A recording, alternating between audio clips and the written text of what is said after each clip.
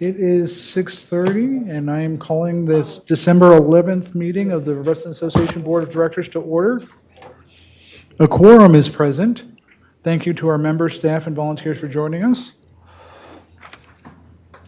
Before we begin, a reminder that we will follow our standard rules of debate and time management to ensure that we have a productive meeting.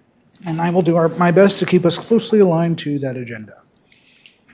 So moving on to item B, approval of the agenda. Are there any motions to amend? Director Landon? Yes, I'd like to make a motion to amend the agenda as published. Bear with me a second, sorry.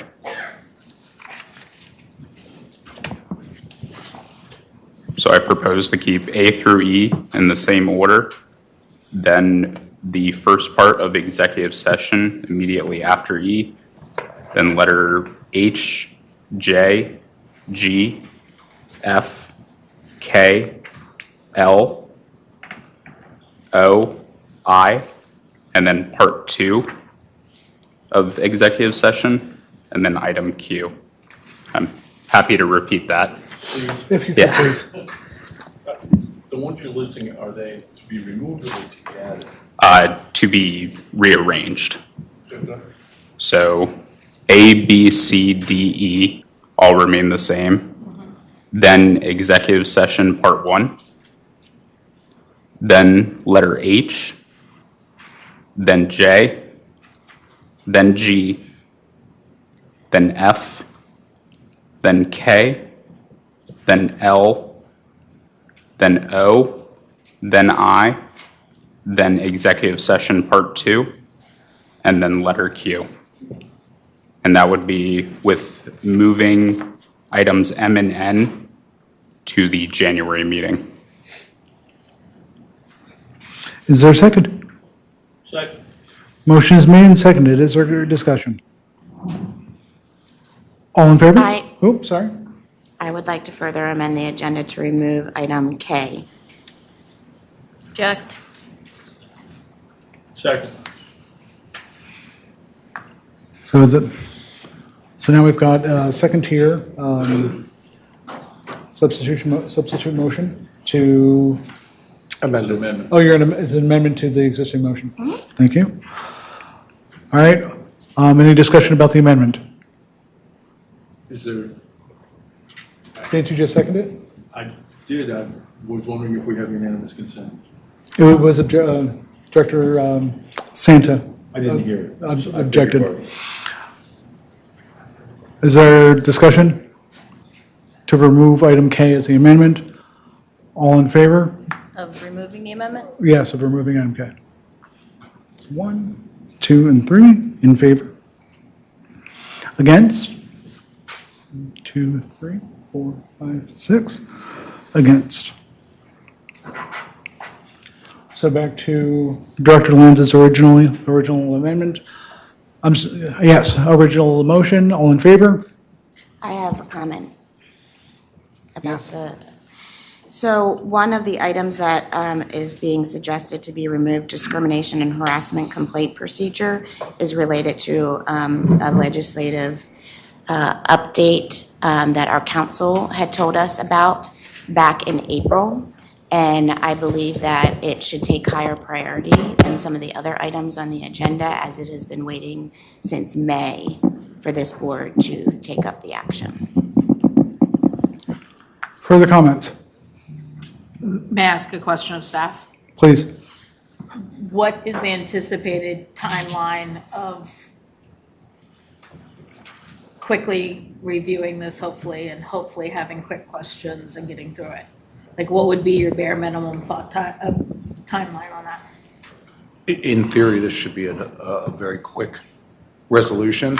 It has been reviewed by a subcommittee. It has been before the board previously.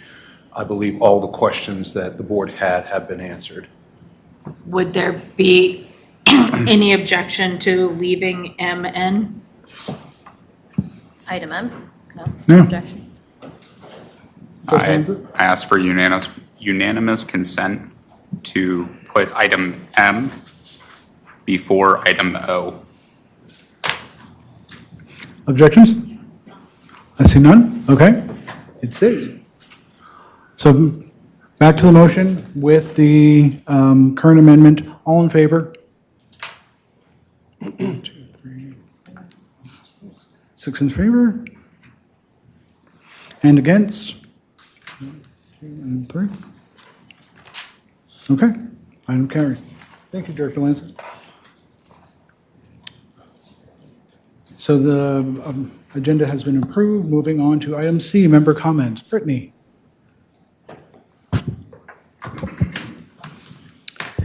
We have Ms. McEwen, who'd like to make a member comment this evening. Please come up to the podium and state your name and address for the record. You will have 3 minutes. Hi, good evening. My name is Kristen Euler McKeown. My address is 11500 Hickory Cluster. And I'm speaking today as your neighbor and as a community member. I'm also a customer reliant on RELAC, which I know is on your discussion board. And I want to say, as a community member, we can't consider shrugging off the abandonment of RELAC as inconsequential to this community. The RELAC plan and system adjacent to the Lake Ann historic overlay is more than just what I know is often an eye roll. It's often squabbles. It's often people dismissing it as, quote, lacking capacity. It's dismissed as no longer effective. It's dismissed as a 60-year-old system.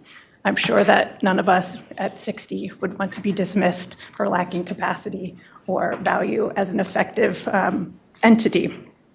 So if we also reflect that, in fact, the plant was operating with great success and customer satisfaction in summer 2023, we know it is possible, and we know that customers who want to be on the system can be.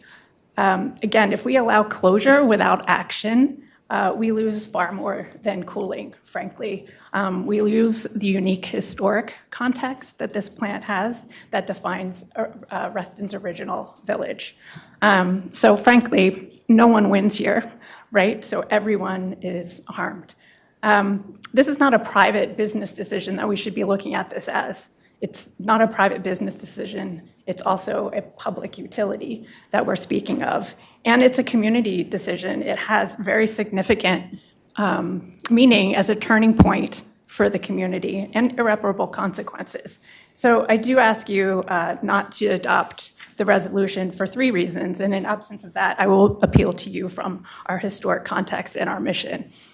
So with respect, it's illogical to proceed with adopting a resolution dependent on someone else stepping up, because we know that there hasn't been due process in announcement of proper abandonment, due process according to Virginia regulations, and where that due process is not followed, proper notice of abandonment couldn't possibly open up an opportunity for anyone to look at it as a means to step up. Secondly, I would ask that there's swift pursuit of cooperative remedies with and for the community. So negotiating with interested parties, Mr. Cobb, the utility owner, Fairfax County, Mr. Alcorn, and SCC interim operations. Tell me what the bell rings means. That you've Time is never met. Okay, I will submit a executive summary after. you can take a moment if you'd like to wrap up, though. Okay, don't want to I would like rush to you. wrap up. I just want to appeal to you as a final matter that historic context and preservation matters here. It really matters, and it's valuable and it's irreplaceable. We still have the same issues with community harm if we do not act. And I just want to conclude by saying, your mission is to be good stewards of our community, and that requires decisive and timely action here. And let's preserve a system in the context that makes Reston special. And the impact of this not only blights the environment, but blights the architectural integrity, where you have clusters cluttered with ugly air conditioners for Charles Goodman Historic Community. Thank you. Thank you. And next we have Ms. Lynn Molston. Please state your name and address for the record. You will have 3 minutes. Thank you, Brittany. Good evening. I'm Lynn Mulston, 11472 Links Drive in Reston. While I serve as president of Reston Citizens Association, I serve as secretary of Reston Planning and Zoning, I serve as chair of the No Fairfax Casino Coalition. I am here this evening as a member of Reston Association. I will note, however, that my civic roles do contribute heavily to informed opinions that I would like to share with you as we plan RA initiatives going into 2026. First and foremost, I believe that RA should discontinue any expenditures for casino-related activities given RCA's continuing affiliation and leadership with the No Fairfax Casino Coalition. The casino target is Tyson's, not Reston. I'm happy to update the RA board and/or staff if and when it is requested. The second area I'd like to offer opinion pertains to RA's Land Use Advisory Committee. Recognizing the function and contribution that the Reston Planning and Zoning Committee contributes and provides to all of Reston, RA and her members, our community, might be best served by continuing to assign RA land use staff to attend RPZ and represent RA at those meetings and eliminate RA's redundant land use committee. Thank you. Thank you. Do we have anyone else? If there's anyone else who's online this evening who would like to make a member comment, please raise your hand or send me a message in the chat. Doesn't look like we've got anyone else. Thank you. Oh, I'm sorry. Sir?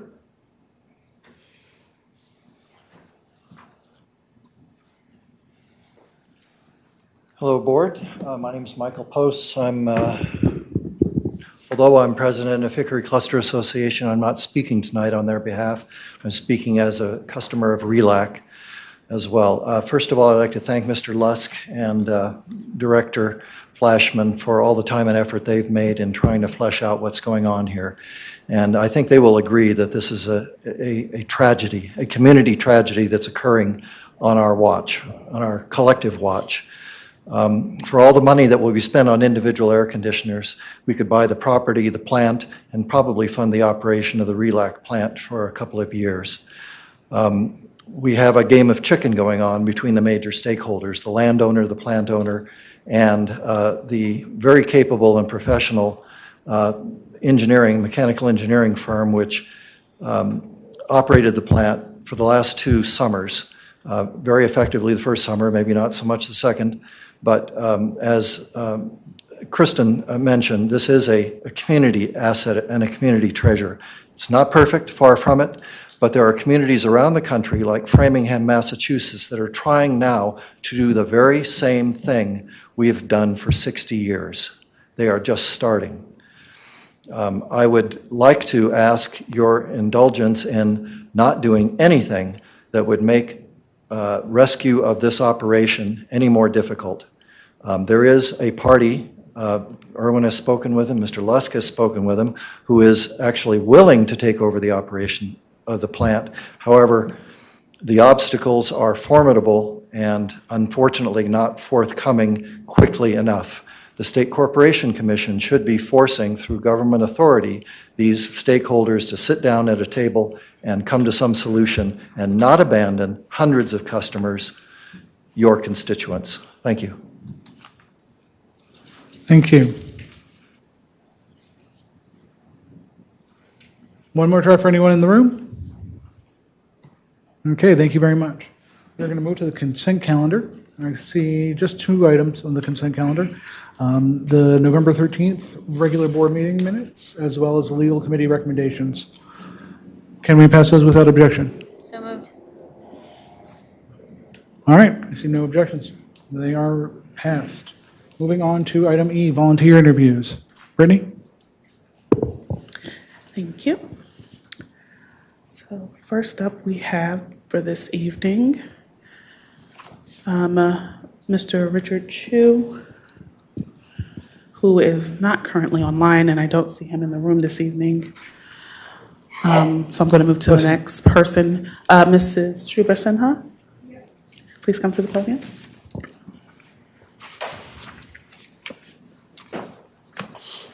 Hello. Hi, I'm here in two capacities. Do you want to talk about the IT committee work plan or the chair discussion? This is the This is the for the volunteer ch- interviews, so we'd like to discuss the chair position, please. Okay. Thank you. Well, thank you so much for inviting me here to talk with you.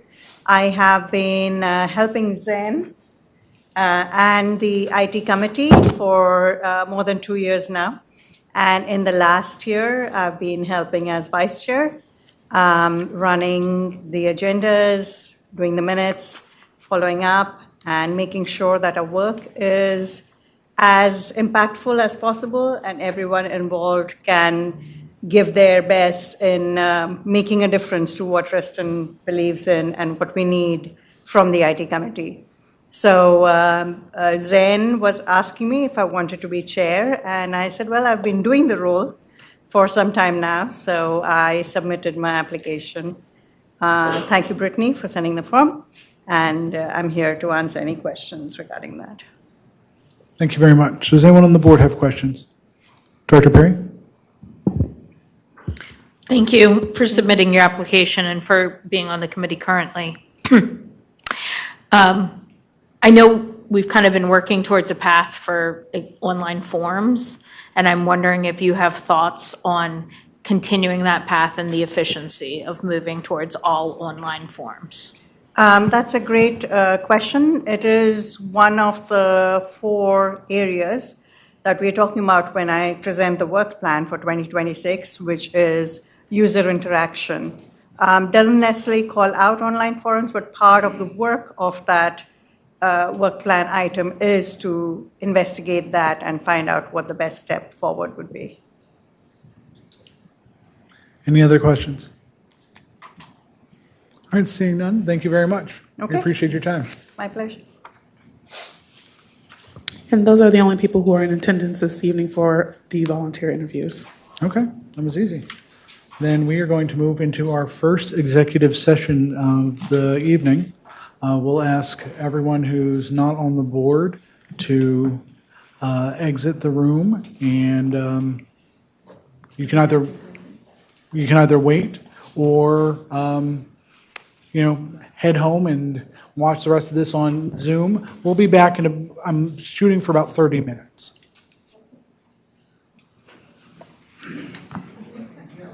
We need a cleanse. Cleansing motion is when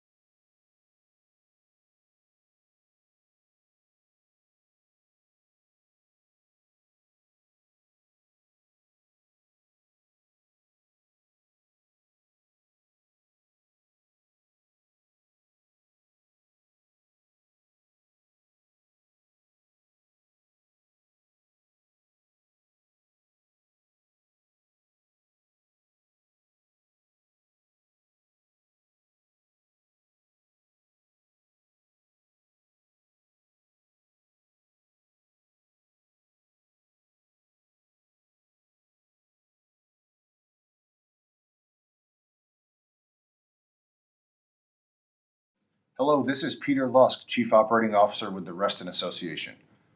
This is your Q4 departmental updates for 2025.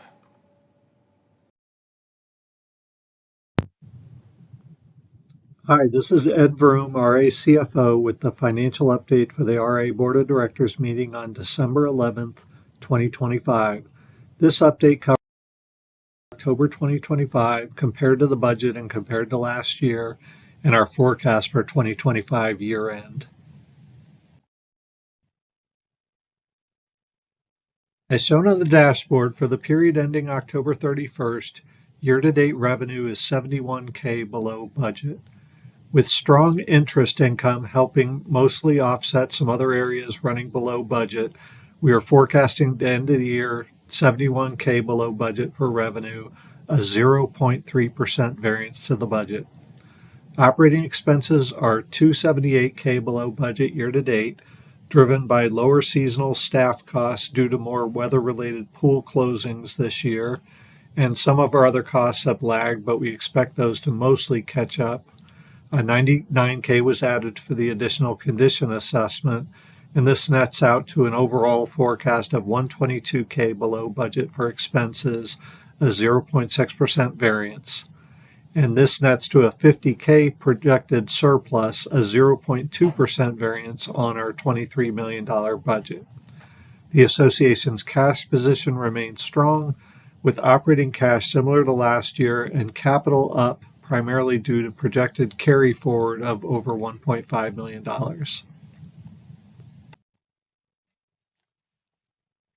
Some more detail on revenue. Assessment revenue is slightly down as we had overestimated our equivalent units after tax relief, with more details on the next slide.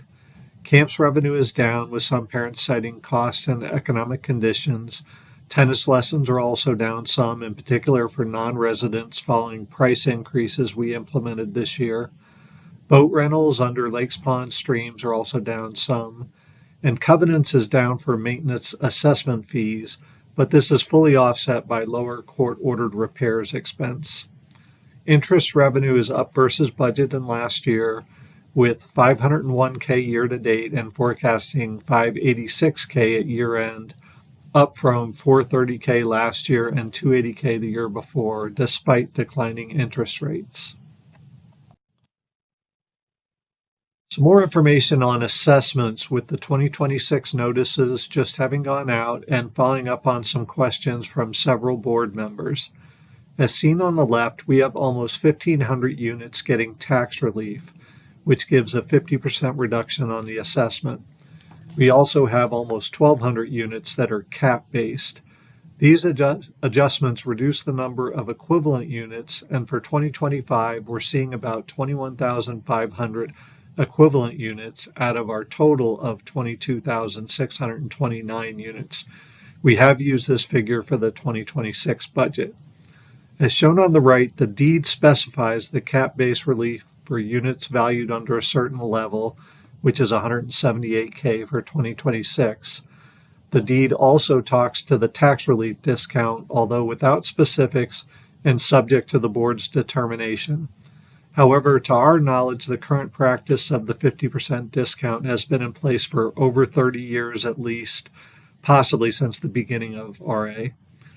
At the bottom is shown sections from the 2026 assessment notice on the tax relief, the assessment cap, and also the installment plan. A note on the installment plan is that for the last several years, the monthly payment for the last 5 months remained constant at $100, meaning the entire assessment increase was hitting the initial payment. For this year, we revised that to make the initial payment smaller. It's $265 versus it was $373 last year, with the remaining payments now at $130. Moving to the expenses by function, our people costs are $205K below budget year-to-date, primarily due to seasonal overtime and payroll taxes being lower due to weather-related pool closings. Benefits are also down due to lower workers' comp and some of our new hires this year being on their spouse's medical insurance. As mentioned previous months, our insurance forecast was updated based on the new policies, and professional services now includes the additional condition assessment, and legal expenses have also been running above budget. Utilities are also up, primarily due to water and aquatics. Collectively, department operating expenses are $278K below budget year-to-date, and we are forecasting to end the year $122K below budget for expenses. Moving to capital, as of the end of October, RA had a total of restricted cash and investments for capital of a little over $7.2 million, with a little over $6.8 million in RRF funds and $384K in CARF funds. As a reminder, we moved $184K over from stream wetland funds earlier this year for the first dredging project, and we'll move over funds once the second dredging project is completed, which looks like that will need to push to next year due to low water levels. To date in 2025, almost $1.5 million has been spent for capital, with an estimated additional $2.2 million in budgeted projects to be completed in 2025 and beyond. We're currently expecting a bit over $1.5 million will carry forward into next year, with Lake Newport Pool being the largest driver, plus Hook Road, tot lots, and footbridges. The Bordeaux, tot lot, North Shore Pool thermal cover, and Lake Audubon dock projects were canceled. The projected variance to budget is an underrun of $127K due to the canceled projects and some project underruns, which are mostly offset by higher costs than expected for the 2 dredging projects, but those will be covered with the stream wetland funds. Looking at the balance sheet, cash available to fund operations and meet current and future capital project needs remains strong. Our total cash and investments as of the end of October was $16 million, $4.5 million of operating, $7.2 million in capital, and $4.3 million in stream wetland funds. Thank you, and that is the conclusion of the finance update.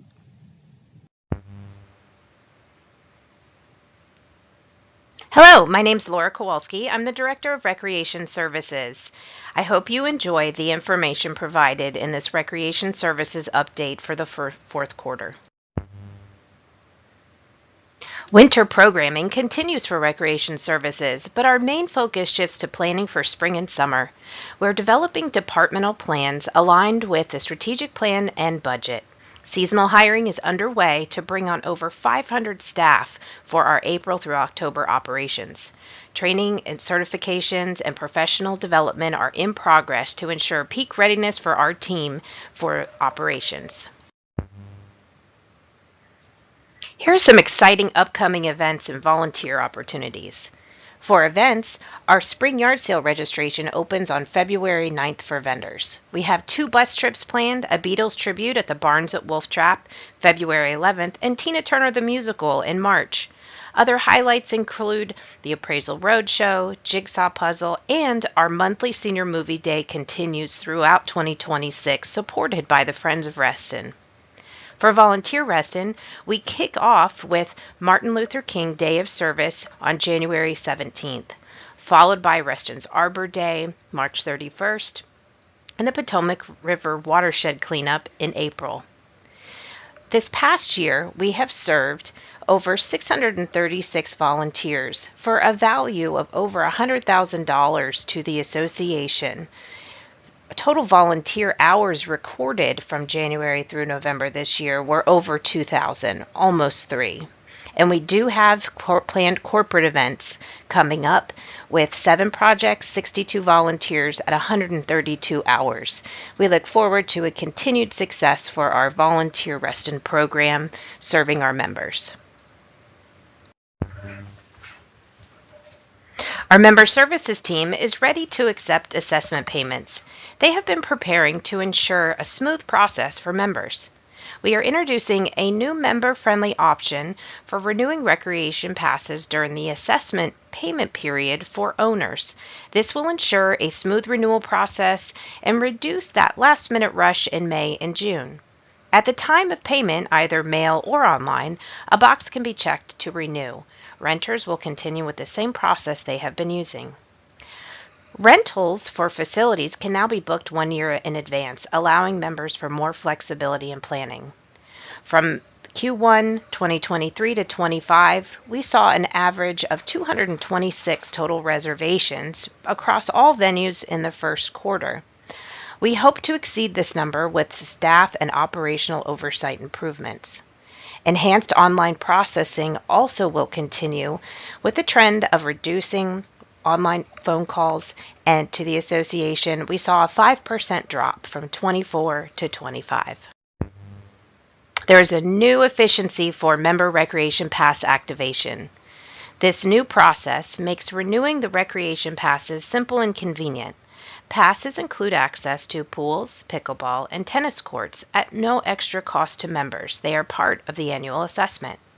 Members should just check the box when paying online or by mail, and member services will confirm activation by email. Guest passes can still be purchased online, and support is available by email or phone from our member services team. For tennis, we have the Reston Team Tennis Open Doubles Tournament scheduled for April 4th. We're also introducing Munchkins classes on Wednesday mornings starting in April. Programming will also begin at the newly renovated Barton Hill Courts, which makes an exciting upgrade for our members. Our first quarter registration goal is to have 50% of our spring classes filled. For pickleball, the Paddle Battle Mixed Nuts Doubles event will take place on April 25th. We've installed some new heavy gauge portable nets at the tennis bay at Autumnwood to help improve the playing experience. Similar to tennis, our first quarter registration goal for pickleball is also set to be 50% full for those spring classes. The development of the 2026 pool schedule is well underway and will be posted on our website on April 6, 2026. This ensures members will have plenty of time to plan for a summer fun season. We recently held a joint meeting with the aquatics and watershed teams to review the Lake Equity Working Group report. This was an important step towards creating an implementation plan for 2026 programming. Additionally, we're introducing new hours of operation for the boat dock at Lake Ann to better align with peak usage times, improving member experience. We are also refining our key performance indicators for the aquatics department. These include total number of pool visits, return members renewing their recreation passes, total unique pool visitors, program participation, and financial success. And these metrics will help us track engagement, ensure our programs remain successful and sustainable. You may recall that late summer a major leak was found at Lake Newport Pool. It was repaired along with several smaller leaks. We discovered that there was a layer of plasters about 2.5 inches, confirming the need for a full chip out. Details on next steps for the project are in the capital project slides. Pool and splash pad winterizations are complete. Bathhouse winterization is about 60% complete, and the aquatics maintenance team closed the season with 951 unexpected projects. And the planning for the maintenance schedule projects for 2026 based on facility evaluations as we move through the first quarter is underway. We are excited to introduce a new mini camp for ages 4 to 5 years old running June 22nd to August 21st. This full day program helps reduce our wait lists and offers 17 unique camp experiences. Extended care will also be at Brown's Chapel from 4 to 5:30 p.m. daily. We also are revamping our Cans for Camper initiative to support local food banks and are partnering more closely with our Nature Center staff to integrate our environmental education across our traditional camps. Our enrollment goal is to achieve 65% registration by the end of the first quarter. Registration begins for RA members on January 26th. Friends of Reston supports Reston Association through charitable, educational, and scientific activities. Since 1999, they have funded projects like youth scholarships, habitat restoration, and facility enhancements.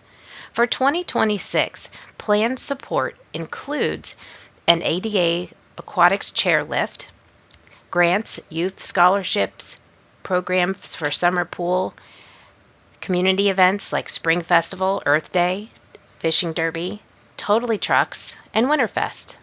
They continue initiatives like the Bench Program, Friends of Trees, and corporate volunteer projects to improve Reston as a whole. We thank our 501c3 Friends of Reston's for their great impact to the community.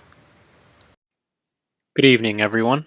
This is Zane Safdar presenting you the ITQ4 BOD update. So this year was filled with many notable projects completed across different quarters that strengthened our IT environment and improved services for staff and members. In the first quarter, we delivered network license and firewall upgrades to enhance security and reliability, and introduced electronic forms and PAFs, personnel action forms, to streamline HR processes. In Q2, the Covenant SharePoint site was restructured, which improved usability and organization for staff. We also had another successful year of summer Parks and Rec IT deployments, which ensured smooth seasonal operations throughout each facility. An IT equipment overhaul with eco-friendly recycling, modernized hardware, and aligned with the goal of sustainability. One of the biggest projects this year was in Q3 with our Windows 11 rollout. This upgraded systems for better performance and ensured all devices were under support. Working with our communications team, we expanded outreach through digital ads on TVs, at member services, and at our Lakehouse facility. Throughout the year, we strengthened partnerships and relations with all of our vendors. In this last quarter, we recently launched the RAIT buyback program, giving staff the opportunity to purchase older equipment no longer in support and giving the equipment a second life.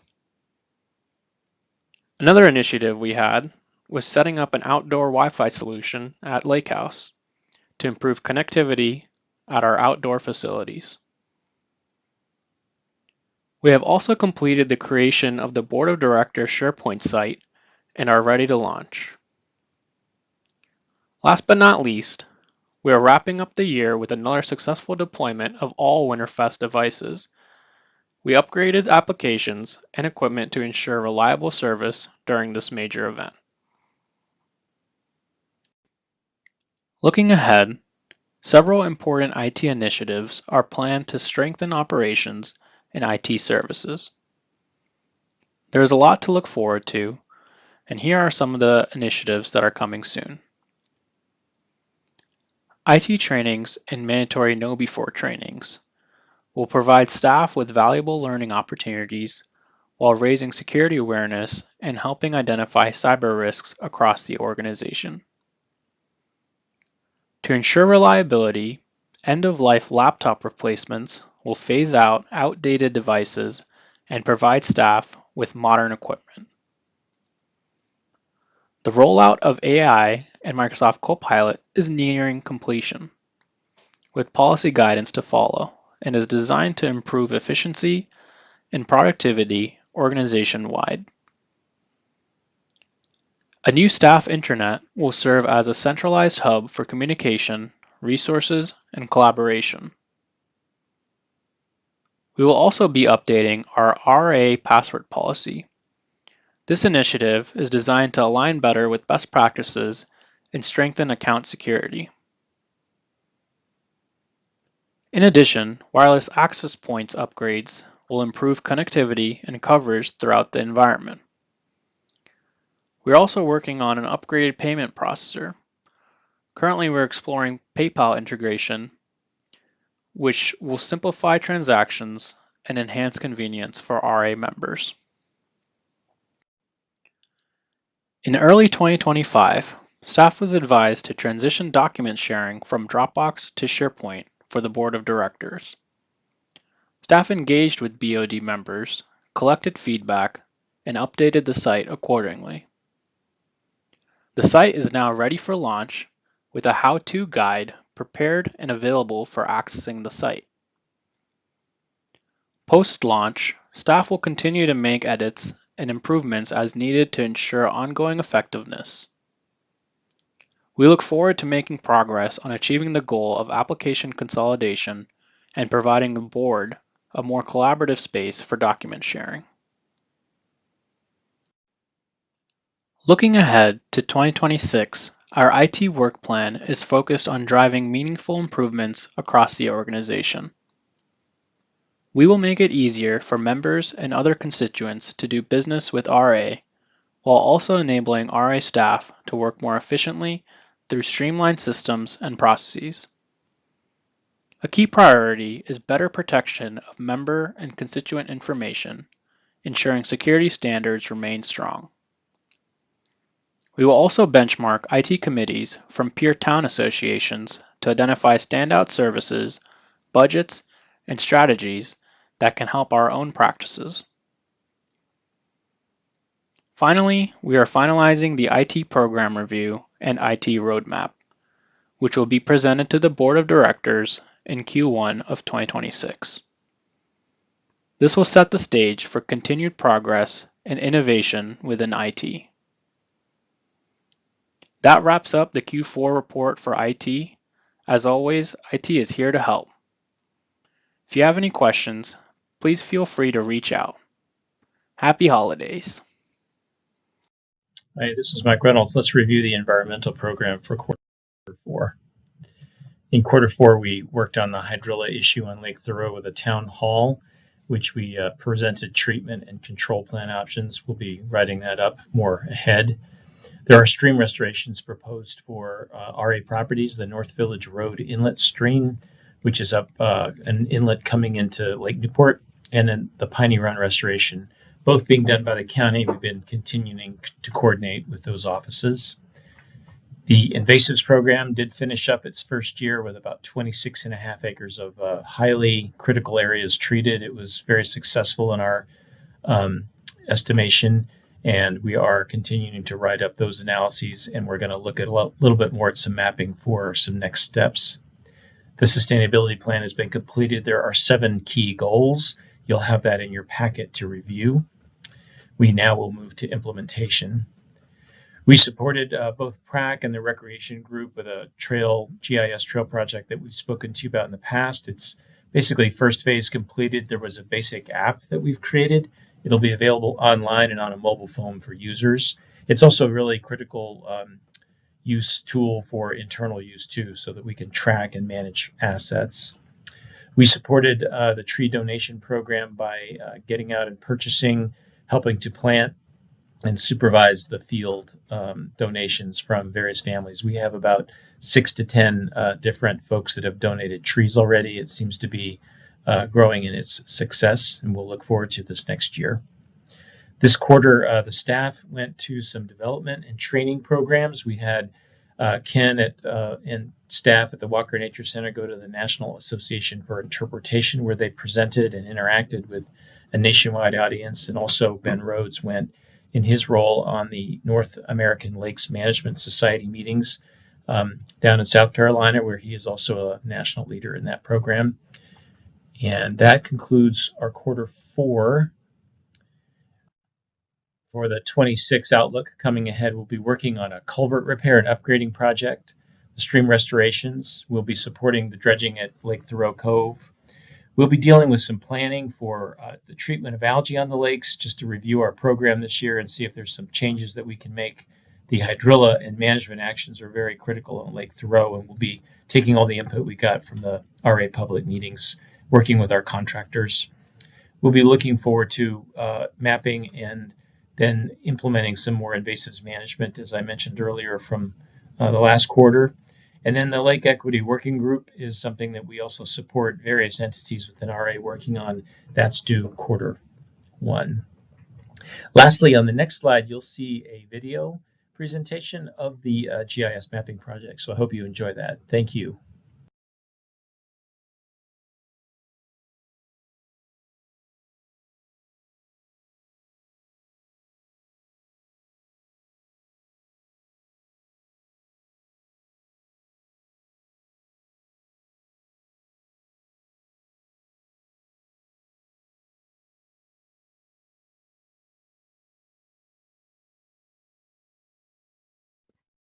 This is Kara O'Donnell, Director of Communications and Community Engagement, with a Q4 Communications Department update. This quarter, some of our team highlights centered around engagement and promotional campaigns. We led community engagement efforts surrounding Old Trail Playground and a town hall to discuss hydrilla on Lake Thoreau. We helped generate community feedback on the member registration forms and RELAC, And our promotional efforts grew for Winterfest, leading to increased advance ticket registrations and overall awareness of the three-day event. We've also begun the campaign for the 2026 Board of Directors election in conjunction with the Elections Committee with the call for candidates, which is currently underway. To give some wrap-up highlights to coincide with the metrics of the master plan, editorially, we have met or exceeded all goals set as part of that plan. This year, we doubled or nearly doubled both our editorial outreach and our editorial coverage year over year, and our website page views have generated an overall 8% views increase year over year. On the social media front, I want to call special attention to a few of the Winterfest promotional efforts, including the post shown here, which alone generated 140,000 views and nearly 1,000 click-throughs to the Winterfest webpage. Overall, our general social media engagement continues to improve as well, with follower increases ranging from 10 to 24% year over year, as well as significant increases in actual follower engagement. We've seen growth on our various platforms of up to 30% of engagement and more than 50% of click-throughs to our site or to ticketing platforms. And a few other year-end highlights to mention. In the first quarter, the Communications Department worked in conjunction with other department leaders to develop a full crisis communications plan. This plan provides a clear checklist and operational procedures in the event of a natural disaster or other emergency, and will be consistently updated to allow for new scenarios. We've already completed the migration of more than 40 online forms, going from the mix of SurveyMonkey forms, PDFs, etc., that were on the site, to a seamless and submittable form application directly through Civic Plus. These types of forms are now used for everything from our online feedback forms to our maintenance request forms and member registrations for meetings, all allowing for that simpler and more seamless experience on the website. And we continue to see growth in attendance at RA's signature events. Both the annual meeting and Aquapalooza experienced so-called sellout crowds, at least before Mother Nature had other ideas for Aquapalooza. And as of this recording, Winterfest is already tracking well above last year for advance ticket registrations. And looking ahead to 2026, the communications team, as indicated, is already developing marketing, advertising, and promotional materials for the upcoming board election at the direction of the Elections Committee. We are already planning for the 2026 annual members meeting, and we are planning the next phase of our proactive awareness campaign. After this past year's RA Works campaign, we are transitioning that effort into RA 101, a series of videos and informational sessions to educate our members on not only the work of RA staff, but also the various benefits available to them as members. More information will come. Hi, I'm Megan McCosey, Community Outreach Manager in Covenants Administration, and along with Cam Adams, Director of Covenants Administration, we will be providing our final cluster outreach update of 2025. Covenant's open house event on November 10th was a hit. Building on the success of last year's December networking social for cluster leaders, this year's gathering was expanded to include all members, and advisory staff was pleased to have the opportunity to meet with individual members, both single family and cluster leaders, and condominium representatives alike. Our main driver of information to cluster and condominium associations continues to be our Cluster Connect newsletter. Our final issue of 2025 was released on December 9th and included articles written by our team on various topics, such as winter tree maintenance and planning, resale inspection basics for cluster leaders, an update on new Covenants forms available online, resale inspections and strategic planning for condominium leaders, and a very cool cluster spotlight. 2025 was a busy year of training and professional development for Covenant staff. Training modules throughout the year included Building Permits 101, resource protection area and flood mapping training, and design review refresher training. 2 new professional development modules rounded out the year. The first, training in conflict resolution, involved role-playing scenarios and personality assessments and was particularly relevant for Covenant staff. We also completed a POA, welcome link, and resale training, which included a thorough review of Virginia's Property Owners Association Act and the software used to process resale disclosure documents. Covenant staff has 1 more training on post-resale inspection processes and procedures planned for December.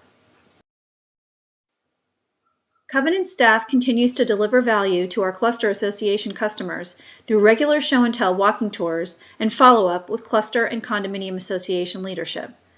We've conducted over 100 of these outreach events, and they remain our single best tool for invigorating relationships with new board members and cluster representatives looking to engage with Covenant staff in ways that can best serve their membership.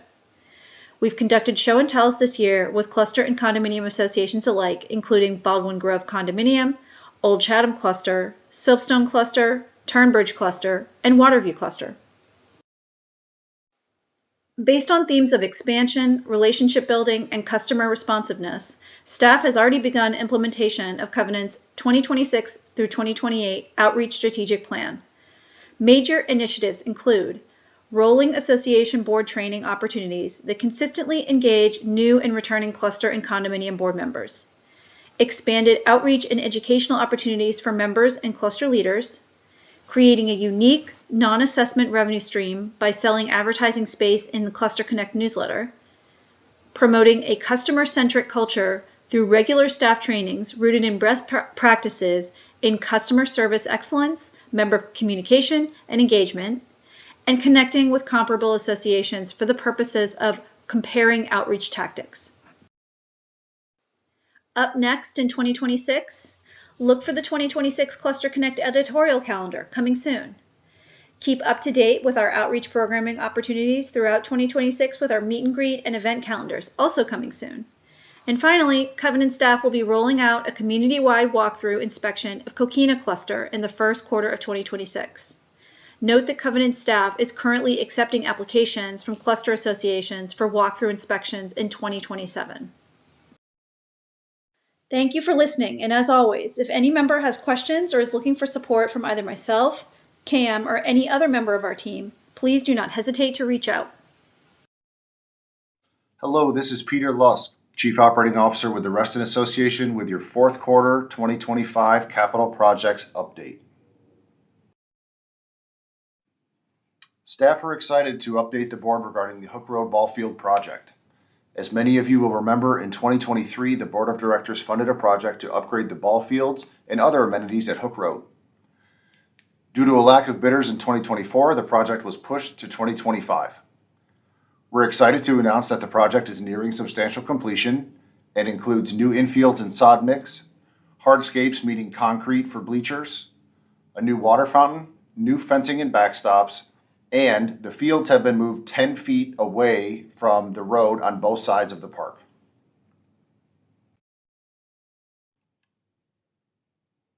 There's still some outstanding work, including the mesh installation on the fencing and gates. There's some work related to the water fountain, and then we'll work towards restoring the site, including removing the construction fencing and finishing the pathways. Staff are looking forward to the Little League users enjoying this field in 2026. Many of you will remember that there was a significant leak issue at the Lake Newport pool at the end of pool season 2025. Staff consulted with a contractor after this issue took place, and the entire plumbing system was pressure tested to narrow in on the location of leak points. Multiple leaks were found in the return plumbing and fittings as well as the main drain, as seen here on the screen. To date, all plumbing leaks were excavated and repaired. A new return line, seen on the left side of the screen, was trenched and installed, and rather than excavate the bathhouse slab, we went around the bathhouse to install the new pipe. The board will be reviewing work for 2026 regarding a new coping and tile effort at Lake Newport Pool, which will leave us with a brand new pool for the 2026 pool season.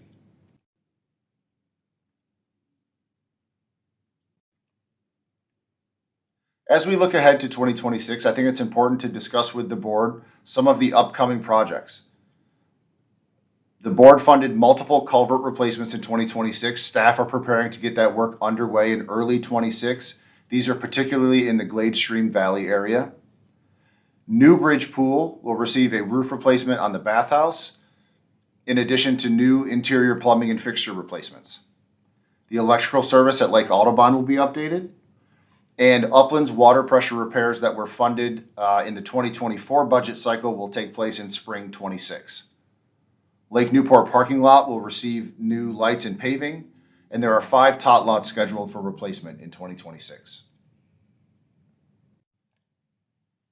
Many board members will remember the recreation facilities investment process that was approved by the board in early 2025. This process was initiated for multiple projects in 2025, including the Lake Newport tennis replacement and the Lake Thoreau dock project. The board can expect to see the next step in these processes in Q1 and Q2 of 2026. Hi, this is Natalie Serio with your Q4 land use update. I'll get started with some Land Use Advisory Committee updates. The Land Use Advisory Committee has hosted 2 meetings with presentations from development teams for Reston Town Center North and 1850 Old Reston Ave. And we've also had a presentation from Fairfax County staff. The committee has drafted and approved a recommendation letter for the Board of Directors to review for Reston Town Center North. And the committee has been tracking 24 land use applications and has developed a schedule for continuing to have developers present at land use committee meetings. And that might sound like a lot, so I'm going to go ahead and break that down for you. As you can see, we are tracking about 10 applications over the next year. In the next 6 months to a year, we're tracking 1850 Old Reston Ave, Reston Town Center North, which have already been to land use committee meetings, and then Samuel Morris Drive, Isaac Newton Square Part 2, Lake Fairfax Business Park, Commerce Metro Center, and the Crescent Redevelopment RFP. And then beyond that, Roland Clark Place SSPA, and then Preston White Drive, Alexander Bell Drive, and the Park Ridge Boulevard SSPA, which is kind of going to get morphed into one thing as more of an area study. And then something could always happen with some of these applications and they could no longer progress. We're tracking about 15 other applications, but they seem unlikely to progress. The Land Use Committee heard a presentation on the Reston Town Center North rezoning during our October meeting.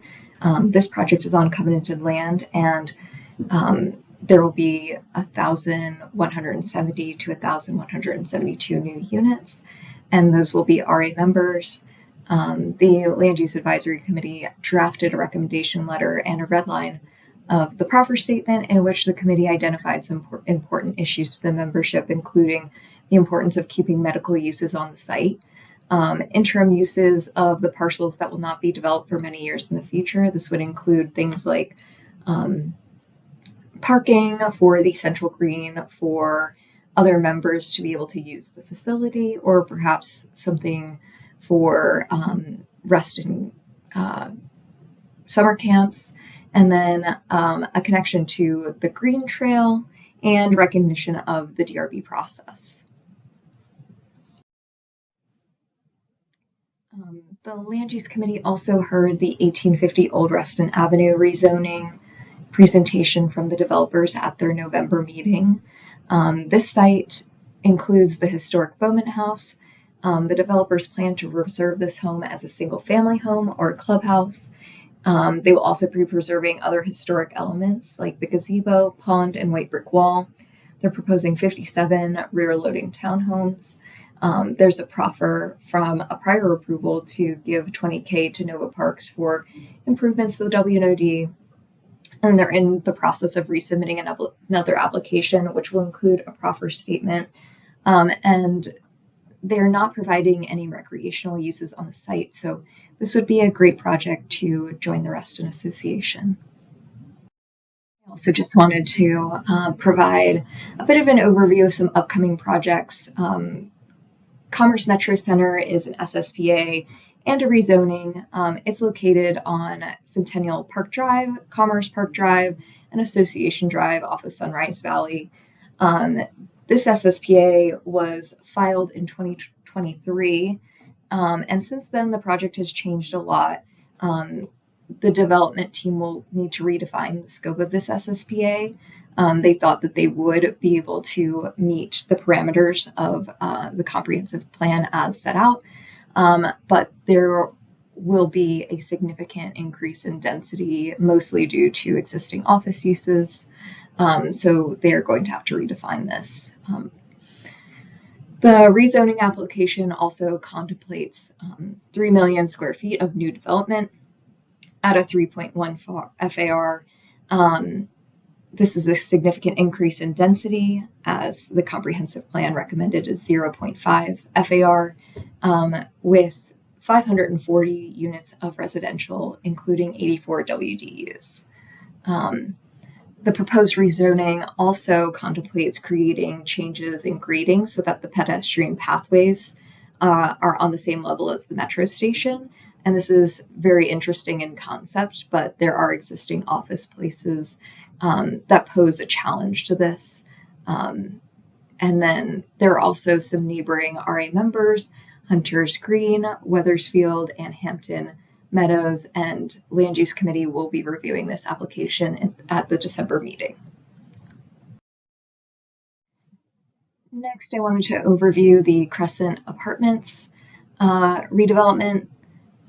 They're in their pre-RFP stage. Fairfax County Housing and Community Development are looking to engage the community early in this process so that Crescent can have better connection to the community.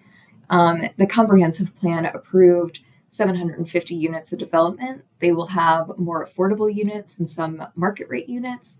They plan to have all residents stay in place until they are able to move elsewhere on the project, and they'll be replacing the 181 affordable units and addressing some accessibility and rehabilitation issues. This would also include the Lake Ann Community Center co-location. It'll be a 30,000 square foot expansion. The project team will have community meetings through January 2026, and they'll release an RFP in February 2026. The team will review the applications and present the proposals to the community in summer of 2026. So some other land use updates are that staff have had some initial meetings regarding potential membership with 1850 Old Reston Ave and Isaac Newton Place. Staff have also developed positive working relationships with county staff, which has led to an increase in quality and reliability of information. Thank you for watching. We look forward to working together in 2026. Have a safe holiday season and a happy new year. Hi, this is Mike Reynolds with the RA Environmental Program. We're going to be reviewing the Reston Association Sustainability and Climate Resilience Plan. We tied a vision and mission that aligns with RA's current vision and missions. And I wanted to point out that a triple bottom line pillar is a very common industry standard with sustainability planning and work, where we talk about environmental, social, and economic factors. The strategic foundations for the plan are tied to all of RA's existing foundational documents, such as the strategic plan, a 2013 sustainability charter that the RA board at the time had approved, and then the richness of the data in the RISA report and all of RA's resource management or resource-oriented plans. And then we tied a lot to the county's climate resilience planning efforts that they're doing at this point, just to have a good partner on our hands. In creating the sustainability plan, we did a lot of internal workshop work with our RA directors and staff over the last year. We also met with different folks in and around us, different partners doing this work, reviewed best management practices, and tried to get as much input as we could from the expertise that we have on hand. There are 7 key goals in this plan over a 10-year period. You can see them all here, and they range from the energy efficiency and carbon reduction where we can, down to the adaptation and community engagement. And then we talk a little bit about healthy ecosystems and open space, since we are a large open space manager, as well as our continuing efforts with water and stormwater management, both with our lakes and our watershed. With energy efficiency and carbon reduction, it's kind of the way I would phrase it to you is where we can and where it will make sense to lower energy bills or reduce our fuel costs. We can look at our inventory of vehicles and gas-powered equipment. We can think about solar when we go to change a facility out and whether or not that makes sense. And we can work up a little bit of an economic as well as energy efficient tool set that helps us make those decisions over time. Looking at our capital investment plan for infrastructure and facilities would be one of the ways we can easily implement this, and doing some life cycle costing analysis with our engineers and architects to say, for example, that if we added a $5,000 or $10,000 solar panel or some other climate resilient function, is that worth it to do at this point in time for a 10 or 20 or 30-year cycle? We do a pretty good job with the water and stormwater management situations that we have, but we've opened up our thought process and to think a lot about how to continue this process at RA with managing the lakes up to their healthy levels and sustainable levels with climate going on, all the way down to Nate and us talking a lot about what we might or might not do with pools over time, since that's a huge water resource that we all manage. Waste and reduction, we already do a lot of compost and recycling efforts in the community, but we can probably consolidate and do more of those holistically. There are ideas, for example, to bring in some different kind of composting facilities into the Reston area that might help with commercial folks transitioning a lot more. And then we would be able to use that in our gardens, which is be a very common circular practice. Maintaining and looking at our forests and our tree canopy, which is also an RA specialty, should be continued. We would want to work a little bit more on making sure our invasives and our forest health continue to be good by tweaking it because of the investments that you've already made. And then we would want to promote sustainable landscaping and community garden concepts with all of the clusters and other partners that make up the RA deed. And maintaining community engagement. Education is really critical. Working with the Covenants team perhaps on more green expos or things geared to the homeowners within RA. And then really thinking about our communication channels and working with Walker Nature Center's programming. When it comes to climate adaptation and partnerships, really the idea here is as climate might keep getting warmer or a lot wetter, how are our facilities designed for that? How are we managing that without having losses? And how do we make sense of it economically and environmentally is really the wise approach here. And just having that codified in a plan is very helpful, I think, in the decision-making process. So we also wanted to tie key performance indicators that can act like a thread that pulls over time and keeps all these goals together and keeps alignment and also makes us accountable and has a reporting mechanism. So there are 5 key performance indicators that we propose. I think on an annual basis, most of these plans around the country are reviewed and they can be easily added in and out. Tree canopy and open space is one of the bottom lines. And then, of course, the energy reduction by % decrease in RA electricity and gas consumption, the cost savings. We can calculate a carbon footprint. We're now experimenting with a greenhouse gas inventory tool that might be very useful in this respect. Some early wins and some actions that we could do. Certainly looking at the electric landscaping tools and our equipment conversions, and then looking and working with Nate's team very closely on any kind of pool equipment upgrades. It's not a requirement. It would be something that if it makes sense, if we want to fund it, let's just be open-minded to it. We already mentioned waste reduction. The more we can do waste reduction and recycling and compost as a community with partners, the more we will reduce rising costs in this world, as well as also helping to expand our ability to have more compost both for common open space as well as the gardens. I mentioned tree canopy coverage, which offers both cooling and landscape and watershed health purposes, but also helps to, trees are a huge filter of pollutants as well as carbon and other aspects of the atmosphere that are changing. Making sure community participation is key. We can think about LEED type certifications in our CIP investments, for example, and then leverage partnerships to get more funding and to have shared outcomes would be a very healthy approach rather than doing it all alone. We'd like to shoot, as many communities are, for a zero waste kind of mentality towards 2040.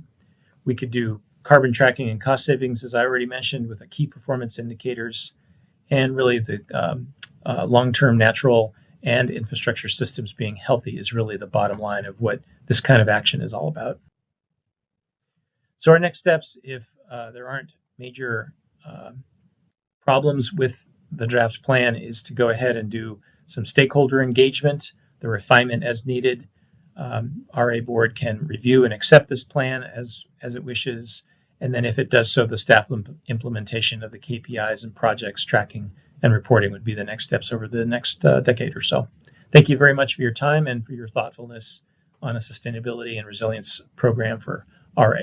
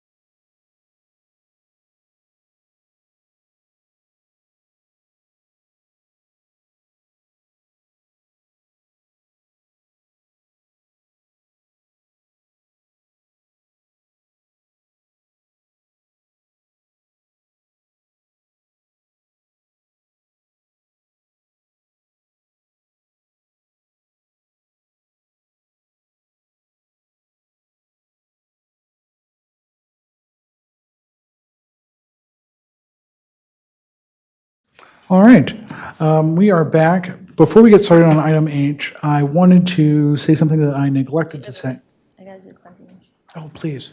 Move that the Reston Association Board of Directors certifies to the best of each member's knowledge that only those matters appropriate for executive session of contractual nature involving personnel matters or involving consultation with counsel were discussed or considered by the board during executive session. Second. Motion's made and seconded. All in favor?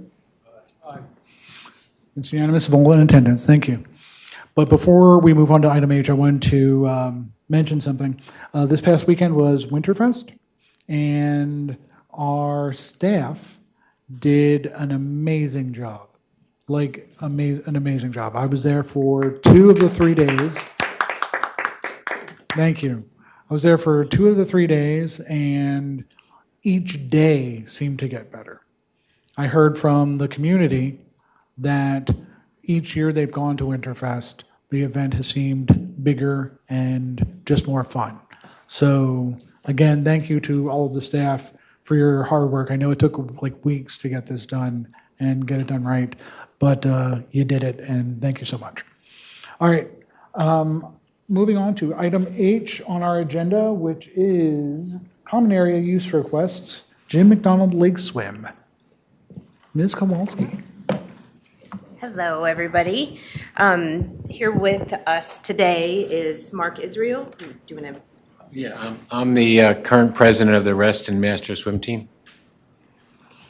And so the lake use request before you is for the Reston Masters Swim Team to use Lake Audubon for the Jim McDonald Lake Swim on May 24th, 2026. So the information and letter was in your packet. I do want to mention and thank you because about 2 months ago, I believe it could have been 3, but a check was presented to the Friends of Reston for this past year's race. So thank you for your generous contribution to the Friends of Reston. Wonderful. Does anyone have any questions for Mr. Israel? Dr. Perry? No. I have 2 questions. Thank you for being here this evening. The first question is, I did not see any kind of rain date. Is it that date or nothing? It is that date or nothing. Unless. Okay. Yes. That's fine. I just wanted to. Oh, I'm sorry. It is that date. The only way we'd call it off is that weather that date. Yeah. We can't do it because of thunder or something like that. Right. And I know in the past we've had to nix parts of it because of trash in the lake. And I don't mean trash, I mean rain trash from trees and stuff, FYI. And then the second, as someone who has often participated in these events on one of the pontoons as a lookout, I would highly recommend that you take a look at the color of the swim caps you're planning to use and make sure that they are highly visible in the lake. Because not that it's necessarily been your event, but there have been events where, for example, gray swim caps were used. Oh. And I don't know if you know anything about our lakes, but gray swim caps are not easily visible. So that would be my only recommendation as you're going through looking at colors, make sure that they are highly visible. Yeah, I don't think we've used gray. Director Farrell. So thank you for your contribution to Friends of Reston. Having organizations that help enhance the community when they're coming to use the community facilities, I think is vital. And I congratulate you on it, and I thank you for it. Can you give us a sense of what percentage of your participants are RA members? I'd have to get back to you. I'd have to get back to you on that. I don't have a number on the top of my head. Okay. We've worked with the registrar before on those numbers in previous years, so it's something that we can provide. Anything else? All right. Thank you very much. We appreciate it. Okay, thank you. Move to approve the use of Lake Audubon, the Lake Audubon pool and equipment for the Reston Masters Swim Team for its annual Jim McDonald Lake Swim on Sunday, May 24th, 2026. Motion is made and seconded. Are there any further comments? Seeing none, all in favor? Unanimous of all in attendance. Thank you very much. So I think what we have next is item J, which are the committee work plans. So we'll start going through the list with the EAC. Hi.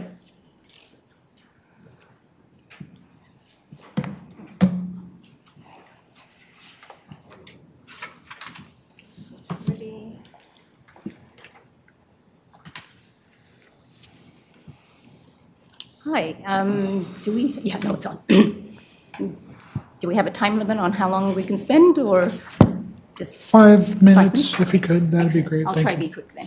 I'd appreciate it. All right, so I'll quickly go through, gosh, I can't do this with the glasses on, our 2025 work plan update, and then move over to the 2026 draft work plan. Thank you. So we've had quite a busy year this year. We've had some new committee members also join towards the end of last year and this year as well. So now a lot of our primary focus has been on the Reston Climate Action Plan process and mainly on the sustainability plan. We provided input to staff and feedback in April. And since then, we've reviewed the draft that was presented to us in September, October. And so we'll be providing input and feedback as needed going forward from there.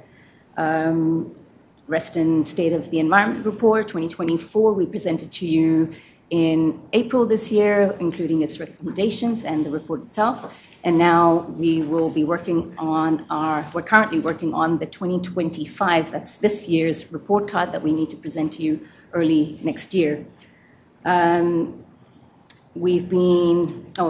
next two items on, I don't know if you're actually looking at the work plan, but we've had two items on our list that involve a lot of DRB guidance work, and we've been going back and forth quite a bit on this year.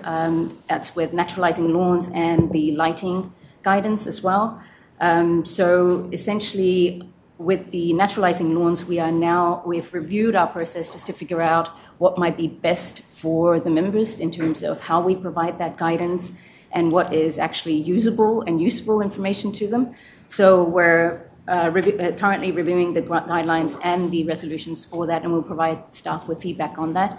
Similarly, with the lighting guidance as well, we communicated with the Covenants Director and have been liaising with them on what would be best in terms of how to present this, especially after the DRB application earlier this year that we had reviewed a position statement on, how that information is being perceived by and interpreted by the membership as well. And so what will be useful for the membership, what kind of numbers are we looking at, or is it just general advice or examples, so on and so forth. So we'll continue working with them, with Covenants and the DRB on this as well. Land Use Committee, we've had quite a few requests come through from the Land Use Committee on feedback on some of the development projects going this year. And some of them included the Reston Town Centre North project, 1850 Old Reston Ave, and we also provided a position statement on the Reston National Golf Course as well. And work with on the land use issues will just continue as required. And in terms of 2025, we've actually done a pretty decent job this year of working with the communications team and trying to get a communications plan in for any of the work that we've been pushing forward, including Razor as well. From partway through the year, we've been working with the comms team to have our Reston letter articles reviewed as well, and that's gone reasonably well. We've had a few teething issues at times, and so we'll work on that for 2026.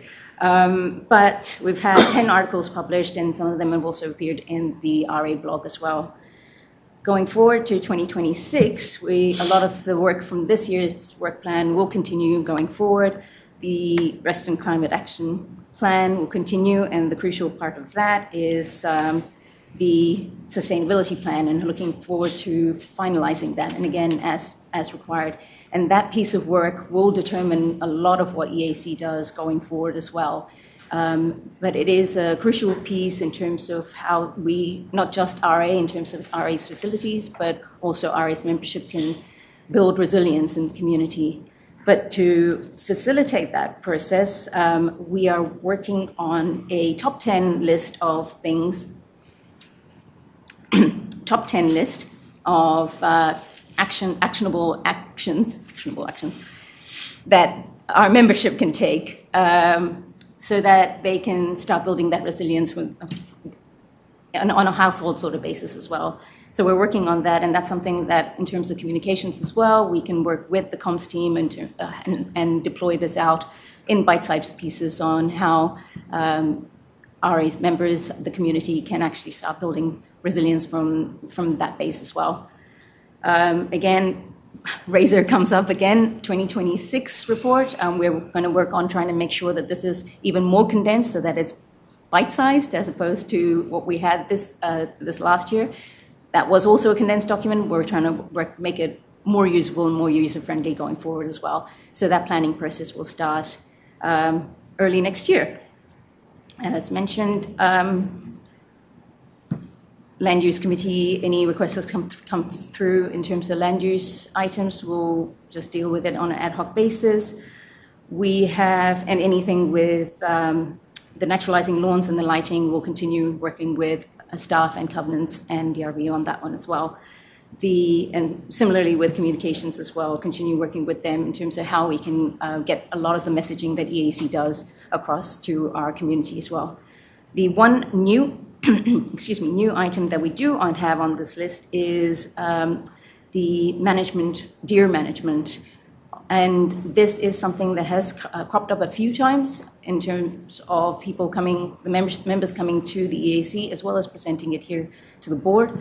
So this is essentially scoping out what options are available to RA and RA staff should the decision be to go forward with some sort of management program. So this is essentially looking at the methodologies and the various approaches that are being used and their feasibilities, their effectiveness, and cost benefit as well. So, and this is so that we can at least have something there that staff can take without having to do the groundwork sort of later on. And so we're trying to just be proactive in having this information available to them. And I think that is it. Any questions? Dr. Perry? I have, I guess, two questions.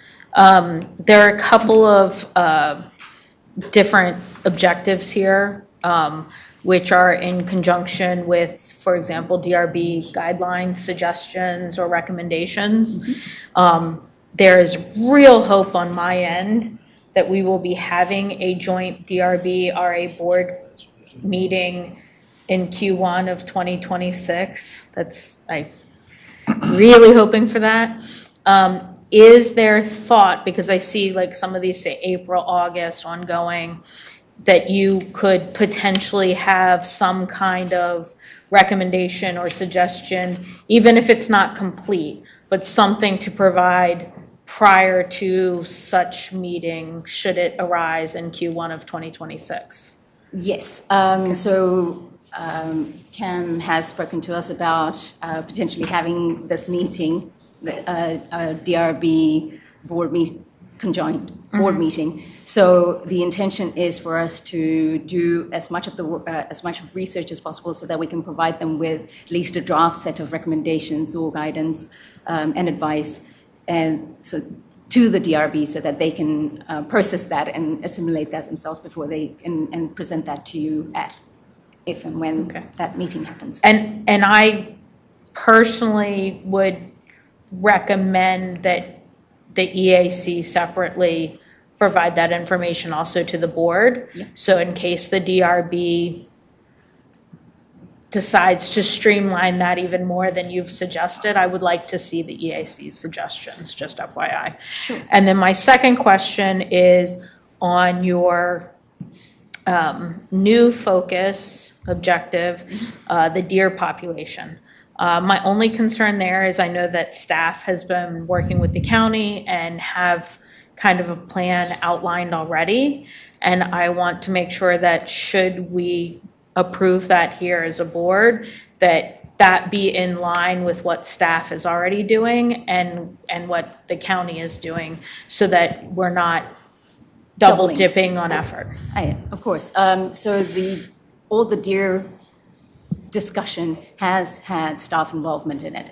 We wouldn't be doing it without staff, because we know that at the county level have been discussions happening there. So, and this has to be a collaborative approach. It can't be everybody working in silos, because that's not how deer operate. So, yeah. Yes. Yeah, just maybe to add to that, we didn't do the CEO update first, but you'll note there's some language in there. We know this is an issue out in the community. There have been some members that have come here. President Johnson and I have talked to Supervisor Alcorn about this issue a couple of times, and potentially making sure we're all on the same page with the county. So what we had communicated in the CEO update is that we are putting together scope and options for board consideration, to then assume that we will fold that back into an EAC work plan going forward. And we would anticipate being ready sometime in the first quarter to do that. So I had just planned on working with the board agenda creation committee to find the date, and then try to sync up any policy direction from the board to the EAC shortly thereafter. Awesome. Director Fleshman. I would just to comment on, sorry, just sorry for the microphone off. Just to comment on the CEO's comment, and that would be that I would hope that whatever plan you may be putting together, you would share with the EAC for whatever input might be appropriate, so that they may give comments to you and everybody may benefit from shared information. Director Santa? Oh, I'm sorry, Director Dresser. Thank you for the work that you have done with the Land Use Committee. I noted that you've been working with covenants, you said, and DRB on the lighting. That was something that was really absent when we went through the process of updating the Reston Comprehensive Plan a few years ago, and something that I think is needed. It was needed back then, and we didn't get it. We didn't get to it, but I think that it would be really helpful to look at it and circulate it to the Land Use Committee as well, because it plays a big role. Lighting in Reston plays a big role in general, and has even come up to this board as most recently as the JW Marriott lighting on top of that building. So I think that it's an important concept, and I'm glad to see that it's on the plan and moving forward. As Director Perry said, even internally with applications that have come through the DRB, we've had some issues lately. So I think that's a really important initiative. On the deer management plan, I believe there was something that you guys were going to try to move that forward more quickly versus in this upcoming work plan. What I did hear is that you were thinking about doing a survey to the membership, and I am very supportive of any time that we want to go out and get our member feedback.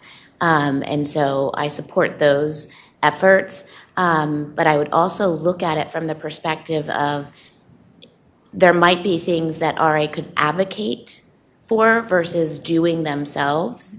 So I would support you guys looking at it through that lens, that it may not be all the things that RA can do, but maybe there's the county can do something, or the state can do, there's other avenues for that, and I would appreciate any guidance on the advocacy front of that issue as well.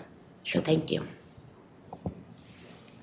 Director Santa. Thank you for your comments. Thank you for saying that you're going to work closely with the comms team on the collateral and the editorial content that you guys produce, because I have asked for better coordination. Thank you for putting the deer management on the plan for 2026. No issues there. I just wanted to suggest that as we look to adopting electrical equipment for landscaping purposes, it's in the sustainability plan, I think there should be an effort then to look at charging infrastructure, battery management, and the equipment standardization. And so I would be remiss that if we're going to go down that path, then EAC should also look at that. So if there's any objections, I would like to add that to the work plan. As a separate item, or we can do it as a subtask under the sustainability plan? Yes. Okay, sure. I have a question about, because you said EV management and battery management. So Didn't turn, sorry, I thought it was on.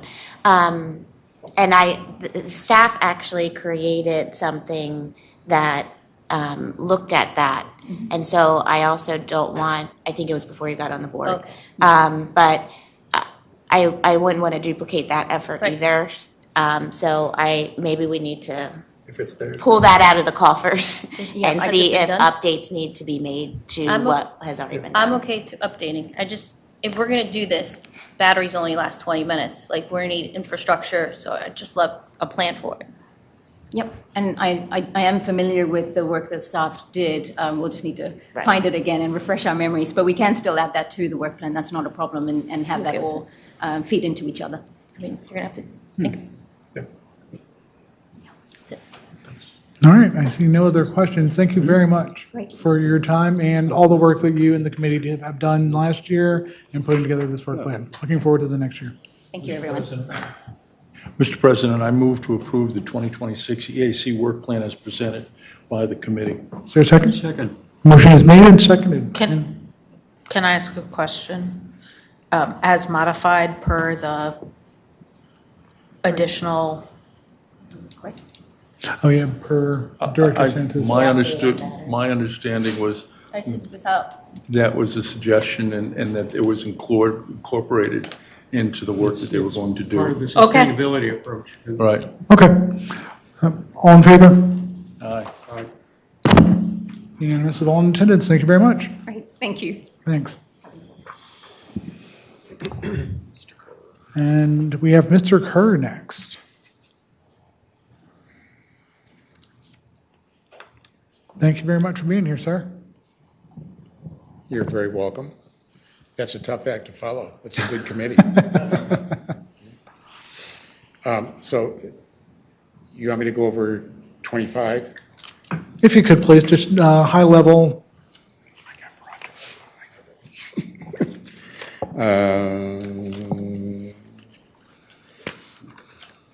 I'll borrow yours.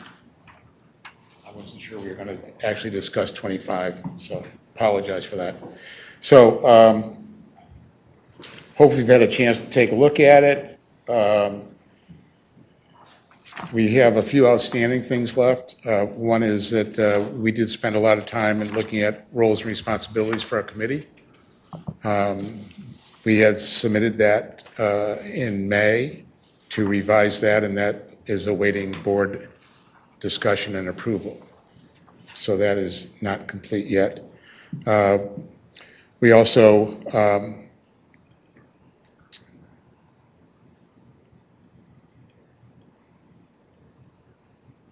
the other main item we looked at was Resolution 6, which is on investments. You looked at that last month and approved that. That is complete as well. We have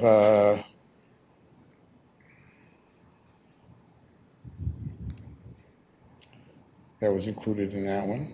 Let me just see how you need a better mouse on this side. Thanks. Thanks. Okay, and yeah, so that was the second big item, or maybe the biggest item, was the capital funding, which when we set this up originally, we thought that fiscal committee would be spending their time and a lot of their time doing the work on capital funding review and recommendations to any changes we thought might be made. But we had a working group instead, which, you know, got more people involved, obviously. And we had a couple meetings there, and I think there were obviously recommendations and things that were presented and approved and used in the biennial budget this year for the funding. That is still a lot of work to do there because there's a lot of details in those funding things that go beyond simply how much you fund on an annual basis. There's a lot of things about how you handle investments, how you handle closed orders and canceled orders and minimum balances and things like that have not been addressed yet. So that is on our agenda for 26 as well. So that is not complete, obviously, from our point of view. The last item we had was the request last year that we had was look at our capitalization policy, which may have been misunderstood, but that was what we looked at was our capitalization policy. Went through that, made a recommendation to the board on that, and that has been completed and done.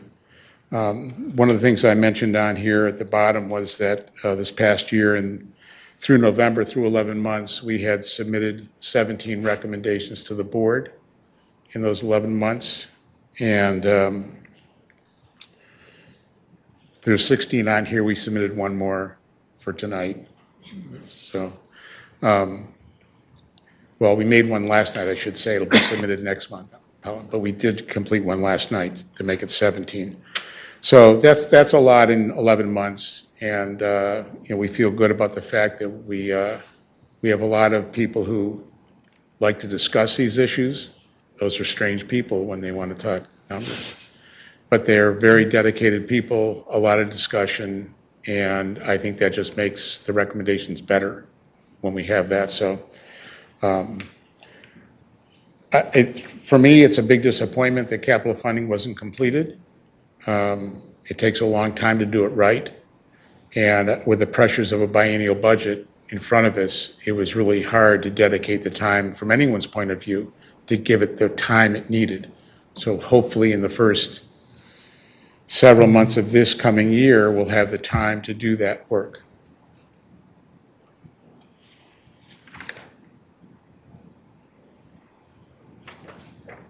That's all we did. Okay. We do have regular roles and responsibilities that aren't specifically in our work plan. Sure. Like audits and insurance reviews and things like that aren't necessarily there. You want me to go on to 26 or? Please. Yeah, please. Okay. Yeah, so the first item for 26 was that as a committee, we discussed that there are people that we really think that there's some opportunity in Resolution 1, Assessment of Finance Resolution 1 on budgeting that we want to look at and decide whether we want to make some recommendations on. So we've elected that to be one of the first things we look at. And of course, to do that, we've got to be done probably by April. So that if there is a kickoff meeting in May for a 27 budget discussion, we would be ready for that to happen. So we think there can be opportunity for finance folks to maybe help with that process. That budget resolution's been around for quite a while with very few changes. So we thought that would be helpful. The second item was to look at our banking resolution, which is resolution number 5. That is a resolution that's, I don't think, ever been reviewed since its inception. And there's certainly a lot of things going on, or certainly could go on, and we want to make sure that that is up to date and something that is benefiting the association. So that's on our list as well. Third item gets into a little more detail on insurance this year, because we are hoping that we'll have a brand new broker starting the year. And in having that, they've come to us, they've given a presentation to us. We found them to be pretty knowledgeable on what they do and how they do it. And we would be excited if their I'm not sure if it's been finalized yet, if they're been approved, but being their first year, of course, they don't know what they're getting into yet, but we want to spend more time with them than we would with a regular carrier. We've had CORE for the last, well, as many years as I've known, so many, many, many years. And so we didn't really work with them closely a lot each year. This group we want to get engaged with more as they go, as they learn and as they go, and keep us informed of how they're doing through that process, so that by the time June comes and we have a new contract, that we've been engaged with them at least 2 or 3 times. So that's going to be, that is on our list to do that kind of extra work in their first year of being our new broker. And last but not least is we need to get to work on capital funding as far as the real details of what it takes to fund not just RRF, but CARF as well. Sometimes we've had many years where we go with, and CARF is not much, it's 10,000, 20,000 a year or something. We've had some big ones lately, and we could have many more in the future. And I think we need to spend some time on that as well as RRF. So that's going to take up most of our time. We'd like to have it done by August. We'll have to see how things go. To do it right, because there's a lot of give and take, there's a lot of back and forth, there's a lot of, I hate to say it, spreadsheeting that has to be done, just to make sure when you do make up some numbers, because we've been known to make up some, that when you put them to the test, at the end, it looks okay. Sometimes they don't, so that's why you have to test things and retest things. You don't just come up with ideas. You have to test them. So sometimes it takes longer than you'd like. But so those are the things we have on our list right now, as well as our regular roles and responsibilities that we'll do throughout the year. Director Mapar. Dave, thank you for all the work you've done. I'm going to ask you your favorite topic. Do you have any more thoughts on the pool strategy? I'm sorry, on what? Pool strategy. Pool strategy. I think there should be one. You're going to do it? No. Pool strategy is not a fiscal responsibility. We'd love to be engaged with anyone who wants to tackle things. I think there are things that we can contribute, but that's not in our bailiwick, I don't believe. Okay. But no, I don't think so. Okay. Dr. Perry? Mr. President, I am fairly confident we have a pool strategy, and we have funded it every year. So the implication that we don't have a pool strategy, I think, would be inaccurate. Fair enough. Dr. Perry? As mentioned, we have not discussed insurance broker contracts or what that might look like yet. Should we decide to stay where we are and not move forward, would your recommendation be to continue your insurance broker strategy with our current broker, or is this one that would then be dropped from your work plan? And of course, I'm not saying we're going to do it either way. I just am curious. Yeah, until I see them actually working on stuff, I'm not going to buy it either. So, my first response is I hope that we change brokers. We have attempted a few times to work with them.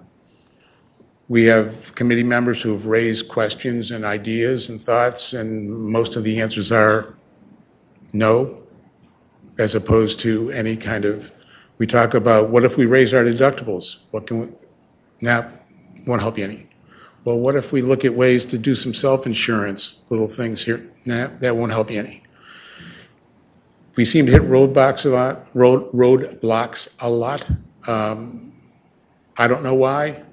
Now, in fairness to them, none of us are insurance experts.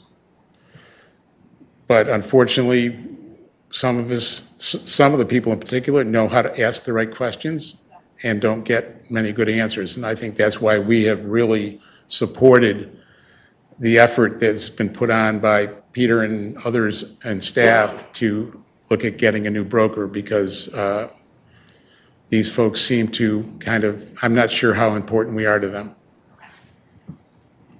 Thank you. Director Santa? I was wondering if the committee has ever thought about the aging fixed income community and the effects of our rising dues have on them, and when you think we'll hit a ceiling. I'm concerned about the affordability of our dues on this population, and I wonder if that's a topic of interest or if you've already done it before. We certainly haven't done it. Gauging affordability in the community is something, that we certainly have not talked about. I mean, the only thing that's come close to that discussion is a question of whether or not, there would be something like quarterly bills instead of annual, because sometimes, one shot at paying $899, can be hard on some folks. But I don't think we have enough. We don't have exposure to enough data probably to even get into some of the affordability questions there. I'm not sure where to start. Would we be interested? We certainly would be, because particularly if we change the methodology of the annual, that's going to have a big financial impact on the association in other ways. So we would be interested, but we've never, ever gotten into that discussion. And my follow-up question is, would you and Ed be willing to track the tax relief program to see if it increases year over year? The answer is yes. Yeah, we can do that. Okay. I would just like. We haven't done that, but I will say one thing about 2025. I think we've worked well with Ed, and I think Ed's worked well with us, and so I think that would work out very well. I just think we need to keep an eye on it because it impacts revenue. And we start seeing the tipping point of there's a greater population that's relying on the service. Yep. Would it be okay to remind our members that there are options for assistance, that they should reach out to member services for that assistance? Fair enough. Director Dushak? It will come as no surprise to Chair Kerr that one of the things that I have brought up in the fiscal committee is that the board has adopted the fee pyramid, right, which is essentially us setting our value system, right, to our programs.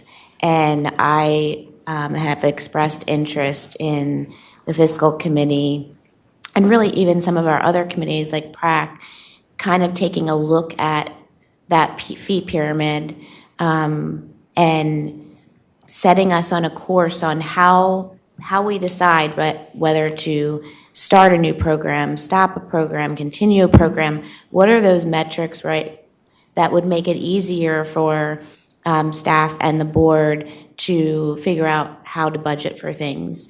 I expressed that at fiscal. I know that they see it as more of a staff-driven led effort. So I lost that battle, but I feel like I would be remiss by not bringing the fact that I think it's an important piece that we should, as a board and in conjunction with our committees and staff, work towards in the future. And I would certainly bring it up during our annual plan, review when we take up that topic, which seems like maybe next month.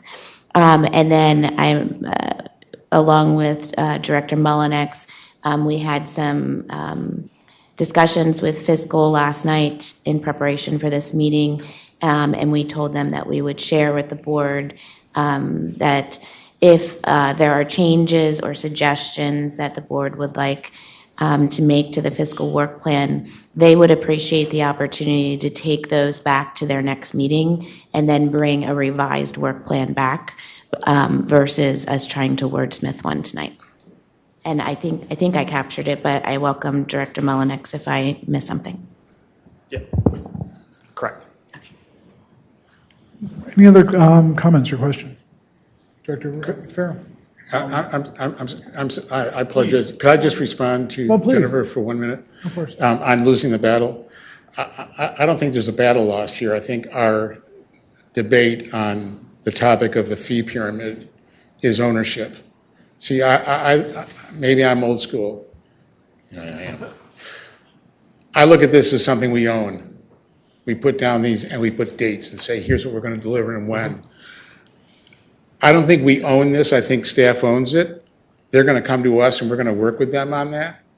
And we're going to be available at our meetings to talk about those things and work them through and help them and work together. But we don't own it. I can't put dates on a piece of paper because I don't know what's going to be coming out of staff for ways to collect this and get the info and all of that. So I don't think it's a lost situation. I think it's an ownership thing, and that was my hesitation in putting it on here.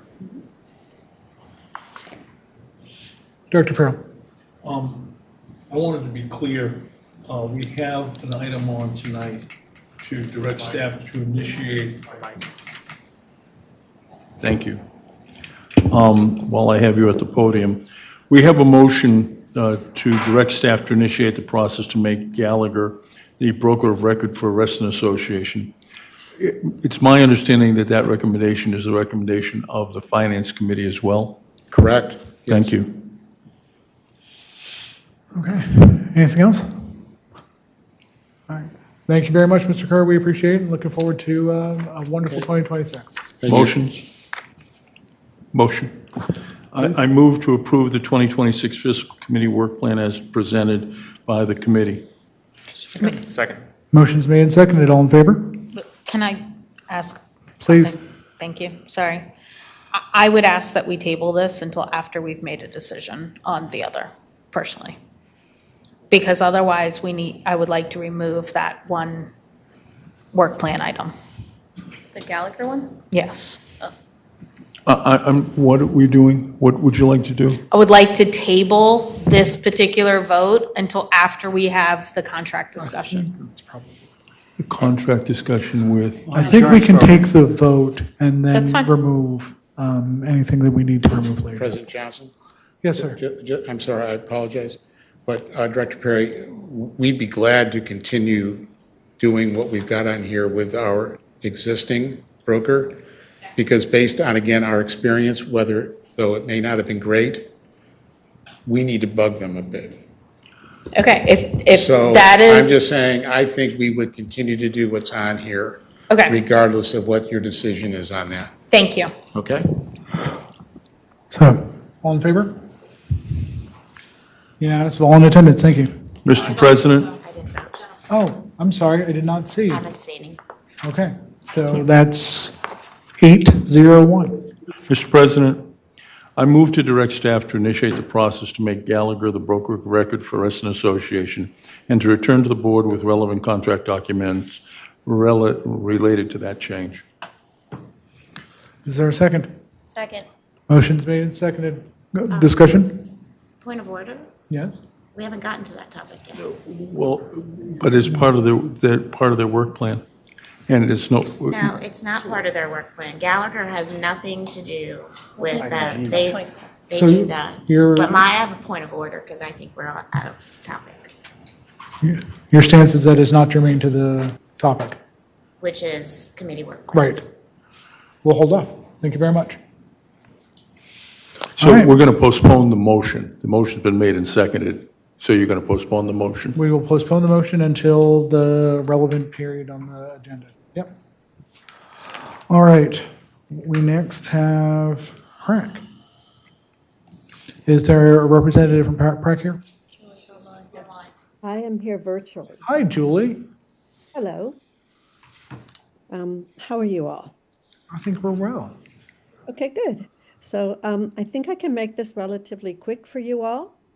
Our 2025 work plan is basically replicated in 2026 because our focus in 2025 was the Recreation Facilities Master Plan, working with staff on that. It was on trails. It was on community engagement, which was, I would say, our primary activity and focus was for Pratt to be more involved in community outreach. So in that regard, we worked on Lake Newport, the Lake Thoreau access with the pool, and playground improvements and the community involvement on there. You also added to our work plan for 2025 to develop with staff pickleball court siting criteria, which we did complete. I can give you all the statistics of 2025, or you can read the report. But basically, we did do all of those items. And trails, I would have to say that was very exciting for us to see the progress that was made in 2025 and what we hope to see coming up in the expansion and enhancement in 2026. On the Recreation Facilities Master Plan, you all were able to pursue in 2025, which we didn't know when we began in 2025, but you were able to contract and get site condition assessment data. And staff's going to come back to us in early 2026 with a compilation of that information so that we can factor it into the plan to complete the master plan. And in the supportive work that we looked at on how staff was planning to go about creating that master plan. So that's going to be a key focus for 2026. Let's see.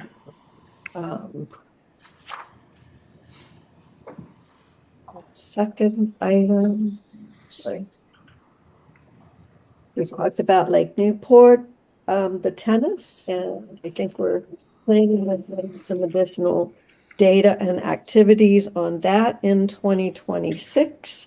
It was really great, I have to say, to be on site at the tennis court and also down at Lake Thoreau when we were looking at how that might be improved in terms of lake access and boat access. So I think the community engagement and in the trails, when the old trail playground got hit, to be able to meet with the members of our community and hear firsthand what they were thinking. To that end, we on the committee are a smaller group these days, and I would certainly, and I think the rest of my committee would certainly love to have a few more folks coming in, as I think the recreation master plan is really going to be a key item coming up, and I think that's where we need more community input. So I'd like any support that you all might be able to give us to encourage more members to participate in that, to do so. The only thing that we added in our work plan for 2026 was taking, in a sense, taking back lakes as part of our facilities amenities.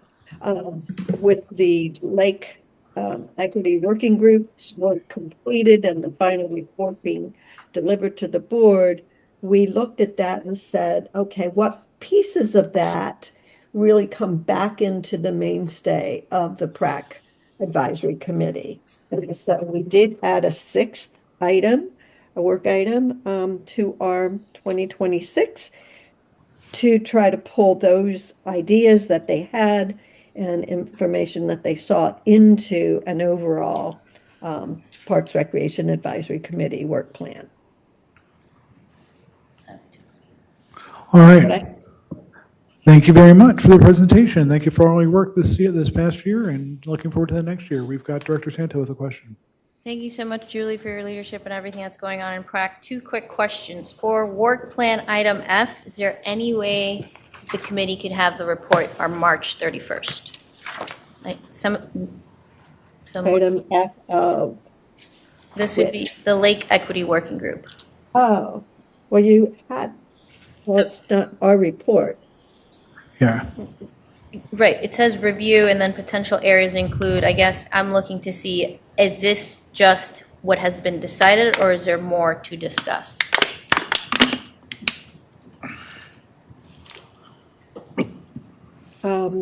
Well, you all just got the report in the fall, and since it wasn't on our 2025 work plan, we as a committee haven't begun to do anything other than read the report ourselves and plan to look at it and incorporate it into our 2026. So what are you exactly asking me? I'm wondering, I'm trying to this is We such a haven't meaty report decided. and it has budget implications. I'm just Yes. trying to see if it can be done by the end of the first quarter. If I may. Thank you. You're my microphone guardian. My thought on that Look, is if I may. the activity, just run on. yes, it does have financial impact to what might be in the next 2 years' capital planning. And I think it has impact into the recreation master plan. So my thought is that it gets intertwined within the larger picture. But if you'd like us to come back to the board with some more concrete ideas from that report, where we might see that there could be something more exact, like we already knew from 2025 with the trails work that there would be value in making sure that the signage and the trail data, reflected more information about lakes and where access points were and how they could use it. We've talked for years about furthering the boat rental options with the kayak storage and whatever. So I think that certainly, yes, we could come back by the end of first quarter with some more concrete ideas, if that's what you're asking me of. Yes. Dr. Flashman, you wanted to make an addition? Yes. The LUG report was presented in August of 2025, and at the same time, the board approved the staff coming back in February with an implementation plan which will have attached to those recommendations budget considerations. And so I am looking forward to the implementation plan to have the data that will enable the board to understand what the budgetary implications are of whatever is recommended. Is PrAC going to be part of that? That's coming from the staff. Director Dushek, you had an addition? I think that was my point too. Like, I don't see that PrAC would be able to use this report until staff come back in February. Fair. So I think that we could maybe request something earlier than August, but with the understanding that they're going to start in February. So something end of Q2, and maybe that's end of June. That seems fair. Like, because we start our budget process really in May, so I think June is fine. Mr. Lusk? So we're bringing the staff roadmap for Lake Equities on the January agenda. So Okay. we're planning to bring it in January, so we can certainly get to PrAC as soon as possible after the board sees the roadmap. Awesome. So I would, as the current PrAC liaison, I would encourage that be added to the January PrAC meeting agenda. Okay, and my second comment is, would the committee be interested in working with RA staff to assess the facility utilization, identify inefficiencies, benchmark usage, and prepare recommendations to optimize space, efficiency, and determine adding, converting, modifying, or eliminating facilities or services. I know. It's essentially what Jennifer just said for fiscal. Okay, so in my mind, that is part and parcel of the facilities master plan, where if one's looking at what our future is to include in terms of amenities and facilities, I would expect that it would be with some level of return on investment, as well as what the community has indicated through the most recent survey that they wanted. There's also, of course, we need to start planning for the next community survey as well. I think the plan had been to do that survey, I think it was every 3 years. Actually, Mr. President, I think it was 5 years, Madam Chairman. We do it every 5 years, was what we talked about. Mac, just to give you a heads up, Laura also had her hand up. 5 years. 5 years. Thank you. You wanted to make an addition? I guess I just had one comment. I thought there was a lot of good analytical things that got suggested there, but I think I heard the topic of closing facilities come up, and I think that is an enormous topic to undertake without significant discussion with this group, just to let the community know we're thinking about decommissioning aquatics facilities, for example, setting some sort of standard for an ROI, or how are we evaluating that? Because the values conversations just in the 3 years I've been here to have facilities that are walkable, or is it about usage, or is it, and there's a variety of things. So happy to do the work, but I might suggest that we may want to have additional dialogue here before we send a committee in a particular direction. Anything else anyone would like to add? Seeing nothing? Oh, sorry, Director Jeszczyk.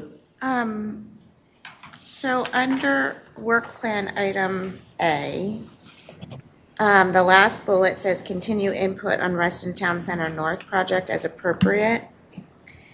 I'm wondering why you picked just Reston Town Center North and not other properties in Reston that may be, because that's going through the legislative process. Why are we not putting other properties that RA may need feedback on, and just that one? And if you think the committee would be willing to expand beyond RTCN? The committee, of course, would be willing to go beyond RTCN. It was the only one that has been brought to our attention. So then I would ask the board to amend that and change the words to land use projects as appropriate instead of just limiting it to RTCN with unanimous consent. Any objection? Seeing none? Okay. And then I'm just wondering if we could maybe defer this one and send it back to the committee. I'd like to see some more concrete dates, or at least estimated dates of delivery. We have the one that we asked for an edit on towards the end, but we don't have some completion dates. I think it would help us all collaborate with our committees if we could start to tee things up of when some deliverables might be coming our way, and then tee them back to a committee when necessary. Can I speak to that as the liaison? Please. So I understand Director Jeszczyk's concern on that. I would say that currently it is a very small committee, and I would not want them to overpromise and underdeliver just based on the chunking that may be needed. So while I recognize that having dates is more beneficial, I would ask that for the time being, we allow it to stand as is, and request that for the 2027 work plan, it includes that chunking piece. May I? Yes, Ms. Bitzer. Comment? Am I allowed to have input at Yes, please. Okay, so while I do appreciate the desire to have more measurable dates and timelines, I'm not concerned necessarily about the size of our committee in order to achieve that. What I'm concerned about is the topics and the work items that we have, I think are of a more general, more fluid, of a more fluid type. I can't predict, other than, saying, okay, well, when, working with staff, when are we going to complete the master plan? And what pieces thereof? I mean, we thought we'd get more work done in this past year, but then additional data and site condition was put out there. Like Newport, um, there's some flux on that, right? As to when exactly are you budgeting things? How many things are you kicking down the road to not this year, but next year or the year after? So to me, it's a little hard to say, oh, well, I want you to come back on some of these with specific dates. I was not aware of the request for some dates. I mean, I'm happy to work with Peter and Laura to see if we can't come up with quarterly kinds of, timelines or reports. And I'm happy for the committee to provide you on a quarterly basis our progress on these work items, if that would be of value to you. Okay. Are we good for me to Make the motion? Yeah, I move to approve the 2026 PrAC work plan as amended by the board, period. Second. Motion's made and seconded. Any further comments? Seeing none, all in favor?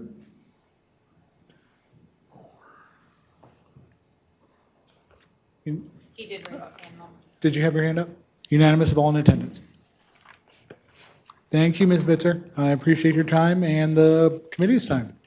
I appreciate all of your time. Thank you. All right.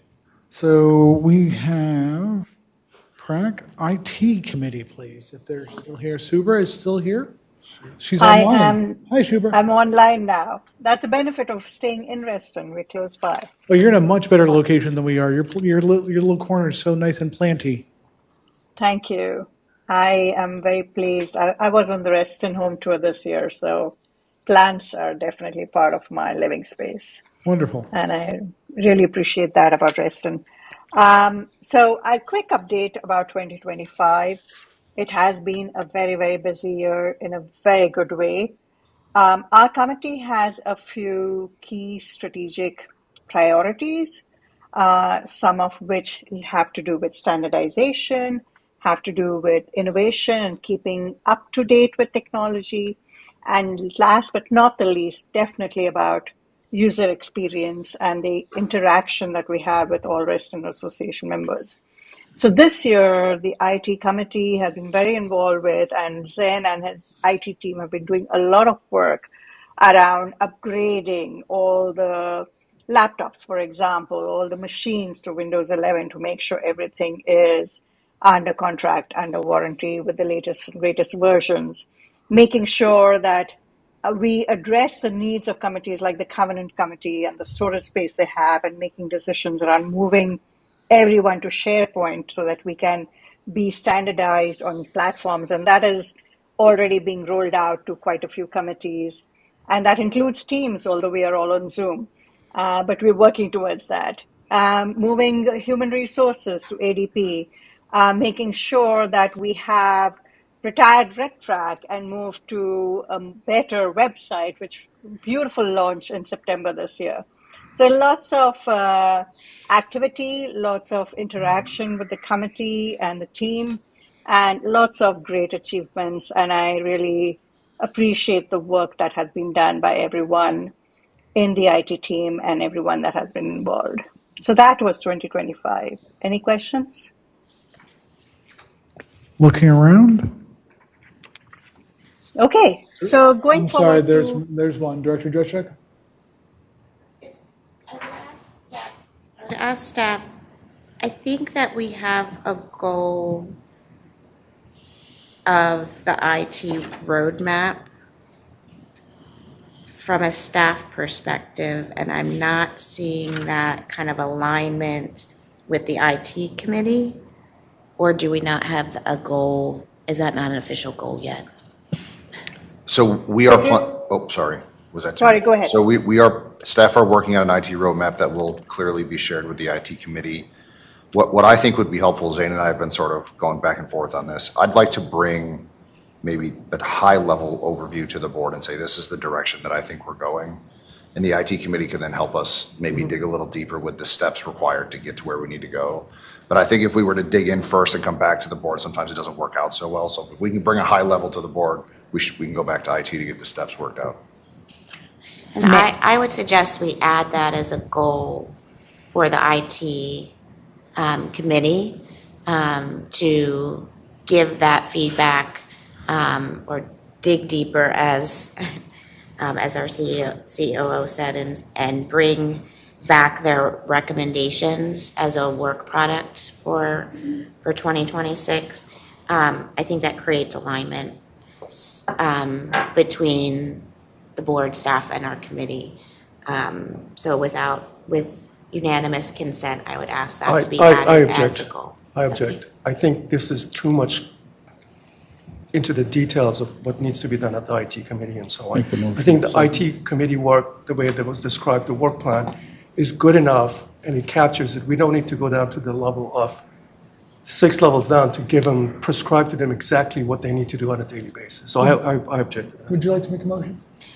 I would motion to add the review and recommendations of the staff-generated IT roadmap to the IT committee work plan for 2026. Second. Motion's made and seconded. And I would, before we vote, I would ask my fellow director, Mapar, I'm amenable if you think it's already included. I'm curious is there an area that you think it's already in there? And if it's captured, then obviously we don't need to add it as a I'm going to let the separate. chair or the vice chair answer that question. Okay. Yes, absolutely. So the tactics that are involved in driving our IT committee strategy are very aligned with the IT roadmap. We review that regularly. We also review the progress along the IT roadmap and where they are with their IT plan.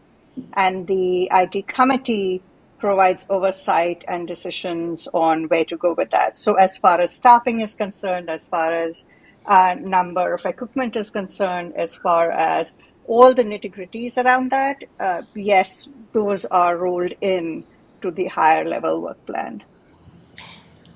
I think, though, what I heard from staff is they're generating a new one and would be looking to the IT committee to take a deeper dive with them once they create the overview. So that's why I was asking if you think it's already included, because it would be a brand new one. Yes, so as per our working model, as and when they revise the existing plan or come up with a new one, we will review it and see how it aligns with the IT committee work plan and amend it as needed, if needed, to make sure it's all in sync. Director Barry? So this is a question for staff. Is this request putting the cart before the horse? I think I would just say that I don't know if we would finalize an IT work plan for the association, or an IT roadmap, I'm sorry, for the association without bringing it to the IT committee. So I understand wanting to add it to the work plan, but we're planning on doing that. Okay. Mr. President, Director Farr? did you have a question? Go ahead. I think I was going to make a follow-up point in the similar sense that the fiscal committee reviews insurance and has roles and responsibilities that are inherent to the committee. I kind of view the review of the IT roadmap as inherent to the committee without necessarily a work plan item. Director Farrell? That language regarding the fiscal committee is in committee resolution number 4, which is why it doesn't need to be in the fiscal committee work plan, because it's in that. If the chairman believes that it's already, this issue is already covered in the work plan, could we have our attention directed to which part of the work plan would encompass this activity?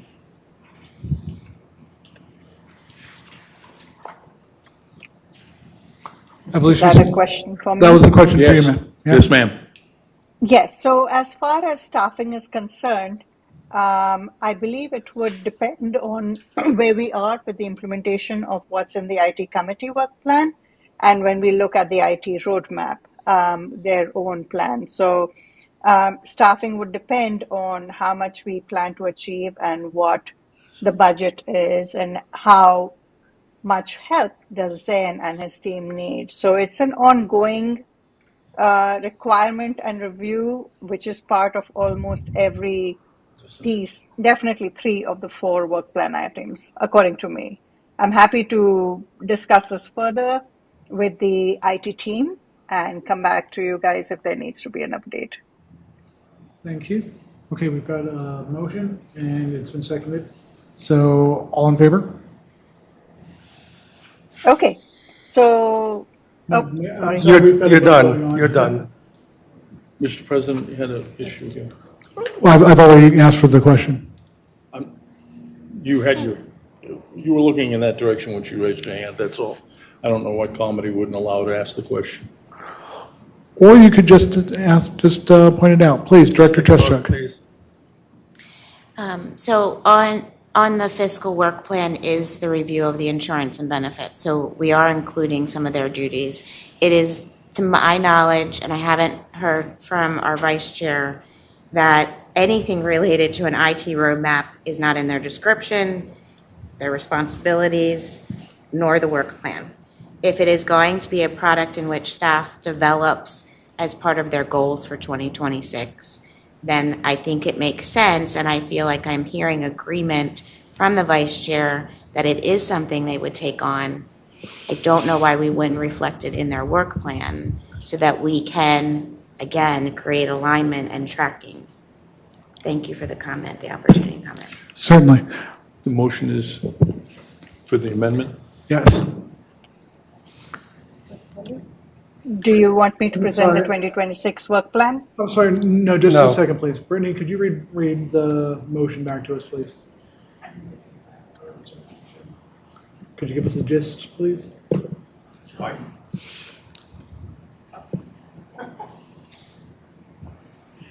I said I didn't get the exact verbiage of the motion, so I don't have it right. Could you repeat the motion, please? Sure. Thank you. The gist of the motion is to add to the IT committee work plan that they will work with staff once staff develop the IT roadmap. Thank you. All in favor? 1, 2, 3. Okay. 4. And against? 1. 1 against and abstaining. 1, 2, 3, 4. The motion does not carry. All right. Thank you very much for your time. We appreciate it. We need to vote on the. No. Vote on the plan. The main motion. We voted on the amendment, now we need to vote on the plan. Okay, Brittany had something she wanted to add. Okay. Does anyone want to make the motion? Motion. Go ahead. I move to approve the plan submitted by the IT committee. Is there a second? Second. So there should be a lot of seconds considering all the motions. Motion's made and seconded. Further comments? We feel good to death. All right, no comments? All in favor? 5, 6, 7 to 2. 7 against, 1, and abstaining. 1. 7, 1, 1. Thank you very much. Thank you very much for your time. We appreciate the work that you've done. Mr. President, I'm given to understand that there'll be an effort this evening to disband the Land Use and Advisory Committee, and therefore it probably makes sense for us to defer any consideration of the work plan until after that issue is resolved, and I so move. Second. Motion is made and seconded. All in favor? That's 8 Against? Abstaining? 801. Thank you.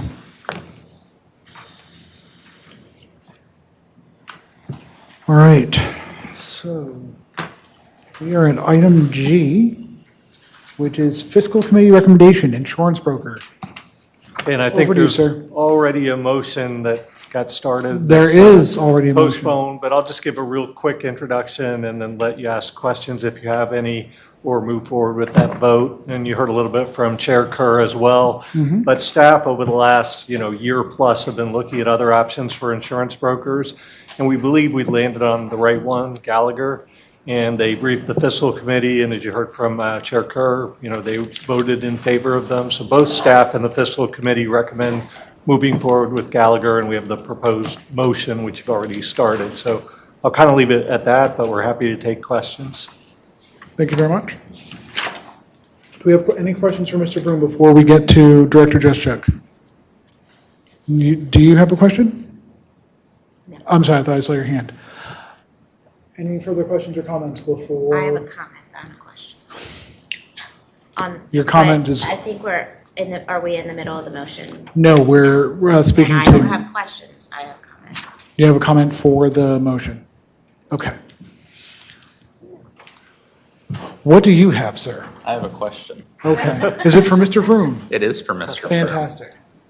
When I was reading through the summary about the insurance broker, they mentioned 3 different options for the fee. If the board were to vote to proceed forward with negotiating a contract, would that involve coming back with those 3 options to see how they compare? Well, with insurance brokers, it doesn't quite work that way. Like, you can't do an RFP and get multiple bids. It's more, they do a presentation and you pick the broker because the insurance carriers will only provide their quote to one broker. So you almost have to pick your broker and then they pursue getting, bids from the carriers. We could have multiple brokers come in to brief the board, but we weren't really planning on that. I mean, we have had 3 brokers that we work with quite a bit, a small, a medium, and a large firm. The small one came to the fiscal committee months ago. We were actually looking at them for last year. Kind of didn't go that well, and we decided not to move forward with them. We weren't comfortable enough with the mid-sized firm to even bring them to the fiscal committee, so we kind of landed on this larger firm. And, they'd be happy to come brief the board if necessary, but, our suggestion was recommendation was just to move forward with them, but. Maybe I phrased my question poorly. Yeah. I might be able to get you. I think I know what you're asking. So what we're asking the board tonight is in order for us to begin any negotiation, we need to change our broker of record. You can't have more than one broker of record. Correct. So we have already, this is a clear point to make, we've already paid our insurance bill through July or end of June 26. So if we to make the decision this evening to make Gallagher, or to come back with contract documents to make Gallagher our broker of record, we're talking about negotiations for us signing a contract in June of 26. So they would come back through this process and say, we can go fixed fee, or we can do what you've always done. So we would enter into those negotiations further down the road, and they would present us with those options at that time. So they would present the 3, one being the lump sum. Correct, or whatever option is most beneficial for the association, which is one of the reasons why we think Gallagher is a better partner than what we've had in the past. You heard Mr. Kerr say this evening, and he's not wrong, our current broker will come to us in 2 days before we need to sign the contract and say, this is what you got, sign it. Everyone here has been through that process a couple times now. It's not a lot of fun for us. So what we would do with Gallagher is they have recommended to us becoming the broker of record in January so that they can start doing that work 6 months ahead of our renewal instead of a month. So you would see that information later on in the year, May, June timeframe. Gotcha. Thank you. Sure.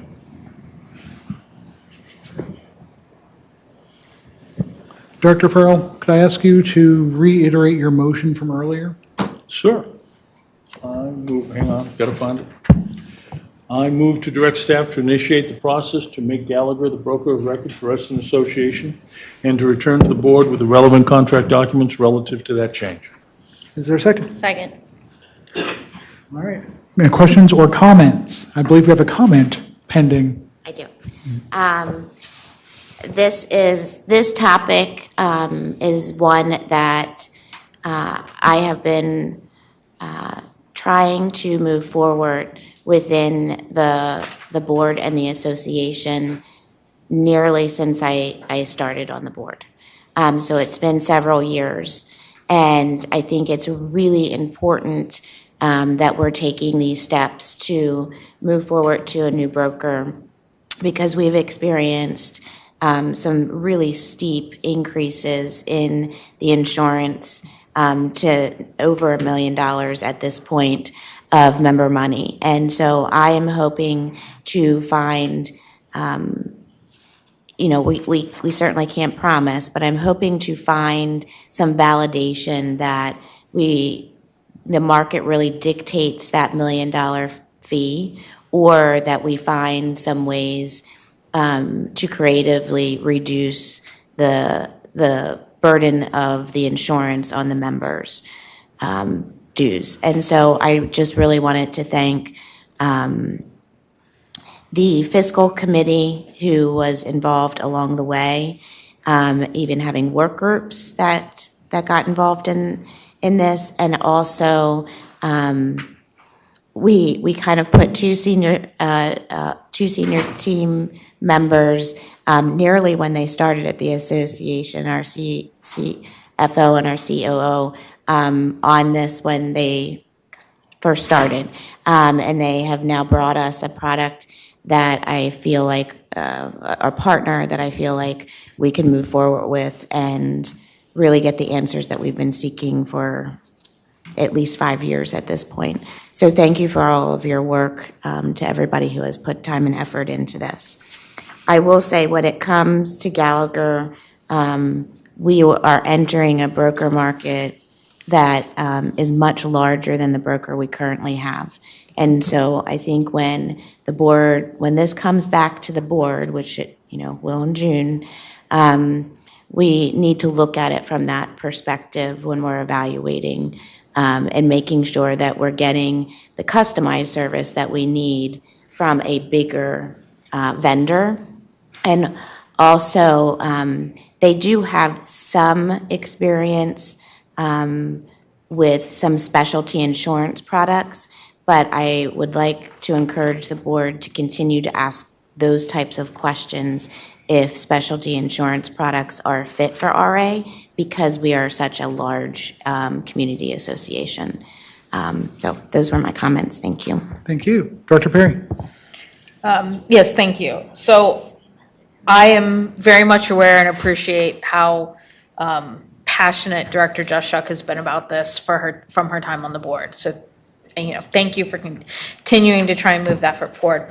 I just want to make clear from a staff perspective, by making this move, there is no guarantee at all that our insurance will go down. Is that correct?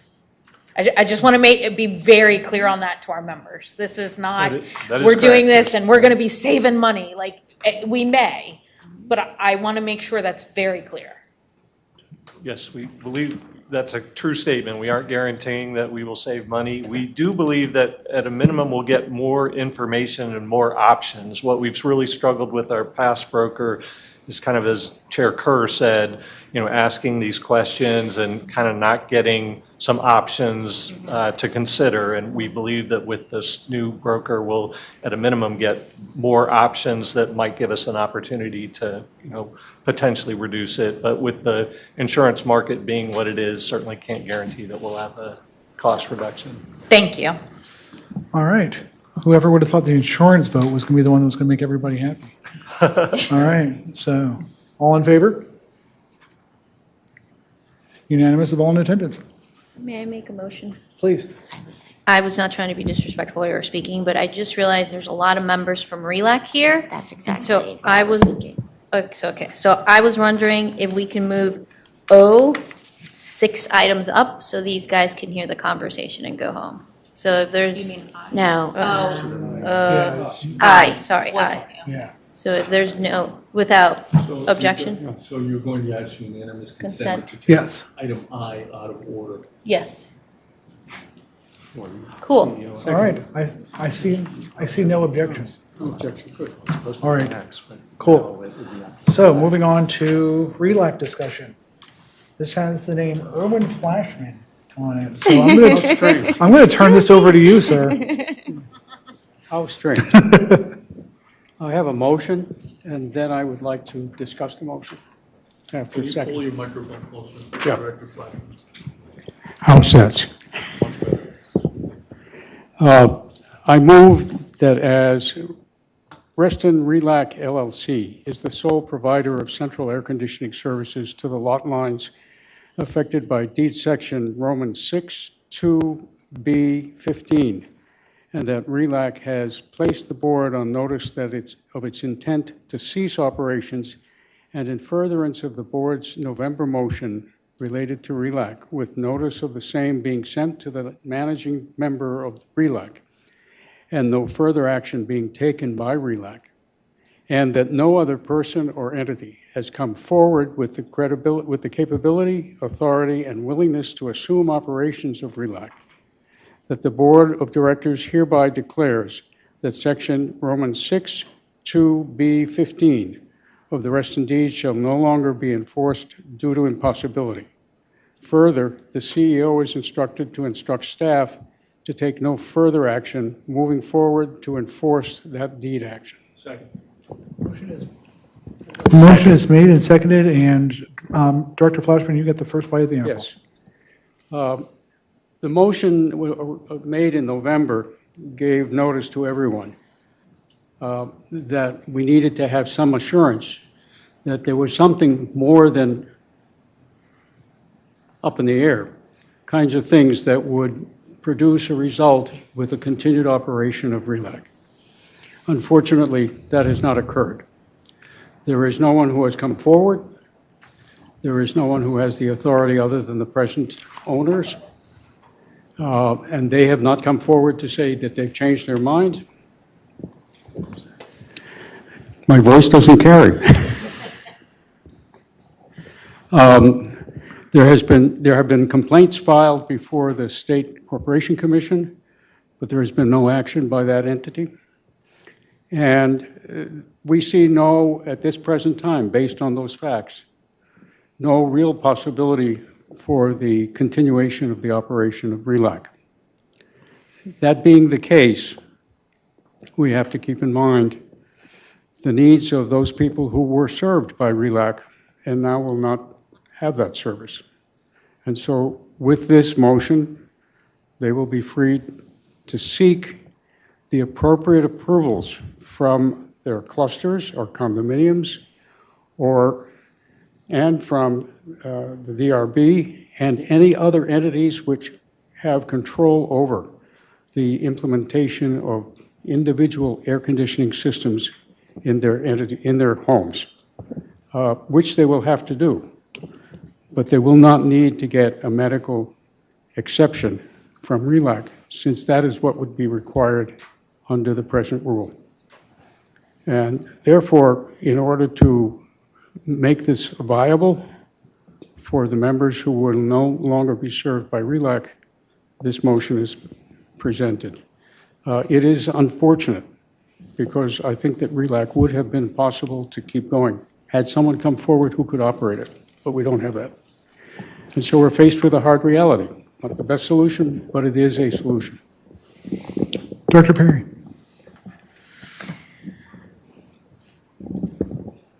I will say this decision, I don't think has been made lightly by anyone on this board. Many of us have seen this decision come before the board multiple times over the past couple years.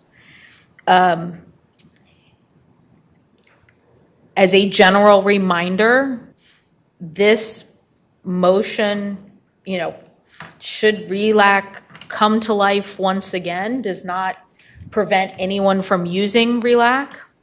What it does allow is for members to prepare now for the summer. And the reality is, if we wait until we have X number of 80-degree days, we are putting people at risk.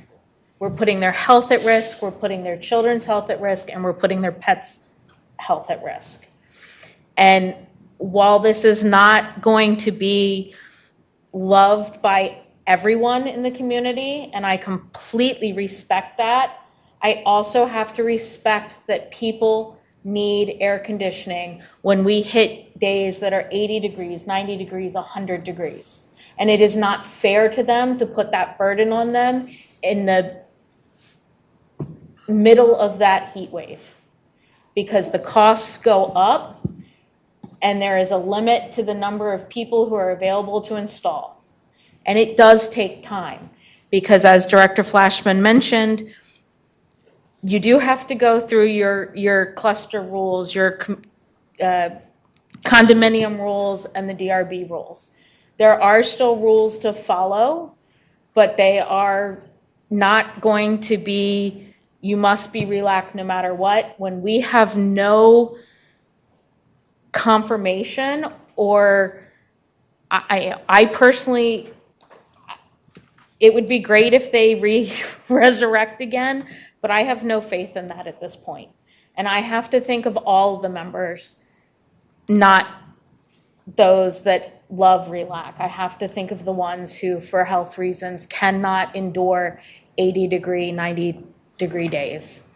So I will be supporting this in favor of the majority of our members who need to be planning now for this summer. Dr. Farrell? Thank you, Mr. President. I associate myself with the comments of Director Flashman and Director Perry. I think it's essential for us not to forget that we've run a referendum on this issue 3 times. And each of those 3 times, the majority of the people who were on RELAC wanted out. Now, that referendum didn't pass because it required a 2/3 vote. But that majority hasn't changed. And so we are being responsive to the will of the majority of the people who are subject to this provision. And as Director Perry has pointed out, we can't wait until April or May for somebody to come forward, because the people who are subject to this provision need time to work through the cluster, need time to work through DRB, need time to work through the county permitting process. It's 5 months from now when they need the air conditioning turned on.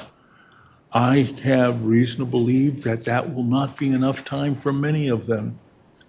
So it's time to free them from this burden and to remove the threat to the safety of the members who live in that part of our community. So, like I think all of us, I will be voting in favor of the declaration. Director Santo with a question. I guess Erwin and Tony, if we find there's a RELAC operator 2 years from now, a year from now, from a standpoint of following our governing documents, do we then need to vote one day to reinstate what we just voted down?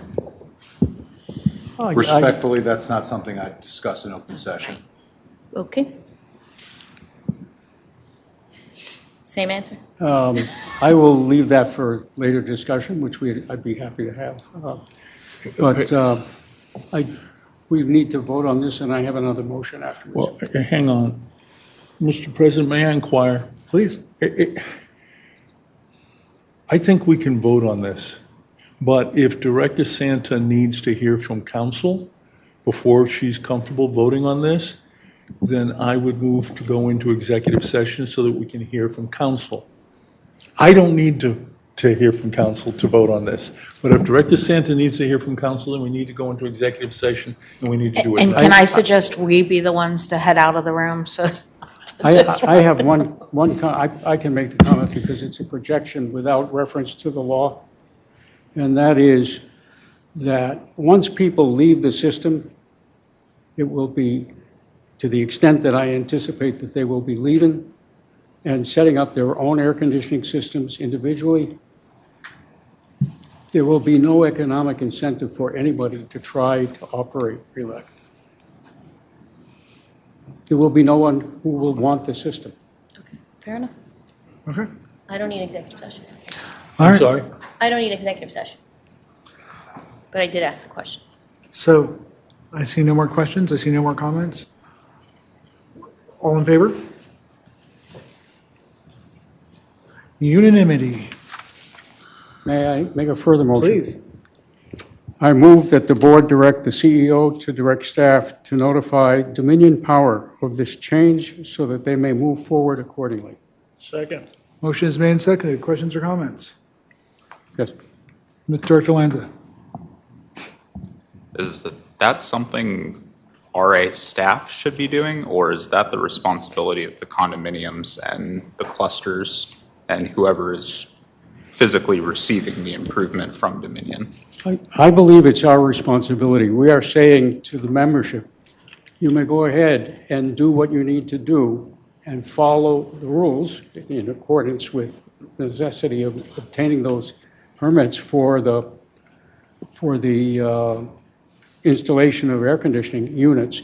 And the installation of those units may change collectively the needs for transformers and their location and that kind of thing. And no single cluster is in a position to do that, and we can do it on behalf of Reston and the immediate area served by RELAC at the present time so that they can begin planning what will that mean and does it mean anything. I guess a follow-up question. Would staff see that as a significant impact or additional workload? No, I think actually one of the things that would be most helpful here is some sort of communication from the association, FAQ, like all the things you're talking about, maybe some things we haven't talked about as a group here yet.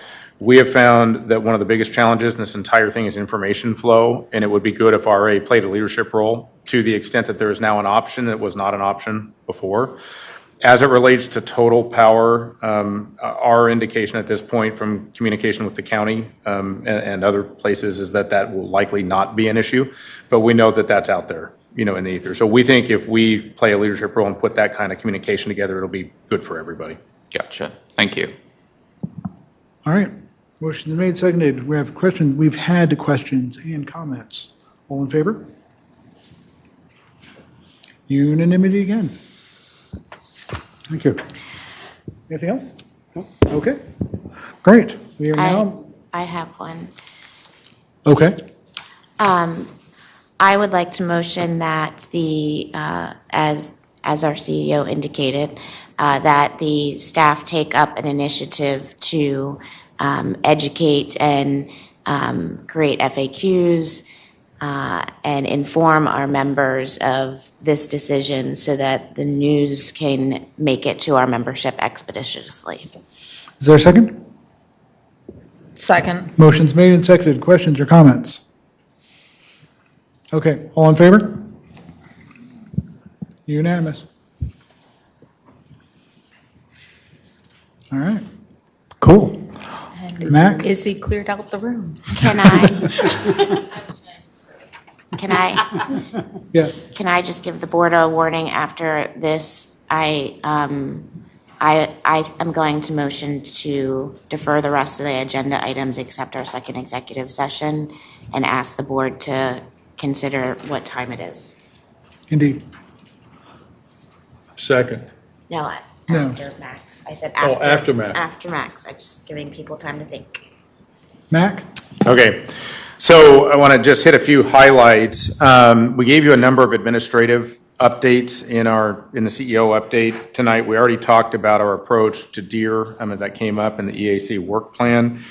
Talked about Hydrilla, some Dominion Power updates, and of course, we committed we would start putting the agenda forward stuff in there. I think what I really wanted to focus on was some late breaking news a little bit is some of the impact that this weekend had with the community. So thank you, President Johnson, for your comments. Thank you to members of the board who came out and helped and staffed the RA tent. I'm told that we got a number of folks coming up and asking good questions and taking some of the handouts that we had. So it ended up being, I think, a very successful weekend for RA. I mean, just in general, from being able to get information out. But I would say overall, I want to give my thanks to the staff who put this together. This is only year 3, which means we are 24 months in, and 24 months ago, Peter and I stood at the front door. We were talking about this, hoping that it would be successful and that you might have the best business plan and what would it look like if we were not. That was only 24 months ago. That year, I asked Laura Kowalski, what do you think the dream attendance would look like? And we were talking about numbers like 1,500. And the first year, we put 4,500 people through the door. And this year, we put over 10,000 people through the door. We had nearly 600,000 views across our social media platforms and over 7,500 clicks to get to websites. So we were driving people to our website to look at all kinds of things. I would view that as a significant success for the communications team. I think that the impact to the community of getting that many people together to build community over a 3-day span, we continue to get phenomenal feedback from everyone involved. So here's a couple of interesting statistics. So we track things like how many people go to see Santa. So you may recall in the past, we've talked about cost centers and should we charge for Santa and those sorts of things. And so we found a way to incorporate over the years stuff like that into our events. So we saw a 60% increase in visitors to Santa. Over 3,300 people came in. In merchandise sales, we saw a 30% increase, and special thanks to everybody who worked on that. We nearly doubled the Enchanted Forest trees. This year, we sold out on trees. So, I mean, each year I do sort of look at the rec staff and say, can we even add more? I think for those of you that spent any time out there, the design that was done and the way CSF was thinking about the lighting and just the way the whole thing kind of glowed was really impressive. And I want to pay particular attention to that because I think that's one of the most interesting things that we do out of this whole thing. As great as it is to have success in Vendor Village, and I'll talk about that in the Santa, we put 61 trees into the hands of families that otherwise might not be able to afford them, including all the decorations. So our corporate community is coming out to support the community through donations and buying trees. Our staff are getting them organized in a way that it's a very unique experience, and then we're helping the community on the back end. So it's a fully self-sustaining financial program. On the Vendor Village, we saw a 250% increase in business done at the event. We got all sorts of fantastic feedback about the mix of the vendors, and that being, not a tack on, because sometimes you go to these types of events and you'll see the arts and crafts stuff. A lot of people were really engaging, and they're almost all local businesses. So I would say it was a home run all the way around, and I just wanted to draw attention to it because maybe one of the best leadership things that I think about relative to an event like this is the leadership knows when you're asking staff to work versus when the organization owns something. And 101 people, and particularly CSF and Rec, own this to the core. And when we're out there seeing the members having such a good experience, everyone is giving 150%. So appreciate the board's support, in looking at some of these larger types of events on behalf of the community. And I think the team just absolutely hit it out of the park. So special thanks to everybody, in the back of the room. And I'll stop there. Director Santa? Do you have, and sorry if you said this, but do you have a breakdown of non-members who participated? Laura Kowalski probably has the numbers. We saw double the amount of non-member ticket sales this year. That's fantastic. Yeah. A suggestion that I have, Mac, we've talked about this. In perhaps next year, we should look at giving households, particularly folks who are single, a complimentary ticket so they can bring somebody along and they don't necessarily have to pay to bring somebody. I talked to one person initially, and then I had a couple of subsequent conversations in which, folks who don't have, families in their households, still had to pay for additional tickets, whereas, me, where I've got, 4 people in my house, I get 4 tickets. And, we could do something to have a bit more equity for members in the community who, who live alone. Not a complaint, just a suggestion. Director Perry. So I was going to bring this up under new business. If anyone objects, I will still do that. But since Mac brought up Winterfest, I'd like to go ahead and put forth my idea to the board and get everyone's hopefully blessing. So I don't have a motion specifically written out, so please bear with me.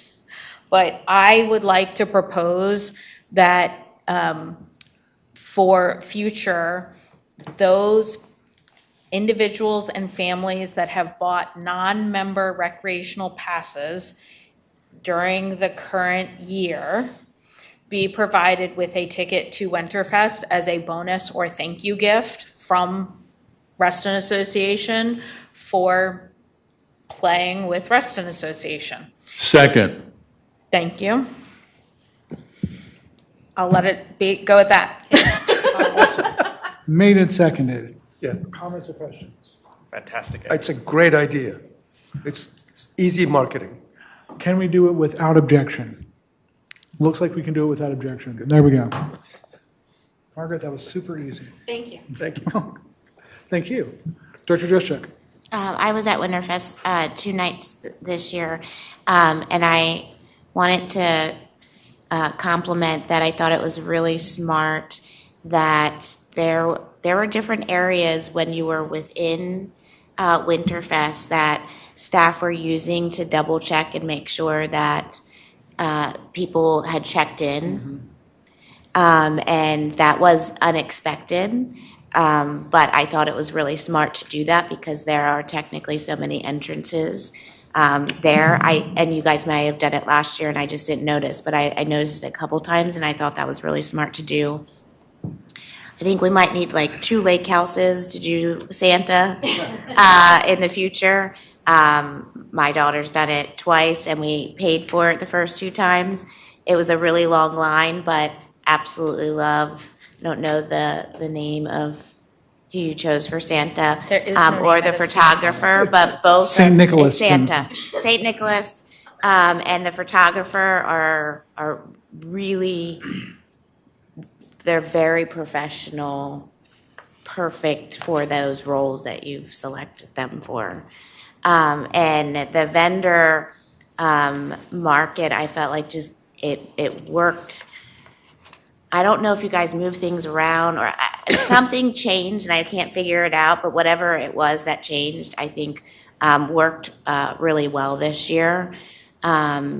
And I still compliment us on safety as an organization. And really every year we've done Winterfest, making sure that our members are safe, getting across. Barron Cameron is not a fun road to cross if you have to, but we provide the transportation from different areas within Reston and getting across that busy road.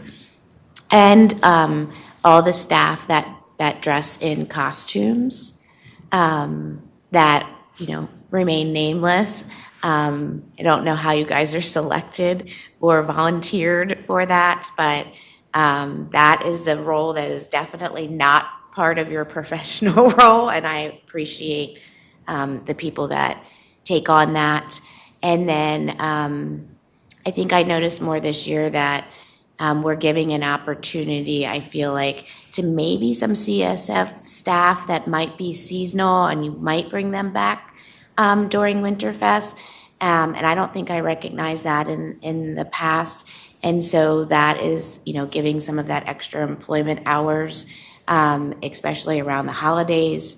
And we wouldn't be able to do that without an event like this. And it was definitely apparent with them either riding around or running around whenever like a light bulb went out. They were like, oh, and then off they went. And that wasn't often, but they were milling around and then they were gone because they heard probably on some radio somewhere that, some minor light bulb was out. So I felt like I was more observant of some of those operational items that it takes to do this event. And so I very much appreciate that. And blessings to our communications director who made my daughter feel like she's a movie star because she put a picture on the RA website of her, and now my daughter just thinks she's, the best thing since sliced bread at age 8. So didn't have to, but that was a nice surprise, so thank you, personally. What I took from that was that you want to buy another lake house. So, Director Farrell. Mr. President, I have heard from a Grinch or two who would suggest that this is not an activity that RA should engage in, that we lose money. We do. But one of the functions of Reston Association is building and enhancing community. And I can't think of a better way of building and enhancing community than Winterfest. For many of our members, Reston Association disappears around Labor Day, and we don't reappear until Memorial Day. And here we have in the middle of that otherwise absence, an event that brings joy to almost everybody who participates. I will tell you that as long as I'm on this board, I will want Winterfest to continue. And I hope that the majority of board feels the same way, because building community and enhancing community is an essential part of the Reston Association function. Thank you, sir. Thank you. May I make one more quick plug? I would just say I did sit at the RA table on Saturday evening, and this is a plug for my fellow board members. I would highly recommend that in the future, if you have any amount of time, like, by the way, I could not be there from 5 to 9. I was there from 5:30 to 8:30. But if you have any amount of time to sit at the table,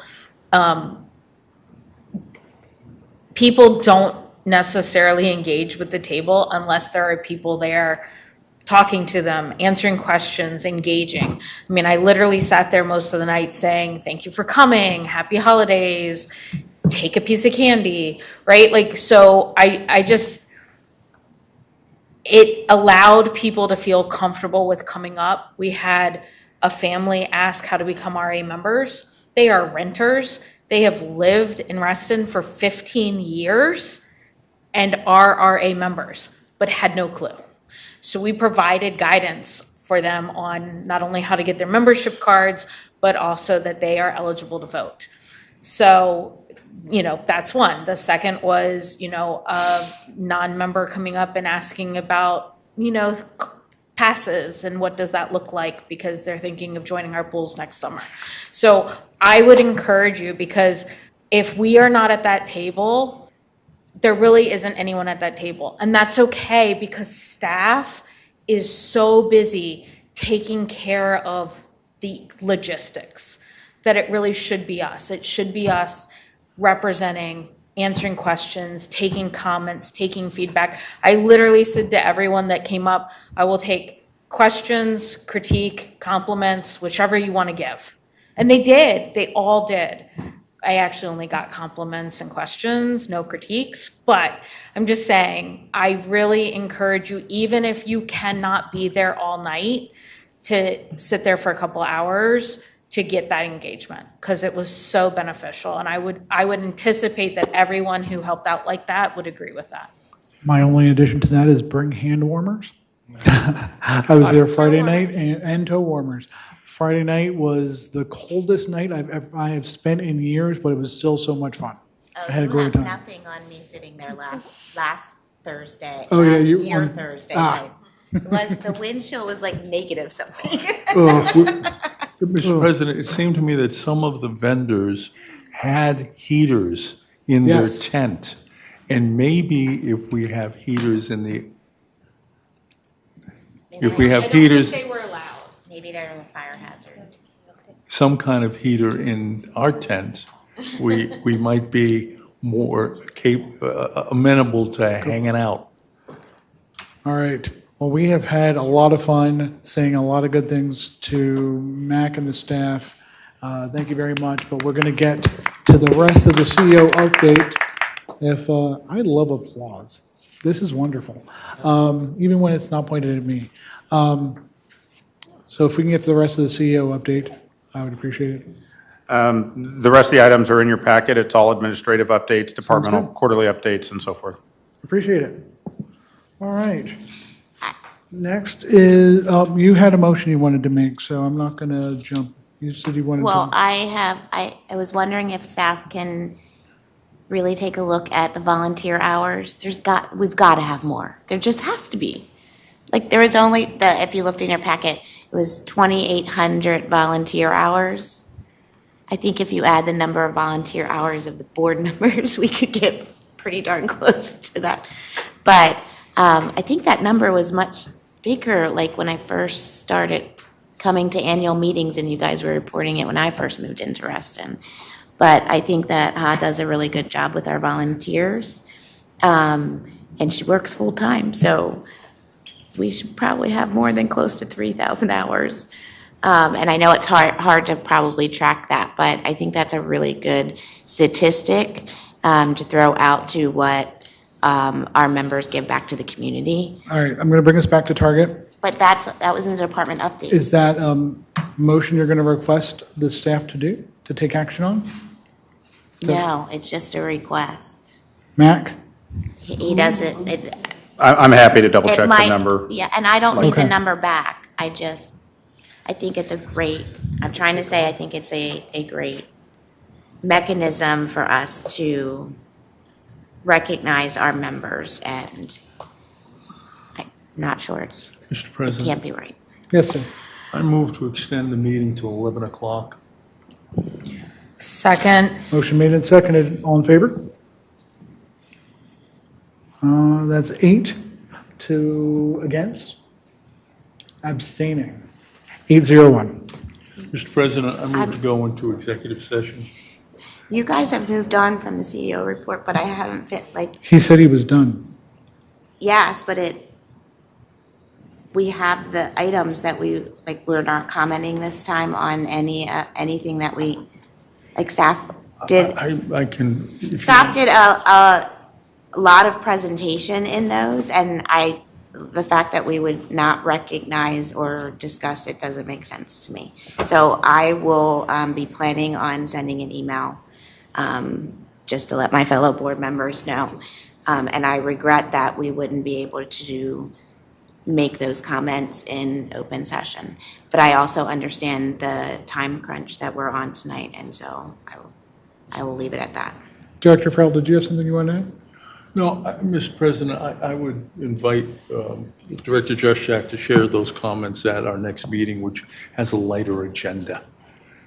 Or if she'd like to make them now, we can just keep extending. I will motion to defer all of the rest of the items on the agenda and enter into executive session to discuss contractual personnel and consultation with legal counsel. Second. Object. Okay, it's made, but we did get a made in second, so we have a vote. Comments, questions? Hearing none. All in favor? 1, 2, 3. 3 in favor? Against? 1, 2, 3, 4, 5. And abstaining. All right, so that did not carry. So we are moving on to the next item, which is item K.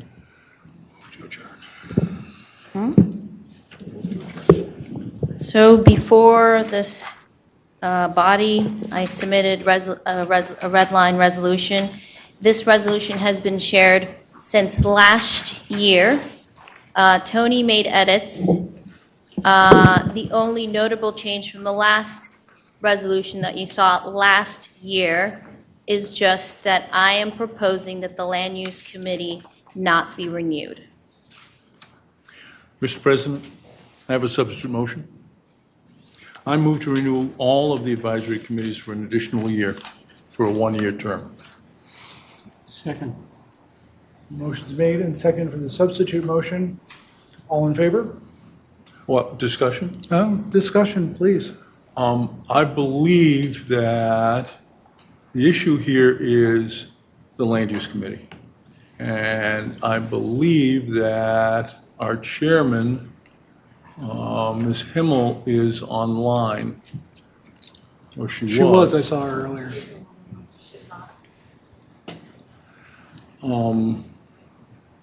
So I want to have a conversation about keeping the Land Use Committee.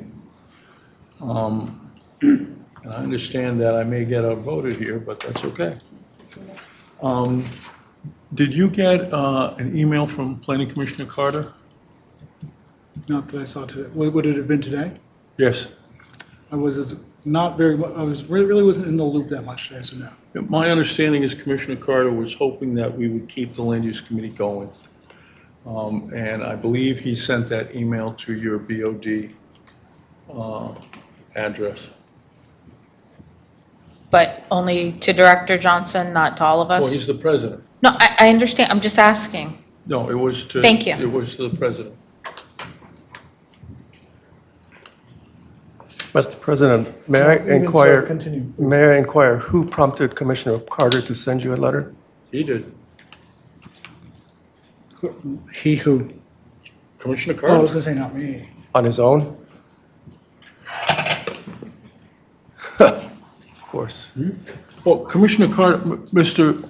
Director Mapar, Mr. President, I'm just asking a simple question. No, there's an implication there in the tone No, of the you're reading voice. too And much. that's, We and are not that's, going to do the back and forth like this. We'll have Director Farrell's recognized, then we'll get back to Director Mopar, please.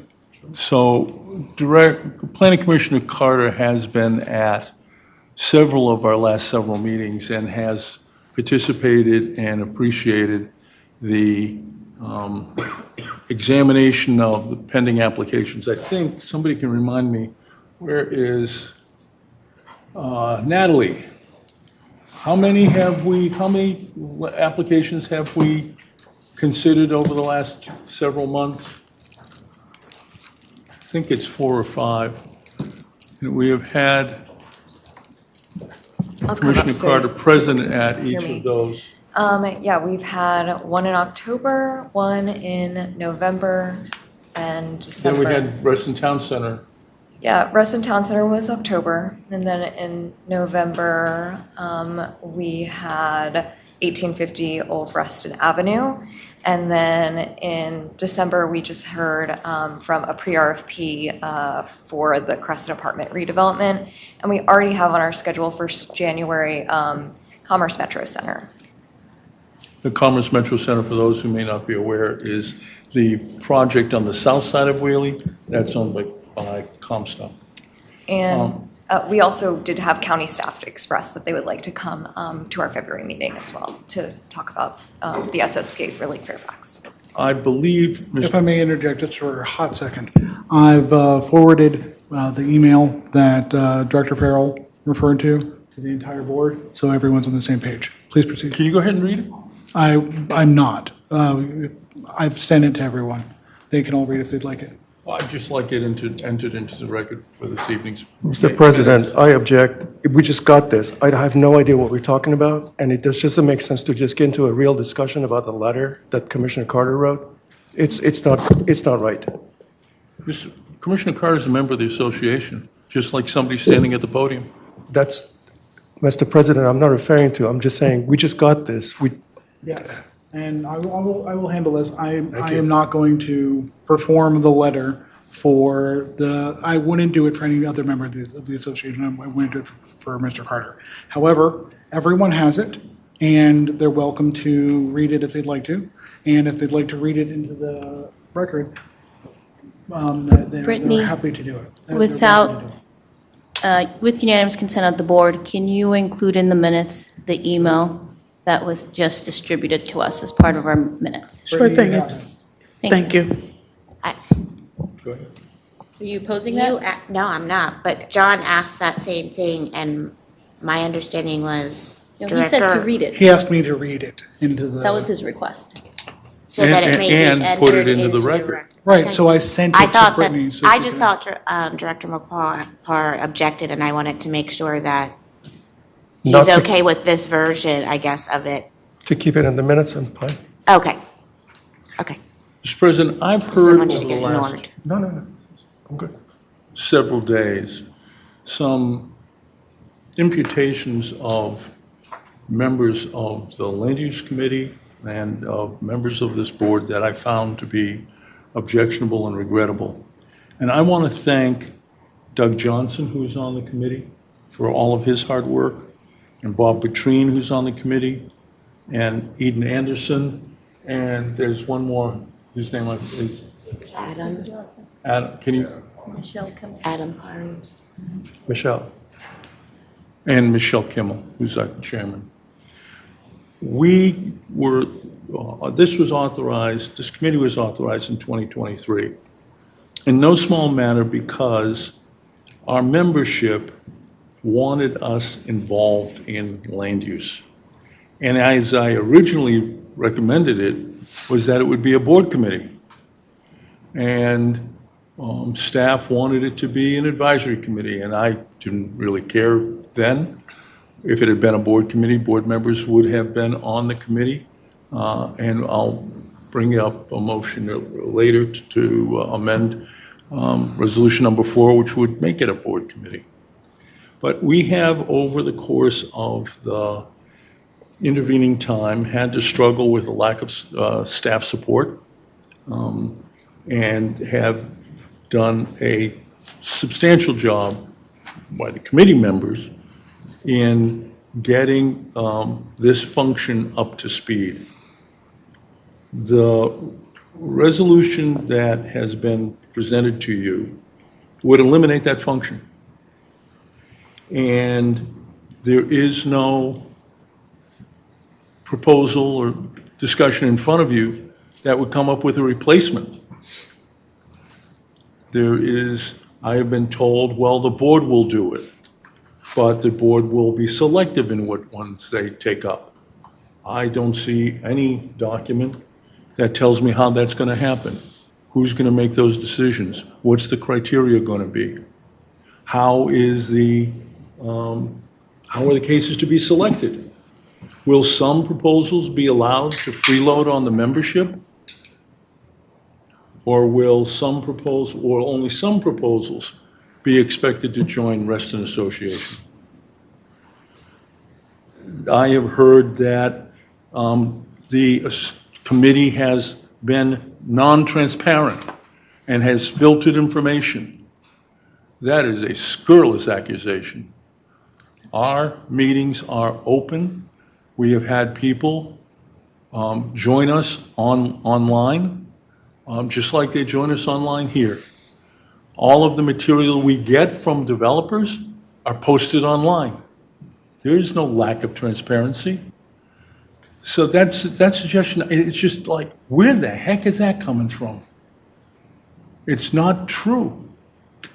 Everything that this committee has done has been as transparent as any other committee of this association, including this board.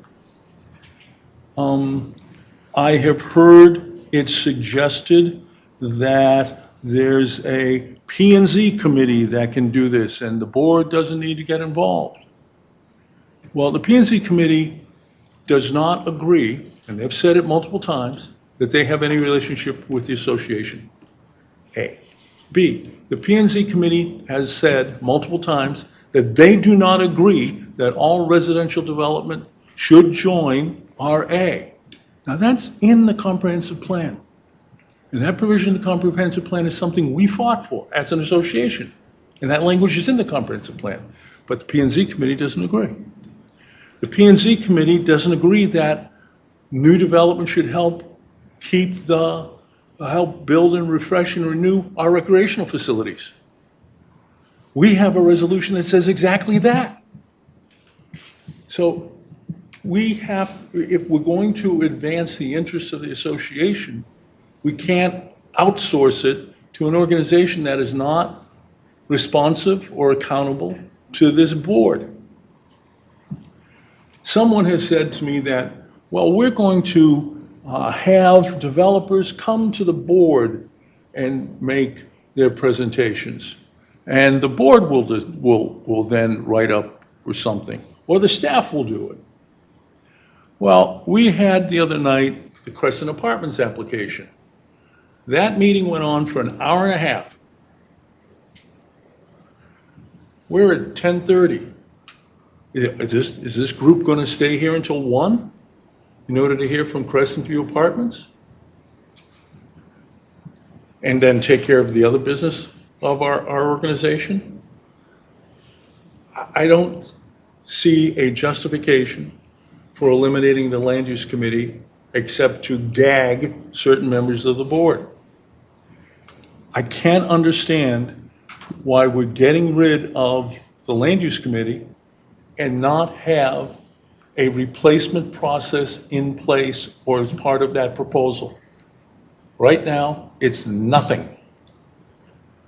And until somebody comes up with something, we're going to let the developers run ragged over this community. And we made that mistake before. Previously, this body was involved in land use.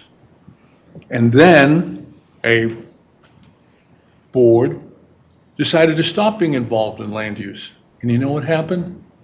3,000 units were approved, not joining RA, and the association didn't say a word. And the language that's in the comprehensive plan that says they are supposed to join RA was in the comprehensive plan then. How many more units are going to be absented from joining RA? And to what degree are we saying we're okay subsidizing those residential developers by our members paying for the facilities that those new developers are relying on to market their projects? Some of you will recall, who were on the board 3 or 4 years ago, we found advertising from EYA in which they were marketing their units, taking pictures of Lake Ann, taking pictures of Lake Audubon, taking pictures of, and then they had the audacity to say, if you're interested in joining RA, call Larry Butler at this number. Dr. Farrell, we're shy over 5 minutes, so if you can maybe tie it up a little bit. Well, I was going to. Then I appreciate that. Thank you. For those reasons, I can't support this proposal, and certainly not until there is a replacement process. A replacement process that says someone's going to make, either we're going to review all of them, or we're going to agree on what the criteria is that we review some of them and decide who's making that decision. Do we need 6 votes in order to decide whether or not we're going to look at an application? Or not 5 votes or 9 votes? Answer, no answer. All right, let's tighten that up. And before we go any further, I'd like to get the thoughts of the support that we've had from Mr. Lusk to share his perspective with the board. I won't be 5 minutes. I appreciate that, thank you. Many of you have heard this already, so this will be repeat for many of you. Natalie and I have been dug in with the Land Use Committee for the last, I would say, 7 months or so. There's been a significant amount of time and effort, both from staff and members of the committee, to get to this place where we're having developers visit the committee now, which was the point from the beginning. There was lots of time spent without getting developers to meetings where we spun our wheels, and I think everyone would agree that there was some wheel spinning for a period of time. But we've gotten to this place where people are listening to us when we ask them to visit the committee. We've got developers lined up for earlier in the year, and it's just been a significant amount of time and effort to get to that point. So just because of all the time and effort that has gone into it, I think it would be helpful to at least see those meetings through. But I just wanted to kind of bring that up because it has been a lot of, this committee was sort of floundering for a while, and we've worked, there's been significant hours put in to bring it to where it is now.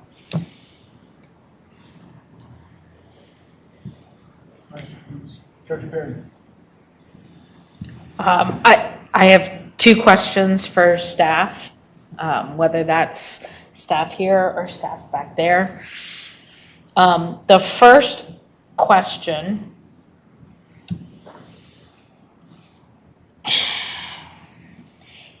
is there any thought that what is currently occurring as far as following, managing, maintaining a list and follow through of the different applications can be done by staff alone? The second question, recognizing what you just said about developers are starting to come, I question, how often we hard hammer developers versus having actual negotiations and discussions with them as to why we could benefit them. That's separate. The second question, though, is I accept that I could be wrong, but I thought that the verbiage in the Reston Master Plan was that new developers had to join an association, and that included they were allowed to make their own. And this is a question specifically for staff. It doesn't say that. I'll hop in. So I think the answer to the first question is in terms of tracking development, and/or certain application types, we are certainly in a position to create a dashboard, and/or some sort of board-facing thing with the status and the issues. I think the principal objective of getting units into the association is already an adopted policy of the board, just in general.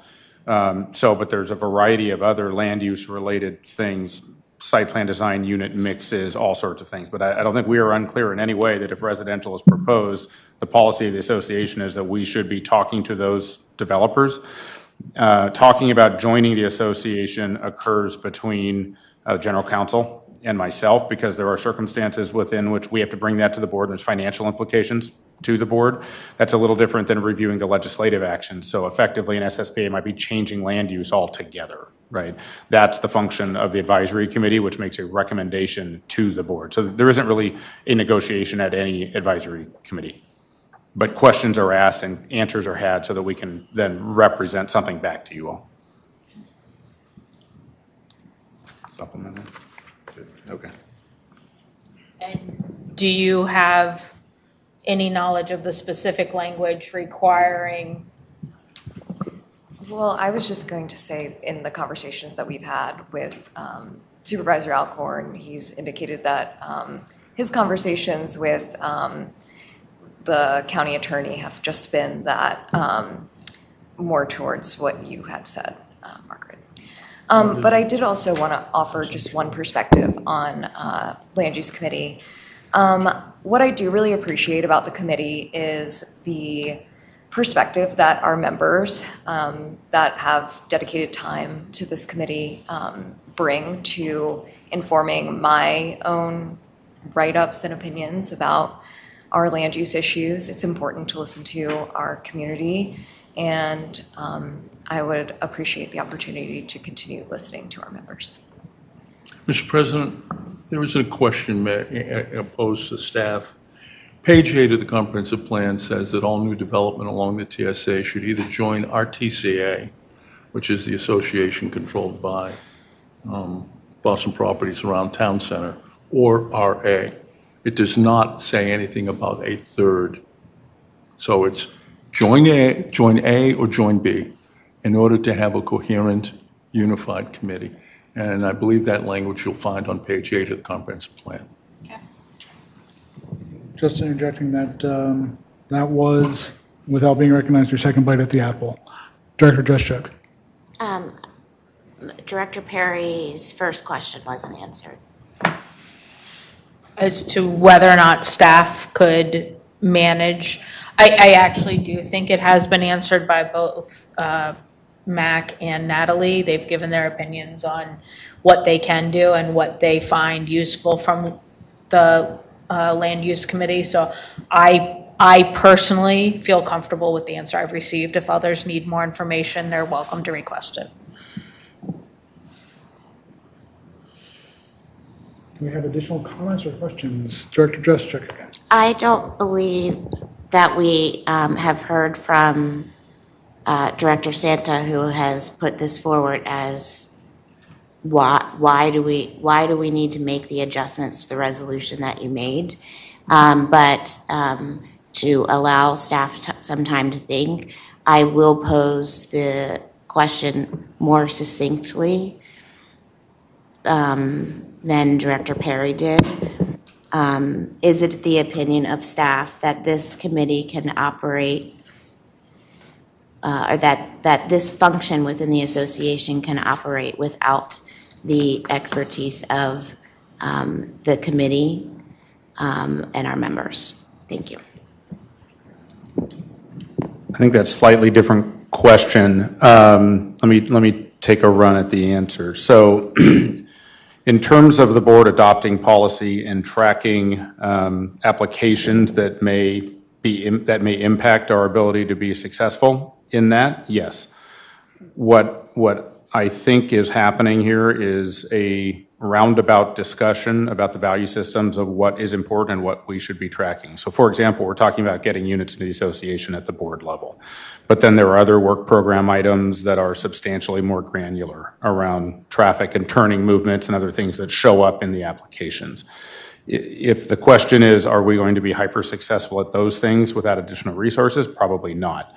If the question is land use mix and implementation of the board's adopted policies on the comprehensive plan, I'm confident that we can staff that. Okay, so I still don't think that answers the question, and so maybe I can frame it a little bit better. Item L in our packet, which we may or may not get to tonight, even though the Planning Commission is going to hear it in February, and so RA's voice in it would be critical between now and then. Can staff produce the agenda item content that is in item L without the committee or our members? Can I confirm O being the sustainability plan, or you have it as a Item different? L. L, Sorry. thank you. Yeah, RTCN. Could I also ask a clarification on that question? When you say members, do you mean members of the committee or members of Reston Association? Both. Both. The perspective of both.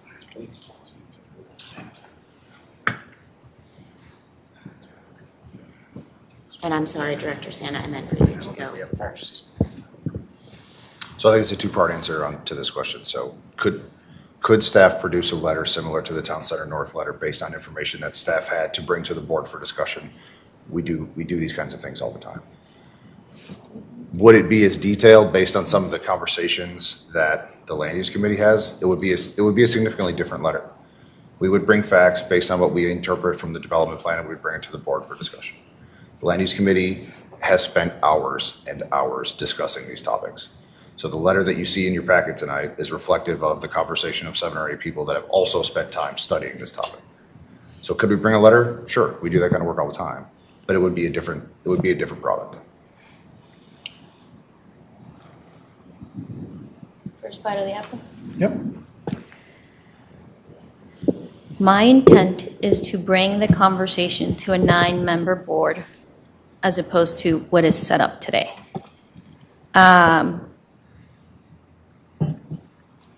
By bringing this to the board level engagement, it improves alignment with adopted policy. The board has already established resolutions governing land use, common area ratios, the no net loss principles. When land use analysis occurs primarily at the committee level, there is an increased risk of recommendations drifting from the adopted policy board or emphasizing preferences rather than the governance standards. Direct board involvement ensures that assessments are consistently grounded in existing resolutions and fiduciary obligations, not recreated or reinterpreted in parallel.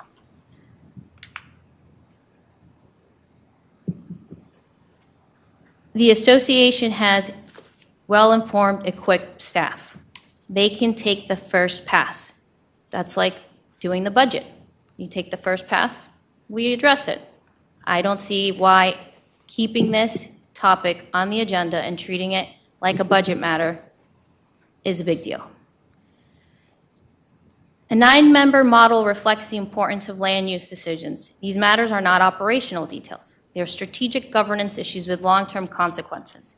Elevating them to the full board engagement signals to members, staff, and external stakeholders that the associations treat land use decisions with the seriousness and collective judgment they deserve from the start. Additionally, I've talked to many of my peers, and they would like to hear the presentations at the 9-member level.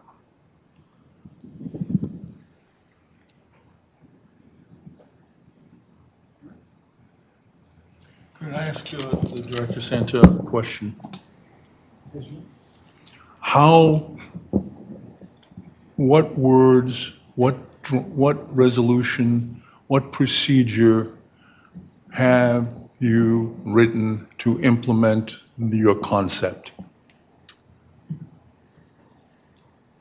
I believe that, and we have discussed this, some of us, that if this were to move forward, we could, four of us do a committee to implement how we hear cases, where we hear them, why we're hearing them, or we can just treat it as an agenda item. And staff recommends every time, hey, we have this development, here's the memo on it, make a decision. Would you like to hear it at the 9-member level? This isn't that complicated.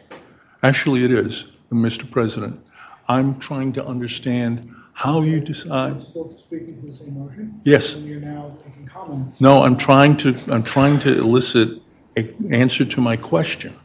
So, okay, please get to the question very quickly. I beg your pardon, sir. Yes, please. So I heard 4 different ways of addressing the issue in your comments. To think of, we can replay the tape. Which one of those do you want to pursue? And where's the piece of paper that lays that out? Because if we adopt the resolution that you propose, there will be nothing. And I don't know how long there'll be nothing, but there'll be nothing for a while. And we'll be embarrassing the association in front of all the people we've already made appointments with. We'll look like geniuses. So there's no substitute. There's no replacement. It's, well, we'll get there. We'll figure it out. That's your opinion, I disagree with it. I beg your pardon? That's your opinion, I disagree with it. I think 9 of us could collectively decide whether or not we hear a matter. And why are you opposing that? Where is the procedure to make that happen? Once this motion, whatever the outcome of the motion happens, that was going to be step 2. I beg your pardon? Whatever, if the outcome of the motion Thank you. is what it's going to look like, then that was the next step. Well, why isn't it here in front of us now? Mr. President, point of order. I beg your pardon, I'm still asking questions. Point of order, Mr. President. It is 10:38. We have gone through endless gyration on this, and my question to you, Mr. President, is how many times do you want to do this? No, actually, why isn't there a procedure before us to implement a replacement procedure? And she's told you her plan, that she intended to provide that, not in, as the next step, depending on the outcome of this. And when can we anticipate that? So no plan? No plan, no date, No, something? Now you're out of order. No, actually, Yes, you are. Actually, I'm You're reflecting. out of order, Am I sir. wrong in saying that you have no plan, you have no date for delivering that plan, you have no concept that has 5 votes to replace the land use committee with something specific? There's nothing here in front of us. You've heard the answer to that question. You're done, sir. Are there any other questions or comments? Director Juszczyk. I want to ask council a question related to the motion, but I'll be honest, I can't remember if it's Izzy's motion or John's motion that is currently on the table. It's John's. His motion. So it's your motion is to Renew all. renew all of them. Then I will ask council, if we pass Director Santa's motion, what would the ramifications of that be? And she might need to repeat it, I'm sorry. Passing Director Santa's motion would replace the existing resolution with the edited resolution, which has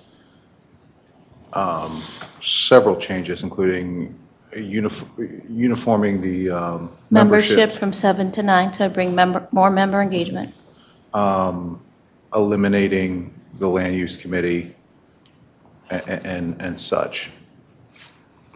It would not, you'd still have to take a vote on renewing the other committees other than land use. Was that The part of- motion was I move the board to accept Resolution 5 as edited and presented to the board. Okay, then you would have to take a second vote to extend the yearly term of the remaining advisory committees. That is part of your motion, is the other committees. The other committees are part of the motion. I have it here. Yes, John, I understand that she's changing the composition of those, but there's still Resolution 9, I think it is, that says every year the board has to extend advisory committees because they only last for a year. And by passing that, you don't overcome the other motion or the other resolution. That's still in play. So you'd have to take a second vote on extending the life of PrAC. But EAC. he just made a motion to renew Substitute all motion. of them. So what you're, He made a motion that is a substitute motion. to renew all of them. To renew So all. we're addressing your concern. He's addressing your concern with the substitute motion. Yes, So we can take the vote. yes. Okay, let's do it. No, but my question is, what are the ramifications if Director Santa's motion passes? To the operations of the land use, how do you move forward with the existing land use resolutions that exist? Mhm. I understand. Well, I think it'll have a cascade of, I haven't looked at the other land use resolutions, but for instance, if you'll give me an indulgence of a moment, I'll review them quickly. Yep, and you can review them and I'll make some comments. I think one of the things that I haven't heard from any board member tonight is the volunteers that have participated in all of our committees. And I've heard Director Perry speak to this in the past. And so I feel like I would be remiss if I didn't remind the board that we haven't heard from the volunteers. We haven't asked or talked to the volunteers related to this committee.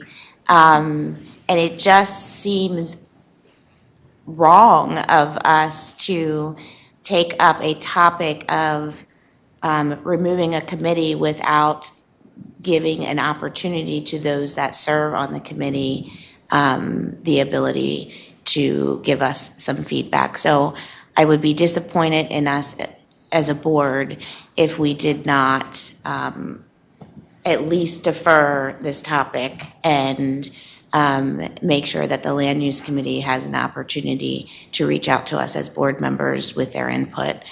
I also think that the other committees like PrAC and EAC and DRB also deserve to be heard on this issue because they have contributed their opinions to the Land Use Committee, which has informed what work products end up on the board's table. I hear Director Santa's thoughts about moving it to the full board. And I guess I would argue that the full board, just like every other committee, has final say over everything that we do. And we could invite the developer a second time. We could change the recommendations that the Land Use Committee puts forward. Ultimately, all things in RA roll up to us. We also, as board members, could attend any of the committee meetings. I remember for years attending many RA meetings before I got on the board, and I'm pretty sure that Director Flashman and I attended near every committee meeting after we got on the board to make sure that we felt like we were informed and had the information that we needed. Furthermore, that committee, along with some of our other committees, are videotaped, and as board members, we could ask for those videotapes. We have also encouraged in the past board members to attend sessions, specifically the RTCN one. And we now have 3 work products that between now and January, have recommendations from a land use committee that may not exist. So I'm not really sure, again, to ask council what happens with those work products if a committee does not exist. I think it's our responsibility as a board to have this discussion every year. I think it's a really important discussion that we have on committees. As I had said earlier, looking at our values from the fee pyramid is something that I'm interested in doing yearly as well, because I think it's just as important. But I also think that us having a dialogue on the committees is what the intention of this resolution was. And I do not feel that this resolution was brought with the intention of having a discussion about our committees, because I have yet to hear about any changes that the other committees have in them, one of them being that they would go to quarterly meetings. And I think that that's a really good discussion that we need to have as to what does that mean for the cadence of the work plans that we just approved. There are other pieces here, and we have other extremely important business to speak to tonight. I was going to be disappointed that RTCN was not going to make it because it needs to make it to the county, but in good faith, I deferred the rest of the agenda because what we have is important. And I am really offended that I am left here to discuss advisory committees that could wait. So those are my first comments. And I will ask council to maybe help the board understand what the ramifications of passing a motion that Director Santa brought forward means. So as it pertains to the land use resolutions, operationally, land use resolution 1, the procedures for developers coming in, mechanically it fails. There's no mechanism for the initial meeting with the covenanted property. It comes into the CEO, it gets placed on the land use committee's agenda, and members of the DRB, EAC, and PRAC are all invited to come in and provide written comments. So that just, there's nowhere to house that under this resolution. It's a similar procedure, except it's a may, not a shall, if it's not covenanted property, but it still suffers the same infirmity.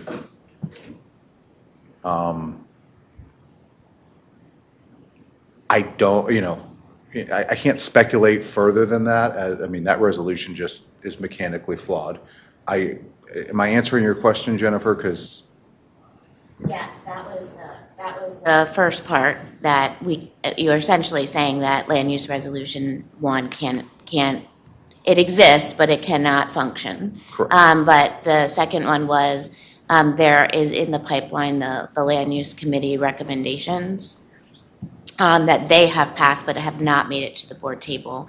What happens to those? Do they die on the vine as well and not come forward? I think the board has the option to take those up, even though there's no proponent to speak for it. Staff could treat it as a staff work product and walk it through. I see no reason that the board couldn't decide to take notice of that work product. Director Perry. I appreciate the dialogue this evening from all parties.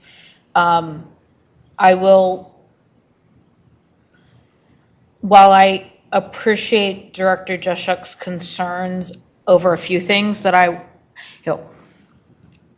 as far as our volunteers within the land use committee, I would have encouraged them to be here tonight. I'm sorry that they're not. I don't, we cannot while I'm torn. I mean, Director Juszczyk is correct. I respect our volunteers, and I think we should always at least hear them out, and I think we failed to do that on a number of times. At the same time, we cannot consistently punt workload down the line because those members choose not to show up when those items are on the calendar. The second piece is, if I heard Director Juszczyk correctly, there was some discussion about the additional changes. And the language, if I recall, is that they will be required to meet quarterly, but they are welcome to meet more often should their work product require that. So we are not preventing any of our committees from working more often. We're just telling them that, look, if things are kind of stagnant, you're only required to meet quarterly. The second change that I am a huge proponent of, and will do so regardless of where we end up on this particular issue, is that no board member should be a sitting member of a committee with voting rights. You should not get 2 chances to vote on a thing. You have the option to vote here as a board member. Our committees should be for RA members that are not sitting board members.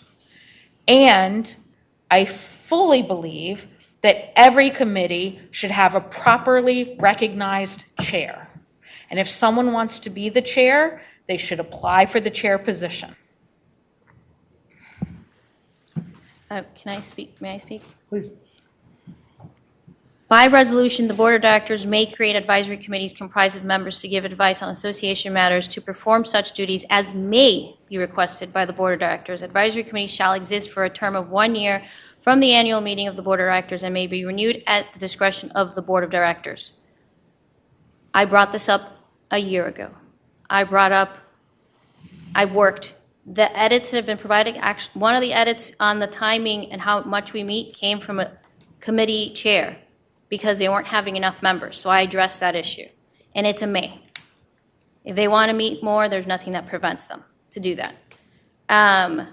As it relates to, I do want to get to the letter, and I'm going to speak to it now, because it addresses a point that I brought up earlier, which is we need to follow our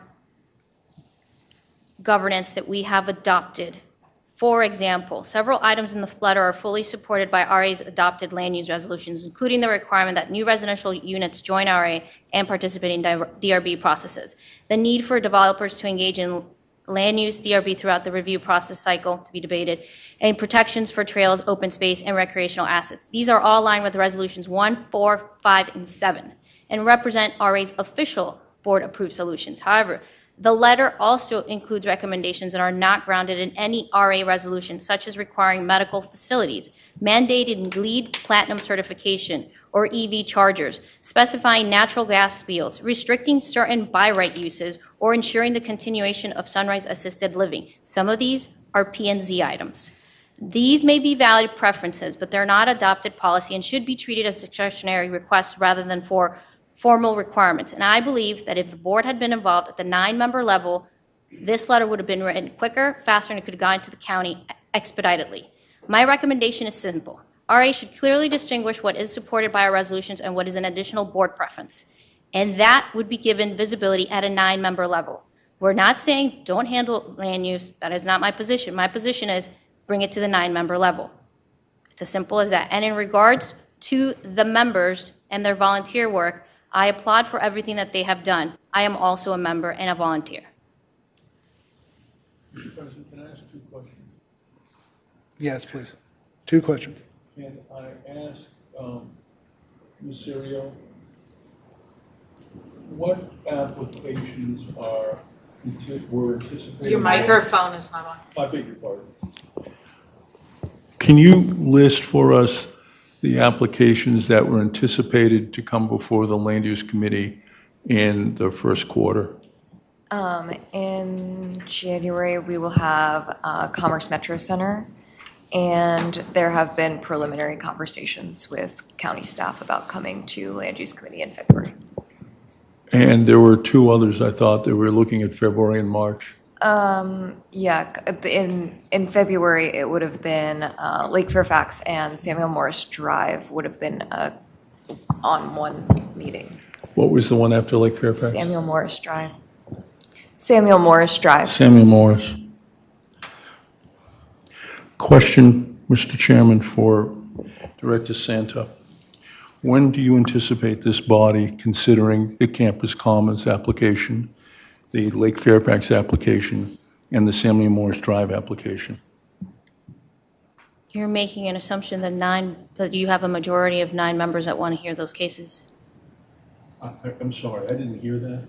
You have, it's a hypothetical that I'm not going to address because that should be brought up to the board. Should the board want to hear that case, take a vote on it.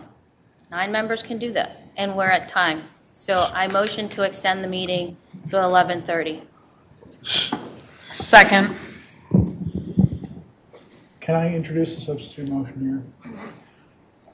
Let's be realistic. We've also got executive session, and I don't want to do this, go into 5-minute chunks.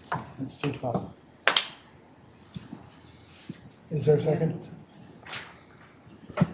What was your substitute? To That would be 12. 12 To instead of 12. 11.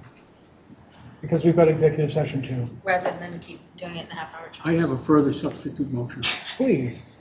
That we suspend this discussion and move it till January so that we can attend to other matters that require attention now.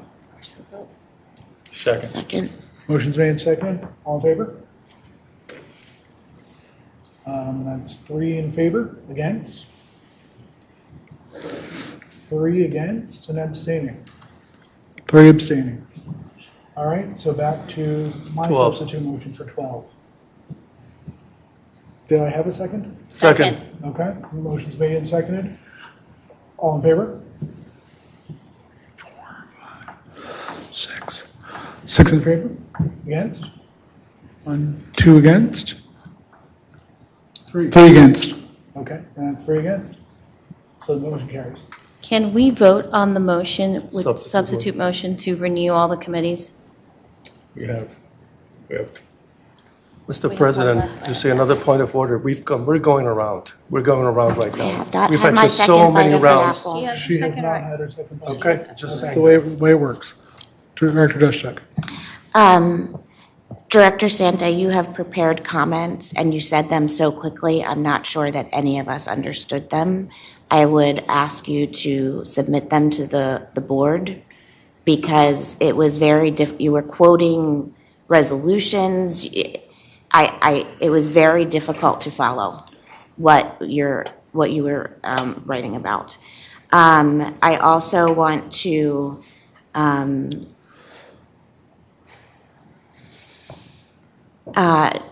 Director Perry earlier said that committee members could have come. I just want to remind the board that the agenda, right, was to renew the committees.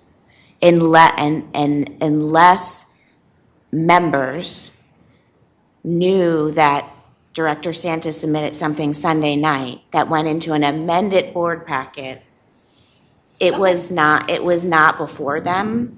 I did let some committee members know, and my understanding is that they requested to participate in this conversation, and that President Johnson said that they were not germane to this agenda topic. No. And so we had the chair of this meeting on the meeting earlier to present the accomplishments of the 2025 Land Use Committee, and we deferred that. And so she did not feel that she was able to speak to the board. And I was told that before this came up at all tonight. But And so I do feel that the committee, again, has not had the opportunity to absorb. And I also have attempted to reach out to Director Santa. I reached out literally the day that we passed this board agenda in November, trying to understand, because our previous conversations were that she had concerns about it and thought we might need to bring it to the full board, but that she was going to allow us to figure out if we could organize it this year and to produce work. So when I reached out in November, I said, please let me know. And I was notified on Sunday night. And I still have, and I have engaged with your Director Santa, and I've also engaged with Director Mapar, and I've engaged with Lanza and Director Flashman, but I haven't been afforded the opportunity to understand why. And so it is frustrating to me that you're reading written comments that make it very difficult on the fly to understand your perspective. I believe my perspective has been very simple, which is elevated to a 9-member board. I sent that via text. But it is elevated to the 9. It's elevated every time we make a decision at a 9-member board. That sentence doesn't help me understand, what does that mean, elevated? Everything we do for land use is elevated to the 9-member board. So again, from the beginning, the deferral motion was not passed, but I would implore the rest of the board members to allow the opportunity for this to be worked out and talked about and understood outside of this board meeting, when we had less than 4 days' notice of the intent to eliminate the committee, and that there were conversations that happened to gain votes, and that is not what we are as a board. And the rest of us were shut out of having those conversations and are now faced with trying to understand what is RA land use going to look like in the future. The reason I'm even participating on the board is because of the struggles that I saw South Reston have with land use issues, and how many times I came and stood before previous boards begging and pleading that as a member, we were informed from RA, educated by RA, given the opportunity to participate in RA. I go to every P&Z meeting, which I know is not the case here. P&Z is not a replacement for Reston Association land use. I respect the Director, just people check for fairness, I asked Director Farrell to limit it around 5 minutes. I'm going to do the same for you. If you can just wrap it up. Right. P&Z is not a replacement for what RA land use can do. I learned from the people that currently sit on P&Z. I respect them a lot. But those conversations don't ever turn into a work product that looks like item L. They are the conversations of maybe a developer will listen, maybe a developer will make a change. And we need as a community to do better, because the south side of Reston has a 26-story building across the street from low residential housing, because RA in 2017 was not involved in land use. And you have 2 people on the board that have been involved intimately in land use and didn't give us even the opportunity to have a discussion about it. But yet, I will get criticized across the table when RTCN comes before us, or the next case comes before us, and I am trying to make edits to staff products. You guys come after me all the time for that. That's what's going to happen if we don't allow it to come through the channels. And members deserve the respect of the association to participate in the land use process. And we don't get to make those decisions Director Dushak, I'm going to Director on Perry. our own, just from some resolutions that RA may or may not have right in our governing documents. So I don't claim to know anything about who was suggested they could speak or not speak. However, I will remind that all members have the right to make member comments at the beginning of our meetings. And all members have the right to come in and state what they feel is important, period. So while I recognize that there may have been some miscommunication, I'll give everyone the benefit of the doubt. There is no miscommunication that every member has a right to speak during member comments at the beginning of a meeting. The second concern I have that was mentioned by Director Dushak is that the acting board chair of the Land Use Committee, because we have no officially recognized chair, decided that because we were deferring their, work plan discussion till after this, that they were not going to continue on. So I'm curious, then who plans to submit that work plan? And regardless of that, if that acting director or that acting chair chose not to continue, then I would suggest we don't hear their work plan at all.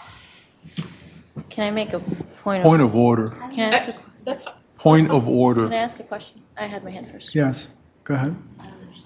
Tony, do we have the flexibility via Committee Resolution 6 that says Reston P&Z Committee shall review and advise the Reston Association Board of Directors, the Fairfax County Planning Commissioner, and the Reston community on the planning zoning issues, including proposed changes in the master plan zoning, development plans, and site plans in Reston and surrounding areas of direct interest to the Reston Association? If I'm reading that correctly, that means that we could have a dialogue with P&Z to just leverage the information flow that they're hearing during these land use cases. Because Resolution was repealed. Right. it's in the governing documents. I'm just telling you, it was Okay. repealed. It was repealed. It does not exist. We repealed it when we made the committee. Right. It's, well, we have an issue because it's online. We'll need to check the meeting minutes then. If it's online, it may be online in error. I can't say. Okay, I withdraw my statement. We should take the vote. Okay. All right. Mr. President, there was a point of order. Director Farrell, you've had a bunch of times at this. Well, Point of orders, you have to recognize. Point of order. What's that? Point of orders, according to Robert's rules, you have to recognize. So If that's what you're bringing up, then please. It go is a ahead. point of order. It is not true. I made the motion to postpone consideration of the work plan. Once that was made, there was nothing for her to say, with her understanding that she would not be allowed to address this issue. That was her understanding. Point of order. Yeah, that has nothing to do with the work plan. Yeah, I moved to defer it. Once it was deferred. After this conversation. Right. Well, but then she chose not to stay on and to present after this conversation. Because staff have been texting them and letting them know when to come in. Right. And when we might get to it. That's So what she will staff be have been back. doing. She will be back. Is that correct? Not if the motion Okay, passes. Point of I mean, order, we can- Mr. President, okay. we're done. Whether anyone. This Come is on. not I don't relevant to know. the motion I don't at know the hand. answer, sorry. This is not germane to the motion at hand. we're going to take the vote on Substitute one. the substitute motion introduced by Director Farrell. Okay. All in favor? 1, 2, 3. 3 in favor. Against? 1, 2, 3, 4. 4 against and abstaining. 2 abstentions. All right. So now we're going to take the original motion. Mr. President, I have another substitute motion. Yes. Did that motion pass? No. No. It didn't. The motion failed. The substitute motion. Substitute motion did not failed, and I was going to go back to the original motion, but there's now a substitute motion again. Yes. I circulated the motion to all of the members of the board, I think yesterday, and Brittany, I believe, has it, the Resolution 4 motion. I have the resolution, but I don't have the motion. I'm going to move to adopt the Resolution 4 that I circulated, if you can bring it up on the screen. What do you know? Listen to this. What do you know? It's this email. If you could scroll down.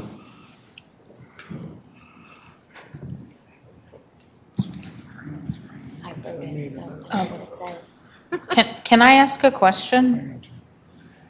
I believe this motion is out of order since we haven't completed Resolution 5. I'm going to make this a substitute motion to the motion regarding Resolution 5. This is Resolution 4. And the difference is, Mr. President, Resolution 5 deals with advisory committees. Resolution 4 deals with board committees. And what I'm proposing in trying to answer the question or respond to the question about having issues raised at the board level is to make the Land Use Committee a board committee. My original proposal in 2023 was to make the Land Use Committee a board committee. Our CEO wanted it to be an advisory committee, and I didn't see a problem with that. So my proposal, my substitute motion, is to make the Land Use Committee a board committee consistent with the information on the screen. I still call point of order. At this time, the Land Use Committee is an advisory committee because we have not voted on Resolution 5. It is a substitute to take it out of Resolution 5 and put it in Resolution 4, consistent with the language on the screen. I still argue this should be after we finish Resolution 5. Point of order. Excuse me, parliamentarian, can you please weigh in? As I understand, I want to make sure before I advise you, Mr. Chair. As I understand the motion, the substitute motion is to move to remove LUOC from the advisory committee, Resolution 5, and add it to the board committees and introduce this new resolution which has it as a substitute. Am I understanding that correct? Then I don't think it's out of order, Mr. Chair. Okay. Isn't it outside the scope of notice of the agenda item, which is advisory committees?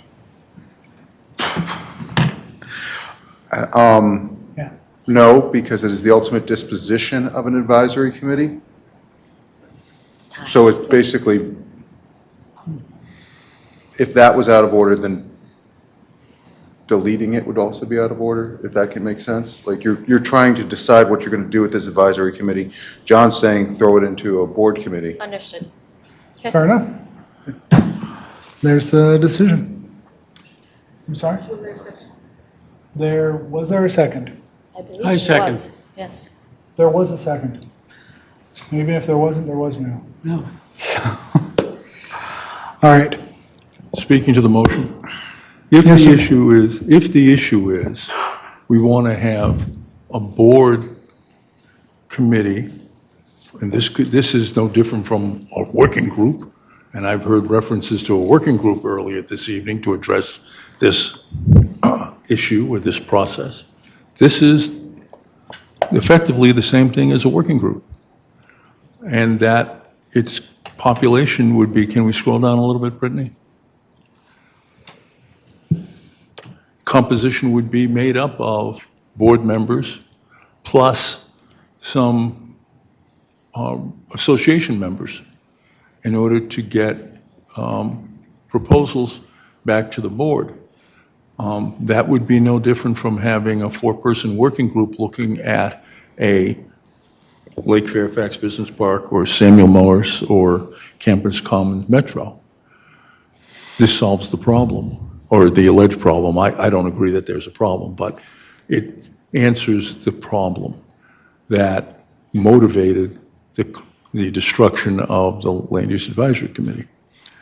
If I can ask the offerer a question, how does that address the further concerns that were raised about the criteria used to determine which developers we see and things along those lines? Will this document allow us to have criteria, or will this board committee, follow the same rules as land use and see everybody? Well, right now would be Resolution 1. If we want to put in criteria, we need to amend Resolution 1. Mm-hmm. I don't have a proposal to amend Resolution 1 in front of me. So I would look to those who want to constrict the operation of a board committee to come forward with a definition and criteria. Again, I come back and go, what are we doing? How is the decision going to be made? What criteria we're going to use? That's not before us. The way to put it before us is to amend Land Use Resolution Number 1. And to do something without revisiting Land Use Resolution Number 1 is to leave us, as Council has described, is to leave us with nothing. I'm trying to substitute something for nothing. All right, Director Perry. So I appreciate the intent. There are two things here that I think should be rewritten completely. One is, just like with the advisory committee language, I don't think board members should have 2 bites at the apple at any vote. Therefore, I think all of these should also be written that board members are liaisons and not voting members of any committee. So I have an issue with that, period, regardless whether it's advisory or board committee. The second thing, that while I appreciate the technical language that the responsibilities are included here because it's incorporated by reference of Land Use Resolution 1, that is not how all the other responsibilities are written out for any of the other committees.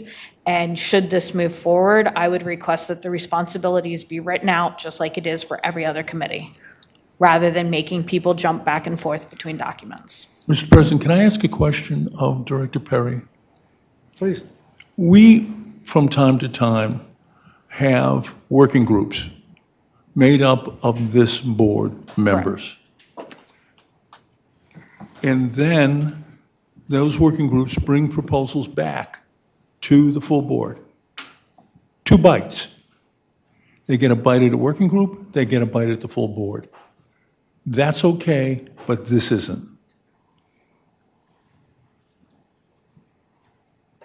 Was that a question? Yes. Yes, that would be my sentiment, that in general, any committee, not a board working group, but any committee should not have voting board members. That is that's what I would like to see in all resolutions, period. Whether you agree with me or not is a different story. But what I'm saying is that for any committee, board committee, advisory committee, it should be our members. There's discussion of wanting to hear from our members. I'm sorry, but although you are a member, you have lots to say here, which is fine. We respect that. We often hear from you. these are set up committees, then they should be member committees. As far as board working groups, those are very specialized, individualized working groups that the 9 of us agree we will listen to what the 4 have to say. I appreciate you don't agree. Director Fleshman. I am stunned that that my friend here to the right would suggest that board members on board committees should not be voting members. How does that work with the legal committee? How does that work with the other committee that makes decisions about whether or not something is conforming to the requirements of the deed or the resolutions? That is work that is called upon board members to make those decisions and no one else, and to make the recommendations to the board. Okay. For that reason, I am completely stunned. I cannot understand how that would function. And so that is a broad attack on board members being committee members and voting members. It just doesn't work. All right. Anything else? Director Jeshuk. I motion that the board take a 10-minute break. Second. Motion made and seconded. All in favor? What's the motion? That we take a 10-minute break. Fine. I'd like to take a night's rest, actually. You don't need a So, motion, Mr. President, you don't need a motion, you can just declare a recess. That's what I know.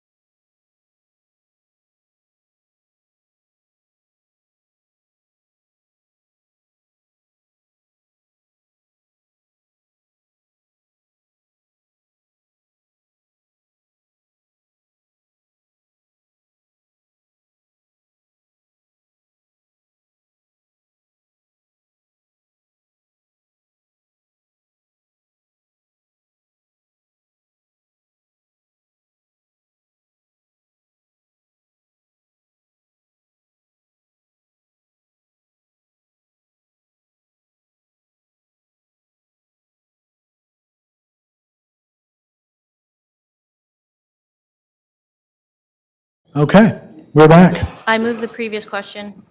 Motion is made, Second. motion seconded. All in favor?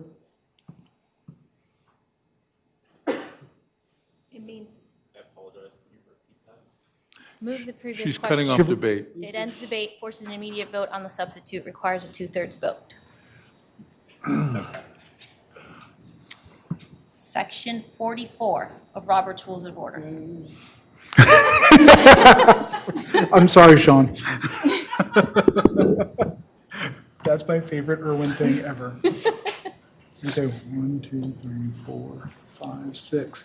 Mr. President, just to note, I know that Director Juszczyk, who's out of the room temporarily, wanted to speak to the motion. I regret that we have gagged her. So we are now on the original. We are now on the original.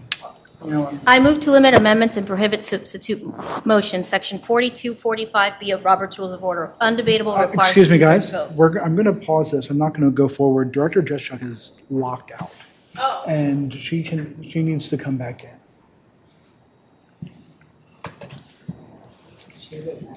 She's actually locked out of the. Out of the building. Yes. The door locks after surgery. So is someone going out there? Yes. Director Santa, can you repeat what you just said? I move to limit amendments and prohibit substitute motions, which means it's undebatable, requires a 2/3 vote, section 4245B of Robert's Rules of Order. We did not complete the previous vote. Yeah, he's going to ask for you. Yeah. Okay. They called the question, so you're not going to be able to talk to the motion. Point of privilege. Yes. I want, for the record, I have been locked out on the other side of the RA doors for more We than just 5 learned to that. 7 minutes. We just learned that. And I texted multiple people in this room. Not I. Yes, I did not text you, Margaret. I was going down my list. I As think I soon- made it to 6. As soon as I looked at my phone, we sent someone out for you.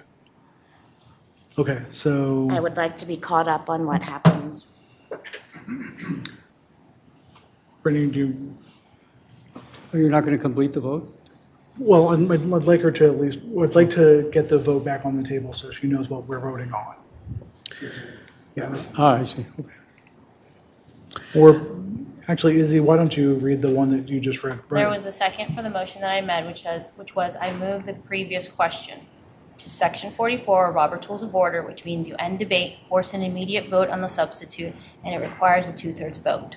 And that was the one that we, all in favor? We did all in Aye. favor, We got but you didn't 6. do the rest of it. Exactly. And against? 2 against? So No. Go ahead, ask your questions. I don't understand. Go ahead, Izzy. The motion is, I move the previous question, which ends debate on the substitute, forces an immediate vote on the substitute, and requires a 2/3 vote. What substitute are we on? That's on, I got it, but what is the motion on the table that we? Resolution 4. Should go to Resolution 4. To move it to resolution 4. Okay, So, thank you. Then I will vote against, if that's still possible. Just forces an immediate vote. Okay. Mr. President. So she voted against. Thank you. So the ramifications of that vote did let. No, but it's 6-3. It's 6-3, you have a 2/3 majority. Okay. It's good. just saying you're forcing a vote on the question, on the substitute. it's- So Yeah, the- so It's it colloquially was a vote called on calling a the vote. question. yes. Okay. So now we vote on resolution 4. Okay. All in favor? There's In favor of we resolution need to 4. have discussion on Yes. it. It ends That's debate. what her motion was. Are you Was not ending voting in debate. favor?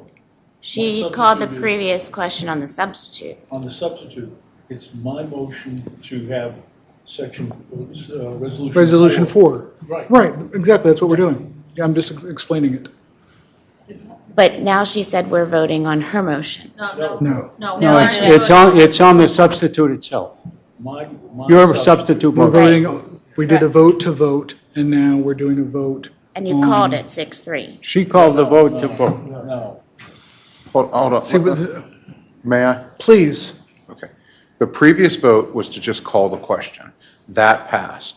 Now the question is John's motion to take LUOC and put it on as a board committee and change that resolution. That's what you guys are voting on right now. Okay. Okay. All in favor of moving LUOC to Resolution 4 as a board committee? Aye. Aye. 1, 2, 3. That's not legal. Okay, and against?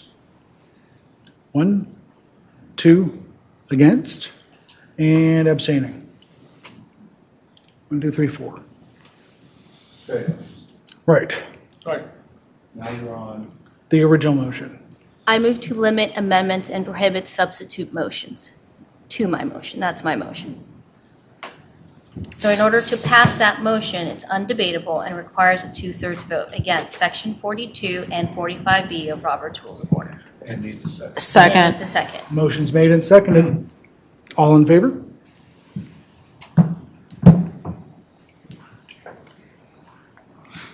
Six in favor and against? 3 against? 6-3. So now we vote on the motion. I'd But like you said- discussion on the motion. We've had discussion. Yeah, we've done lots of discussion on the But original not motion. on the motion itself. Not on the main motion. You have not talked about the main motion at all. We haven't. We haven't. It was covered in the Can- substitute motion, but okay. Would I mean, you, we have to. would you be willing to repeat the main motion, Izzy? No, it's It's here. Okay, well, She can repeat it, John. I'm aware. We're going to read the whole thing? Izzy, if- Perhaps. I promise you this is important. I move that each member be allowed to speak only once on this question. And I need a second. Second. Motion made and seconded. Comments? Does it require 2/3 vote? I don't believe so. Yeah. Oh, it does, it does. Yes, it does. does. You're limiting debate. Yes, so. yes, you're correct. Take a vote. I want to hear me good sound again. Are there comments on this before I go? Well, I don't think this motion's debatable. Okay. All in favor then? 6 in favor, against? Standard 3. 1, 2, 3. Yeah, indeed. And, yeah. So the motion passes. Okay. So, Would you at least say I moved my motion as read earlier, please? The motion is, You don't have to read the whole thing. I'm just asking you to move that I'm not- piece. I would appreciate it, though. I will read it. I would appreciate it, though, after this long.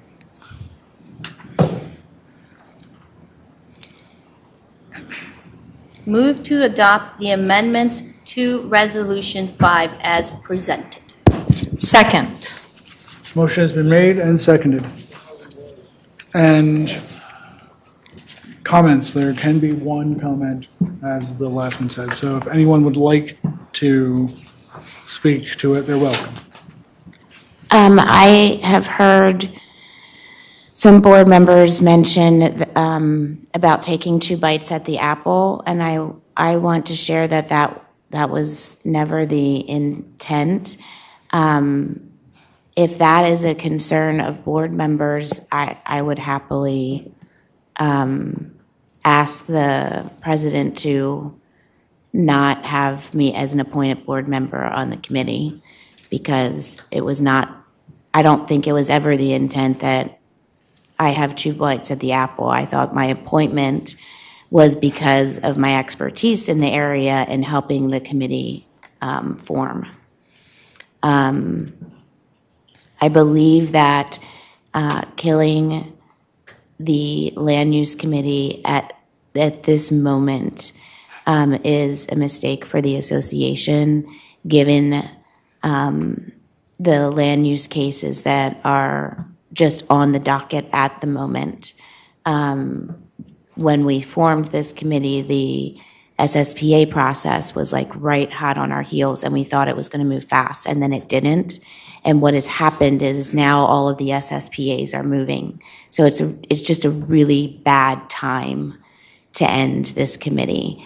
And I would urge those that would like to see the committee in a different form to, come up with what that form looks like so that we don't interrupt the ability for RA to move land use issues forward in the next few months when they are hot and heavy.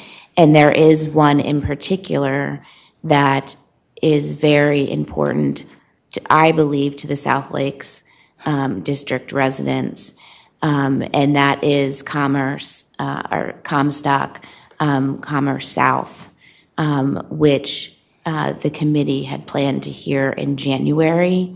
And the people of South Lakes call that property specifically the gateway to the metro. Because if it is not done right from a land use perspective, then it prevents the ability of South Lakes members from accessing the Wheelie Avenue Metro. So again, I believe that it was proper for us to consider deferring this, as we have other matters where we haven't quite worked out what we're going to do later or how we're going to handle something. And so I'd like to see us vote against this motion for those reasons. Thank you. Any further comments? Director Flashman. I have many. And Izzy is aware of them all. Because 6 months ago, when she first proposed this motion, I met with the EAC, of which I am the liaison, and I went through her proposed motions, or her proposed amendments. And the EAC unanimously, by vote, voted against each and every one of the amendments with one exception. The one exception was they thought that, well, perhaps it wasn't a good thing to have a board member voting. They don't have one voting. I'm merely a liaison and I don't vote. But they were sort of indecisive about it. But on every other one, they were unanimously opposed. Izzy never answered me. And I shared the responses and justifications that the EAC presented against her amendments. And I gave her a copy of the memo that I drafted reflecting the responses of the EAC. I am still waiting for answers, and I've never gotten them. Because she said, oh, well, I won't present it anymore until I'm convinced that I have a majority. Well, I'm assuming she thinks she has a majority tonight. But she didn't do a poll of any of the other committees. And I also pointed out to her that one size does not fit all. The needs of the EAC are different from the needs and functions and procedures of the PRAC, of the IT committee, of the Land Use Advisory Committee, and any other advisory committee. Each committee has its own needs for membership, for the skills and technical capabilities of the membership, and for the dedication of the members. And we have a strong EAC membership today, and you're going to limit them.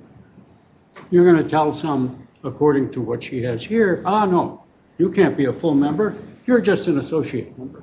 You don't get to vote. You get to talk, but we don't have to pay any attention to you because you don't vote. No, that doesn't work. It doesn't work, and I think it's inappropriate. And all of the other amendments, what is there? She is making amendments without showing the need for those amendments. I'm going to ask you to pause for a second. Tony, You said, Move to extend to 1 o'clock. motion's made, There's no second. Second. motion seconded. I want to speak to that. Feel free. This is outrageous. I agree. In this world of things outrageous, which we face every day, so that outrageous has become outrageously inappropriate because it's not sufficiently strong. This is outrageous. That we are staying here discussing this motion for almost 2 hours. I wonder why. So we'll- Who's done all the All right, talking? guys, let's- I haven't spoken until It's now. Erwin's time. Yeah. Erwin's got the floor. Not you. So it's outrageous that we are proposing to stay here till 1, and I will not.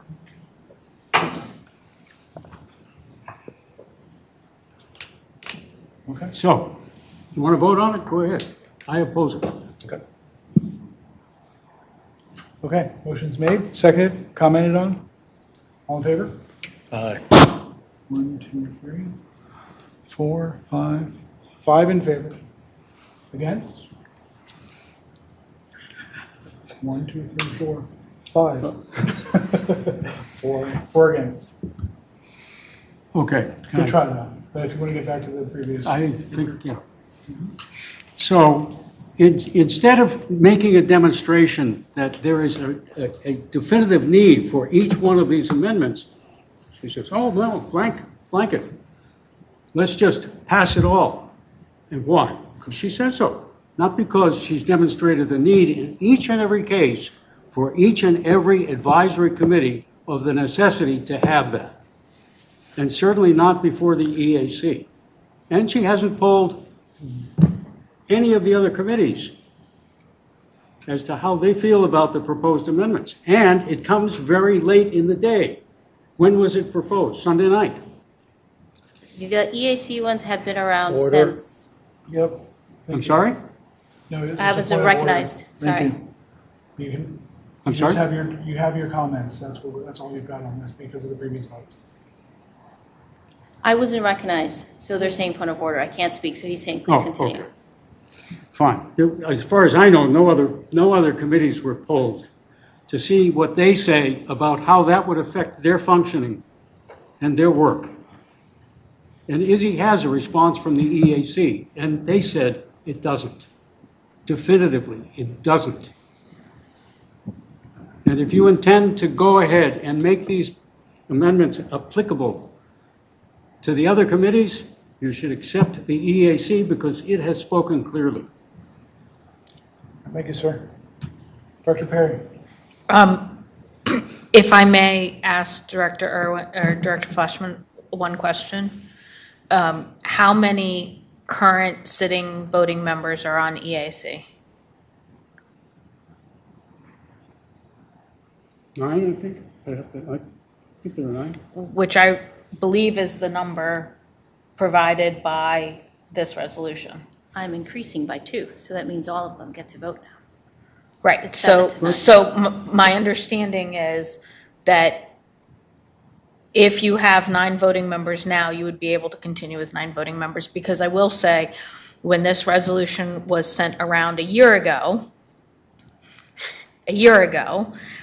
one of my concerns was grandfathering in who we had and taking people, like not renewing, not filling spots as they left the quota, correct. However, if the current voting member is 9, then this resolution still adequately covers the current voting members of the EAC. So I'm just on that point. Secondly, to Director Juszczyk's comments, I do believe she has made some valid comments.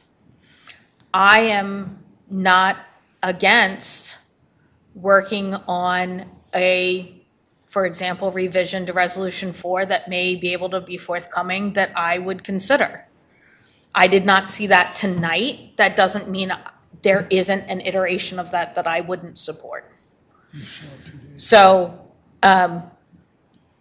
the last piece is, and this is specifically for staff, recognizing that should we leave here tonight with the edited version of Resolution 5, there is no current land use committee in play.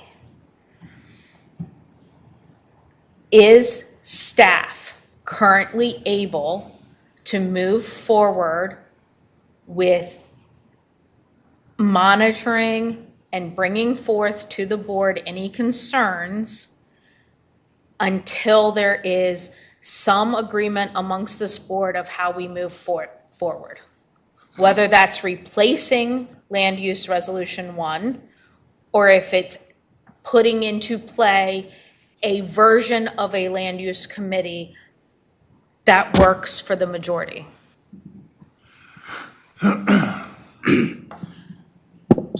If I may, I'd like to respond to one aspect. You can't, sir, I'm sorry. I can't respond to when she asked me about an issue that she raised and I didn't, and I would like to respond to it. Tony, with this motion, I can't do that. Very shortly. She asked for one bite of the apple. She asked for one bite, and then you passed it, so no. Yeah. So there's no response possible. Well, Mr. President, I believe he is entitled to a point of personal privilege. And I'm looking to the parliamentarian again. He can raise a point of personal privilege. Point of personal privilege. And then I still want to hear from Erwin, you staff. have raised the point of personal privilege. Yes. You're recognized. Thank you. Please. With respect to the issue of numbers of the committee, the fact that there are presently 9 and that it would fit under your proposed amendment is immaterial, because the present rule says 15, up to 15, and there is room for growth, and certainly we could absorb more people who have expertise and would love to do so. But this would leave those who come on now as, afterthoughts. Can't vote. Ridiculous. Why would I join something that I can't vote on? Why would I spend a lot of time doing work where I can't participate fully and vote on things? This is a disincentive for people to come who can offer expertise. It shouldn't be. Can I hear from Oh, staff? yes, please, I'm sorry.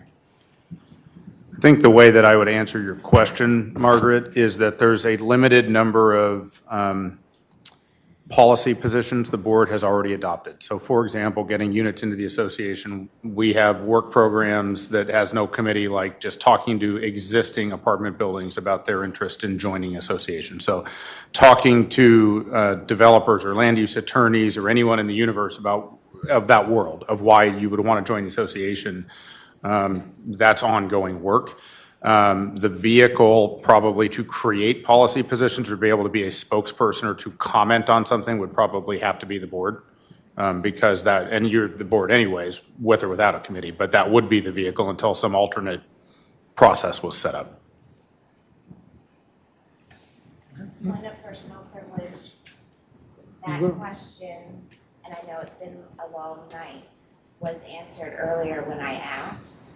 From a legal perspective, I know that staff probably feel like they have some expertise that they can offer, but when we heard from legal counsel that they don't have a mechanism to bring it to us.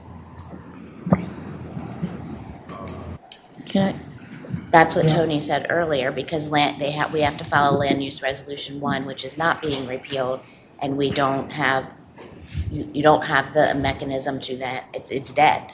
May I ask a We have question? to follow a process. Director Sanchez? We have an employee whose job is to do this, so the staff gets to do business. Tony, this employee, due to the job description, could continue to perform her work. So I think they're related but separate questions. Yes, she could continue to perform her work, but Jennifer's point is well taken, which I made a couple hours ago. If a developer wants to present to the board and you don't repeal Land Use Resolution 1, the the governing instrument of the board says that they go through LUAC. LUAC doesn't exist. The board can either Put it on board agenda. ignore it and say it's impossible, take a majority vote to suspend it or repeal it. Or, you know, what you're essentially doing is kind of Wild Westing it at that point. Okay. Anything else? All right, we are going to vote on the original motion. Doesn't she have to speak to the motion? No. I do not No. know. No, sir, there's no requirement. All right. All in favor? 3, 4, 5. 5 in favor? Against? 1, 2, 3. And abstaining? 1. Okay. All right. This is done. Let's have some more discussion. Do we want to do the letter now? I'm sorry? Are we going to do the letter? Yes. May I ask a question to the chair? Please. Is it worth making a motion to suspend Land Use Resolution 1 until we have a process in place? It's a 2/3 vote, right? What is There's that? no notice. What does that mean? Okay, that's fine. I'll let it go. Right. Can we do the letter? You can make the motion and see if you get 2/3. It wasn't. Motion is ready. Tony, you'll correct my language if needed? Sure. Excellent. I move to suspend Land Use Resolution 1 until a replacement for Land Use Resolution 1 or a replacement for the Land Use Advisory Committee is established within the next 3 months.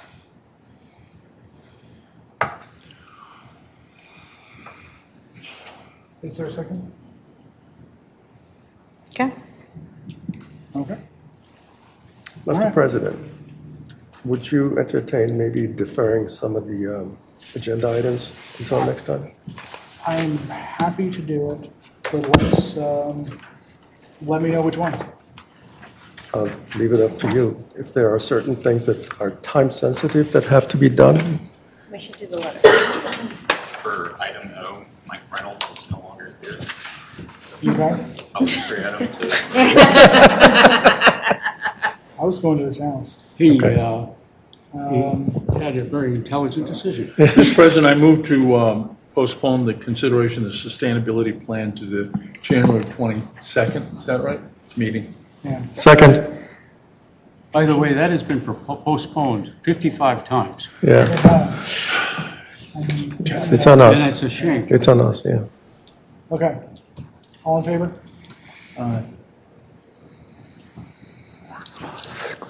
You said aye, John? Yep. And 7 in favor. Against?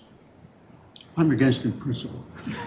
Mr. President, I move. I'm sorry, I didn't finish it. Abstains. I'm sorry. Against, so I see against in principle, and then abstaining, 1. 7-1. Mr. President, I move to defer item L, the Reston Town Center North recommendation letter, to the January 22nd meeting. Is there a second? I'll second that. I'll second that. I apologize. Can you repeat one time? Sure. I'm moving to defer consideration of the Reston Town Center North recommendation letter to January 22nd. Okay. I second that. All right. Motion made and seconded. All in favor? 1, 2, 3, 4. Mr. President, I Five. think that's everything on our agenda. I know. We haven't finished the vote yet. And we did John's not defer, very excited. We haven't gotten the chance to. we did not vote defer against. M earlier. We have not finished this vote. Against? Discrimination. 1 against, 2 against. And 3 against. No, I'm abstaining. Okay, and abstaining. 2 abstentions. 5-2-2. That was the RTCN That was letter? RTCM one. Okay. Then we have the discrimination harassment complaint procedure. We already deferred that one. Oh, When- I decided have that to we continue didn't defer that. We asked on him and Tony's he said advice. no, and so we only deferred M. Right, I agree. Okay. I moved. He didn't say no, so he was Yeah. not. Well, His, not that he didn't say no, but he said it would said only it'd be take a quick. couple minutes. oh, that's right. And so we agreed to let it move forward. I moved to defer item number M to the January board meeting. Second. Motion made and seconded. All in favor? 1, 2. 2 in favor? Knock it out. Against? 1, 2, 3, 4, 5, 6, 7. 7 against. We are still doing item M. Okay, Are we on that now? We are. yeah. You're sadists. I brought this to you, to this board previously, based on some HUD guidance, and Can't hear you. Gentlemen. Thank you.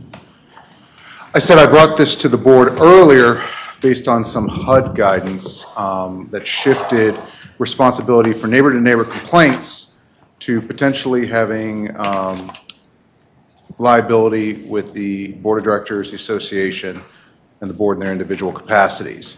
As a result, we wanted to put something in place to give us a procedure to handle discrimination member to member. Originally, we also covered staff vendors. However, that will be dealt with under our existing whistleblower policy. The revision, the board set me up with a subgroup of the board. We worked through that. We presented a SOP and the revised resolution, which is in front of you. The subgroup loved it, said it was the best resolution they've ever seen. And all their concerns were addressed. Special thanks to Jennifer, who put in a lot of time with me on that.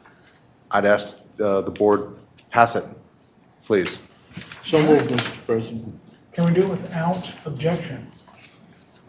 It looks like we can. Do you object? When we pass resolutions, I We think need- there's, we need I to- object. Fair enough. So I So- will motion to adopt covenants and enforcement and insurance resolution 4 as presented. Second.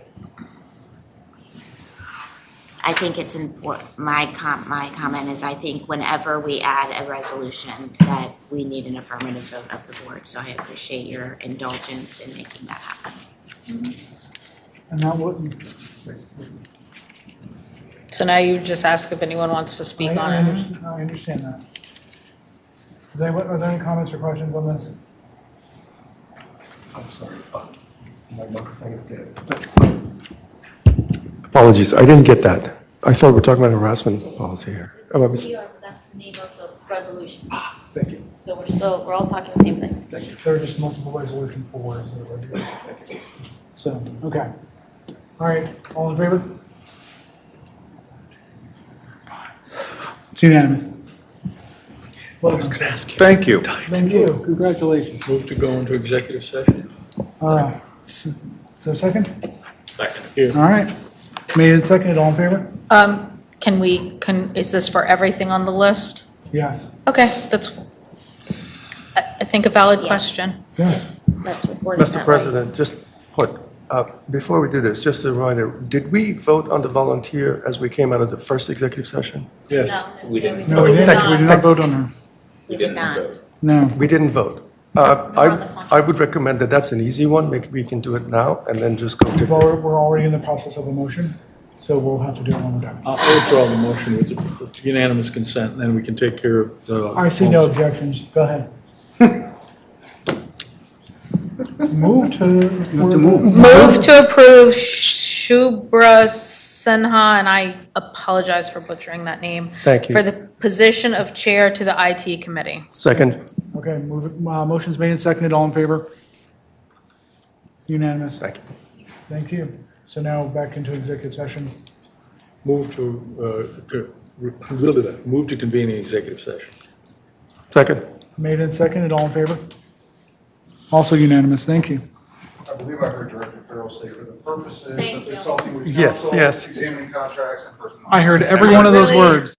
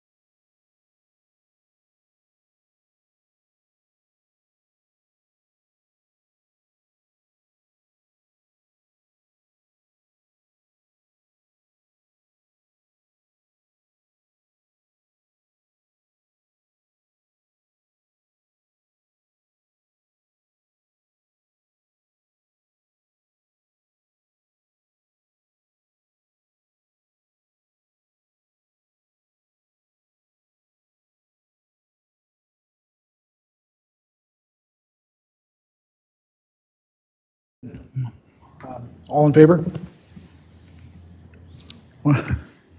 Unanimous.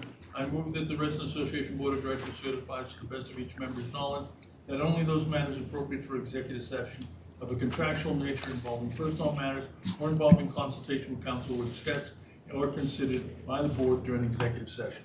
Second. Made and seconded. All in favor? Aye. Unanimous. Mr. President, I move that in accordance with the association's policies on purchasing and procurement, to approve the contract with Titan Pool Services LLC for construction services related to the Lake Newport Pool in a not to exceed amount of $743,681.22. Second. Made and seconded. All in favor? Unanimous. Mr. President, I move to ratify and approve the personnel decisions reached in executive session as it pertains to the CEO. Second. Made and seconded. All in favor?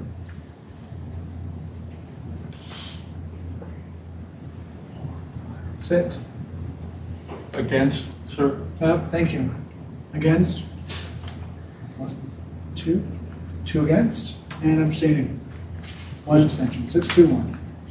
Mr. President, I move to adopt January 22nd. the draft agenda as published in the materials tonight with the addition of several items.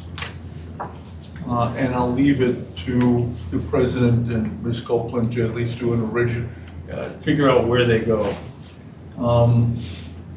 Let's see. The consideration of the Reston Town Center North comment letter. The sustainability plan, these are carrying over from tonight, and committee resolution number. Annual plan discussion. Annual plan discussion and.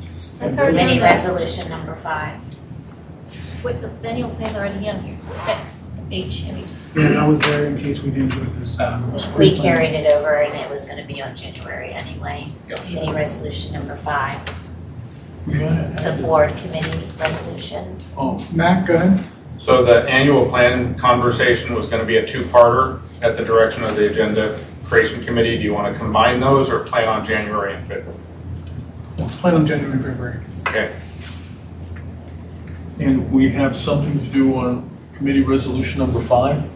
Yeah, I want to remind the board that the fiscal committee reminded Director Mullinex and I last night that they have put forth changes to the fiscal committee's responsibilities about 6 months ago, and the board has not taken that topic up.